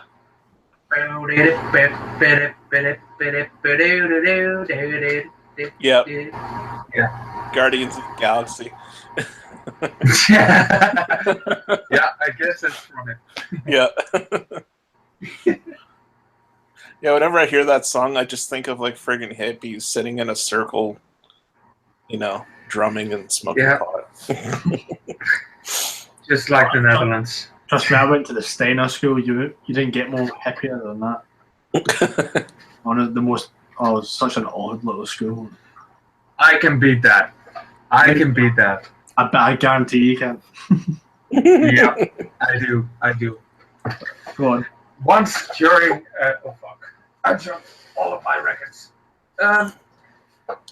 I once got high with two teachers during school time. That's not really surprising at all. Yeah. That was pretty regular around my school to get high with teachers. Yeah. Amsterdam, done it. Yeah. True Amsterdam. Yeah. It's even worse. I got drunk with a teacher once. That was pretty funny. You want your teacher? You fuck. I got drunk. No, I got drunk with a teacher once. Oh, that's happened a lot of times with me. It was like it's at this thing called Safegrad, and they even had a drug sniffing dog to keep all the stuff out of there, but everyone snuck in booze, and the dog wasn't trained to sniff out booze, so everyone was drinking booze out of like flasks and stuff. And my art teacher, he had a flask of his own, and we were just standing in the corner, and it was like in this campground out in the woods in the middle of nowhere. Yeah. And he was like, well, since you guys are all drinking from flasks, I might as well join you. And you open up a flask. Amazing. Yeah. Now, when I was 16, we were allowed to get drunk as fuck as you like. It's a big no-no here. Yeah. 16 was our liberation age, where you can drink and smoke and it's such a everything. It's such a weird thing, that, honestly. Like at 16 you can join the army, but you can't buy Call of Duty till you're 18. Yeah. What the fuck? That's kind of like, that reminds me of is that Amish thing that they do where they're it's called like Oshindroinga or something, where they're allowed to leave the Amish community and go out and be like a regular person for like a half a year or something, and then they have to decide whether they want to come back to the community or be banished for life. So the girls can be a slut for a half a year, and then come back and be God's chosen gracious child. Yeah, God's chosen children. Yeah. She's pregnant with 4 guys. Then she comes back. That's amazing. We have some like they aren't Amish, but they're like Mennonites. They live like upriver from my city, and they come here to like sell vegetables and stuff and at the market. But they're not.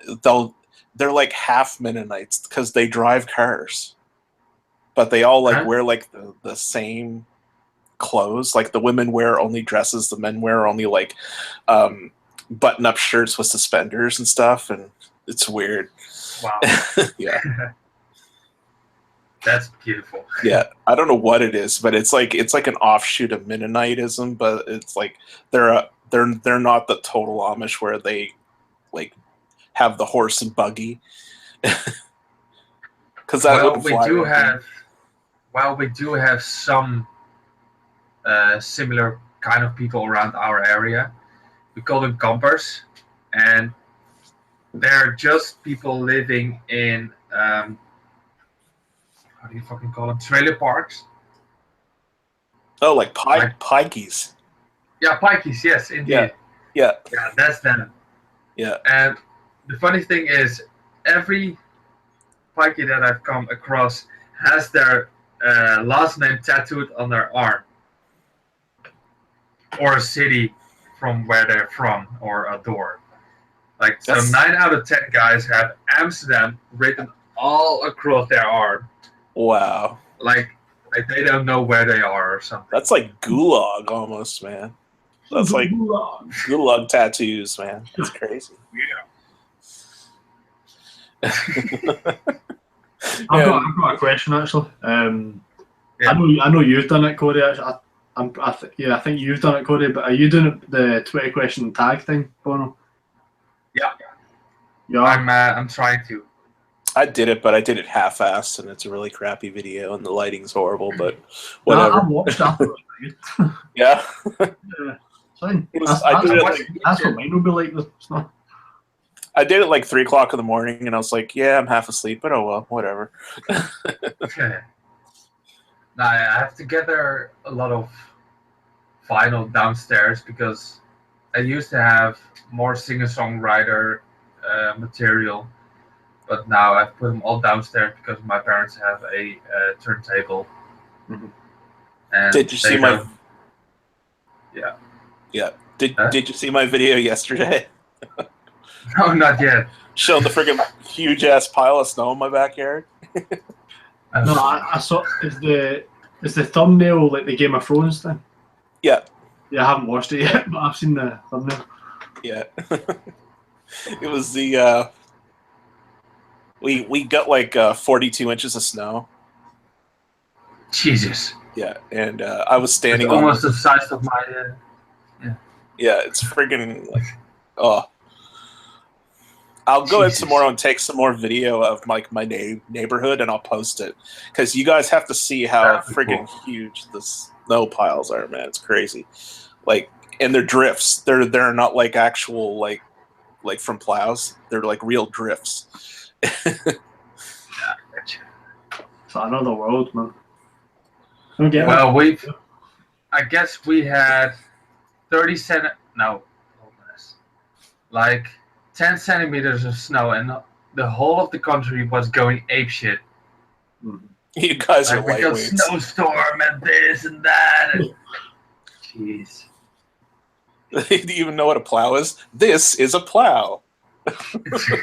This is a fucking plow. Yeah. Yeah, and the plows here, man, they're freaking scary. Yeah, they're monster trucks on big ass wheels. Yeah, they are basically. They're freaking terrifying, man, especially at night. They have the one out today that's like an overgrown snow blower. It was like chewing up the snow. It was loud as hell. Like I couldn't even hear my TV. I couldn't even hear my TV. It was so loud. What's the weather like where you are, Charlie? At the moment, it's mild, man. It's not. It's raining a bit, but it's certainly not sunny. Put it that way. It's freezing cold. No snow. Nah, we don't get snow that much, to be honest. Oh, you guys are so lucky. I'd take rain over snow any day. No. Yes, so would I, to be honest. Ugh. But at least you don't have to. Like, I was out today again shoveling my driveway because they put all this hard snow back into my driveway last night. It took me an hour. I'd rather get rain because you don't have to. You don't have to plow friggin' rain. Nah. Yeah, right. I would take rain over snow. Any day. Yeah. And this is like the snow that, like, when it goes together, it turns into like concrete because it's so cold. That's horrible. That's horrible. The thing about here though is raining, which is when it's raining, which is pretty much most of the time, everyone's so miserable. Yeah, I thought you guys everyone in Scotland is just like like zombies. I thought you guys would be used to it raining all the time. It's We Scotland, for God's sake. Like I mean, Jesus, you guys, you're all a bunch of booze hounds, so I think you'd be like happy all the time. We're not that bad. Well, I don't know. I was watching this thing on the news the other night about how Scotland's like drinking has gotten to like biblical proportions. It's like they're saying how many people have to go to the hospital because of alcohol poisoning and stuff. Yeah, the amount of stomach pumps that get done. Yeah. Oh, and I was thinking, it made me think of you, Charlie, because you're usually drinking a beer in one of your videos or something. I was thinking to myself, hey, I wonder if Charlie ever had a stomach pump. I've drunk these in this video. So. Oh, wow. Livestream represent. Yeah. Well, I've got one beer, and I'm really proud. At least you have good beer, man. The beer on this side of the world is horrible. This one. That's cool. And this is the regular size of a... That's a Desperado. Yeah. Are you going to drink that? It was fucking 11 euros. And yeah, how much that would cost here? Like $50. It was 11 euros with, I guess... Fuck. My portable fell. Oh. Okay. Ah, fuck it. I'll fix it tomorrow. At least you guys have good beer. Like, yeah, beer here. We do. Beer here is shit. If I could walk 100 meters straight, I would run into a brewery. That's true. We do have a lot of micro breweries here, though, that do have good beer. Like, there's like 18 micro breweries in my city now. That's pretty cool. Yeah, but I'm talking about like the mainstream booze, like beer. The mainstream beer is friggin' it's shit. It's horrible. It's ugh. We do have one, and Charlie can confirm it that they're pretty good, and that's Hertog Jan. Mm-hmm. Yeah, that was that's good. Pretty good. Yeah, I remember that. It's darker light. That's the Dutch metal beer. We always drink that. Is it dark or light? Well, medium. Medium, yeah. Yeah, well, you can buy it at supermarkets in crates and stuff like that. So it's like familiar. We still can't buy liquor in supermarkets here. What? You have to go to a specialty liquor store. You can get cooking wine. No, it's wine. Oh, it's wine. Yeah, we can get wine, but we can't get beer in regular supermarkets yet. What? Yeah. To be honest, I don't think I can live in Canada, man. Like, I mean, me neither. You have to go into the specialty liquor store. I'm 34 and I still get carded. Really? Because of my baby face. Oh man! I could go right now and get pissed if I wanted to. I'm getting angry when I'm not getting carded. Yeah. Have you ever tried butt fuck? Oh, it doesn't make me angry. It's just like, seriously? I mean, come on. I don't look like... I mean, I'm 34. I mean, I don't look like I'm super young, but I don't look like I'm super old either. But, no. I mean, Jesus. I'm going to take a piss. Be right back. All right, man. That's the beer. All that booze. Yeah, that. Oh, that shit, man. I mean, soft drinks are just as... I think beer is actually better for you than soft drinks are, so... Yeah, depending on the soft drinks. I have a beer than a can of Coke or something. Yeah, I gotta stop drinking Pepsi, man, but it's so hard to... It's such an addiction. Yeah, it's not easy. It isn't, and all that sugar, it's like cocaine. It's like drinking cocaine. Yeah, well, that's the thing. Coke used to have cocaine in it. Yeah, I know. Back in the early 1900s, yeah.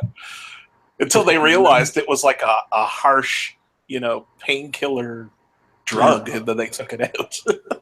And then they realized and ruined it. Yeah.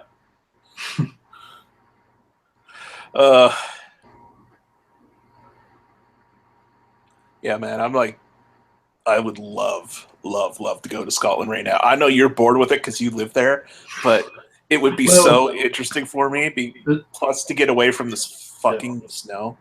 Well, there's so much of Scotland I still need to see. I've hardly been out of Glasgow, to be honest. So I've been loads of places around the world, just not out. But in Scotland, it's. Well, I'm like a huge Scotland fan, man. So like, you know more about Scotland than me, probably. Yeah, so I do. It's like because with Google Maps, man, I can go anywhere in Scotland. Like I've been inside of Stirling Castle and like. I've not been. Yeah. God, you've been more places than I have. Yeah. Except I haven't been there. I've been virtually there. You can go to Google Maps and come to my house if you want to have a party. Yeah. I did check out your house on Google Maps, actually. I was curious. You see me in the because your room is so fucking big, man. I was like, does he live in a mansion or something? Holy shit. My room is like the size of from where you're sitting to the edge of your bed. That's the size of my room. But I'm going to move out on Monday. I just got word that I'm allowed to move out, and I'm getting a room which is quadruple the size of this room with an extra spare bedroom and a bedroom for fucking 235 euros a month. It's crazy, man. I've seen like your room, and then I've seen Infidel Amsterdam's house and a few other people who live in Amsterdam. Mm-hmm. Your houses are so friggin' narrow. I don't think I could live in a house in Amsterdam. Well, because I'm so tall. I'm 6'3". Yeah, me too. But I have a very large, very tall room. Mm. But I'll send you some pictures because, my house is pretty big compared to the regular size house. I'll say my parents got lucky. That's it. Yeah. I've noticed that like your house is like your room. It seems bigger than like a normal room in like an Amsterdam type place. Yeah, it's like that. Yeah. And it's nothing that special. Shit, man, even your room's bigger than mine. Holy shit. But mine's stuffed with like friggin' I've got like friggin' bookshelves full of CDs everywhere, so there you go. Yeah. I hope you can see it. There are mine. Oh yeah. I've got two on one side, and then the green one on the other that you see in my videos, and then I've got one on the on the wall that's white, right next to my bed, where I put my computer when I'm there, mm-hmm. And then I've got DVDs like on top and on the bottom, and it's like the smallest room in my house, but I like it that way. So, well, it's comfy. Yeah, I call it Spartan. It's my Spartan room. Well, I know that the room where I'm going to be living in is going to be a man cave deluxe edition. Oh yeah? For sure. I'm just going to put a bench and a TV with my PlayStation, and the rest is going to be vinyl and my guitars on the wall and a lot of fucking posters that you see behind me. And it's going to be man cave galore. So I can't wait to put everything together. How many guitars do you have, man? 1, 2, 3, 4. 4 electric guitars. Holy shit. Jesus. 3 electric guitars, 1 acoustic guitar, and 1 bass guitar. Oh, right. Yeah, you told me that already. I just remembered. Yeah. And I gave one away the other night. Really? Yeah. It was full of dust, and I saw my buddy looking at it for, I guess, around a few months, and I was like, fuck it, I'll give it to you. That was really nice. Yeah, it was a crappy guitar, and he is making his whole project out of it and putting new strings Pickups on it and giving pickups yes as well. He's putting EMGs on it, and so I'll leave it up to you, man. Just go for it. Yeah. You don't play any instruments, do you, Charlie? I used to play the flute, well, the recorder. So did I. It's really fun. It's a fun instrument to play, man. I've got a German one upstairs that I got at work for like. Actually, my boss just gave it to me. He's like, "Here, do you want this? It's been kicking around the store for a while." I'm like, "Yeah, I'll take it." It was made in Germany. It's like a bass one, and it's got like some like saxophone like things on it. It's really big. Well, that's what I've got. It's well, that's what I had. Because I went to the Steiner School, which is German. It's a German school. Oh yeah. And that's what they taught us to play recorder, which is very cult-like, but it was very cool. They taught us to play recorder in grade 1 and 2 here. We used to sit in fucking the beginning of the school. We used to play recorder and shit. It was very odd. Yeah. Just teachers who were stoned. But apart from that, it was good. I tried guitar. I tried drums. I failed both of them. I was a drummer in a Rammstein cover band for like 2.5 months. That's pretty cool. Yeah, that's cool. It wasn't even my drums; it was my buddy's drums. I had to borrow them. Oh fuck! I remember I once got asked for a gig of a Rammstein tribute band, and doing the Flakate part of the Boekdig act. So I was supposed to get fucked by the vocalist with the rubber dildo. Yeah. Covered in milk. And I refused it. And he was like, why? Because of that. When you're asking me. What a weenie. Yeah. I was like, no, I'm not going to do that. Absolutely not going to do that. Yeah. I must admit, though, like, Rammstein drumming is, like, the easiest drumming I ever did. Yeah, that and punk drumming. Like, the punk guitar drumming. is very simple as well. I can take countless of Rammstein riffs. And they're so freaking easy. Marilyn Manson, too. His riffs were so easy. Guy. I used to play like covers like of Marilyn Manson. Like I wasn't in the band, but this dude, this guy I knew who was he had a Marilyn Manson like cover band at a bar. He needed someone who knew the songs, and I knew the songs, so I played like 3 nights in 2 weeks with him. And it was I played yeah. It was just it was a lark for me, man. I would get off work and then I'd go there. I'd play the parts and then I'd go home. Yeah, fuck it, you guys see it. Yeah. Well, it's because I like the job I had at that point. It was like really tiring. I worked in a warehouse. So I was like half dead by the time I got to the bar. I just played the parts and then I'd leave, go home and sleep. Fuck it, you guys, please go home. Yeah, basically. I had so many offers when it was funny. I had like an offer from a guy. He wanted me in his the house band for this club that doesn't exist anymore. He wanted me to play drums for his Alice in Chains covers. Because and I was like, dude, I can't, I'm too busy. Like I was working like 50 hours a week at this time, and I was like, I can't, man. I'm too tired when I get off work. And it's funny, he never did find anyone to do it, so. Nope. That's a bummer. Yeah. I felt kind of bad about it, but yeah. I might be closing the stream. I'm really tired.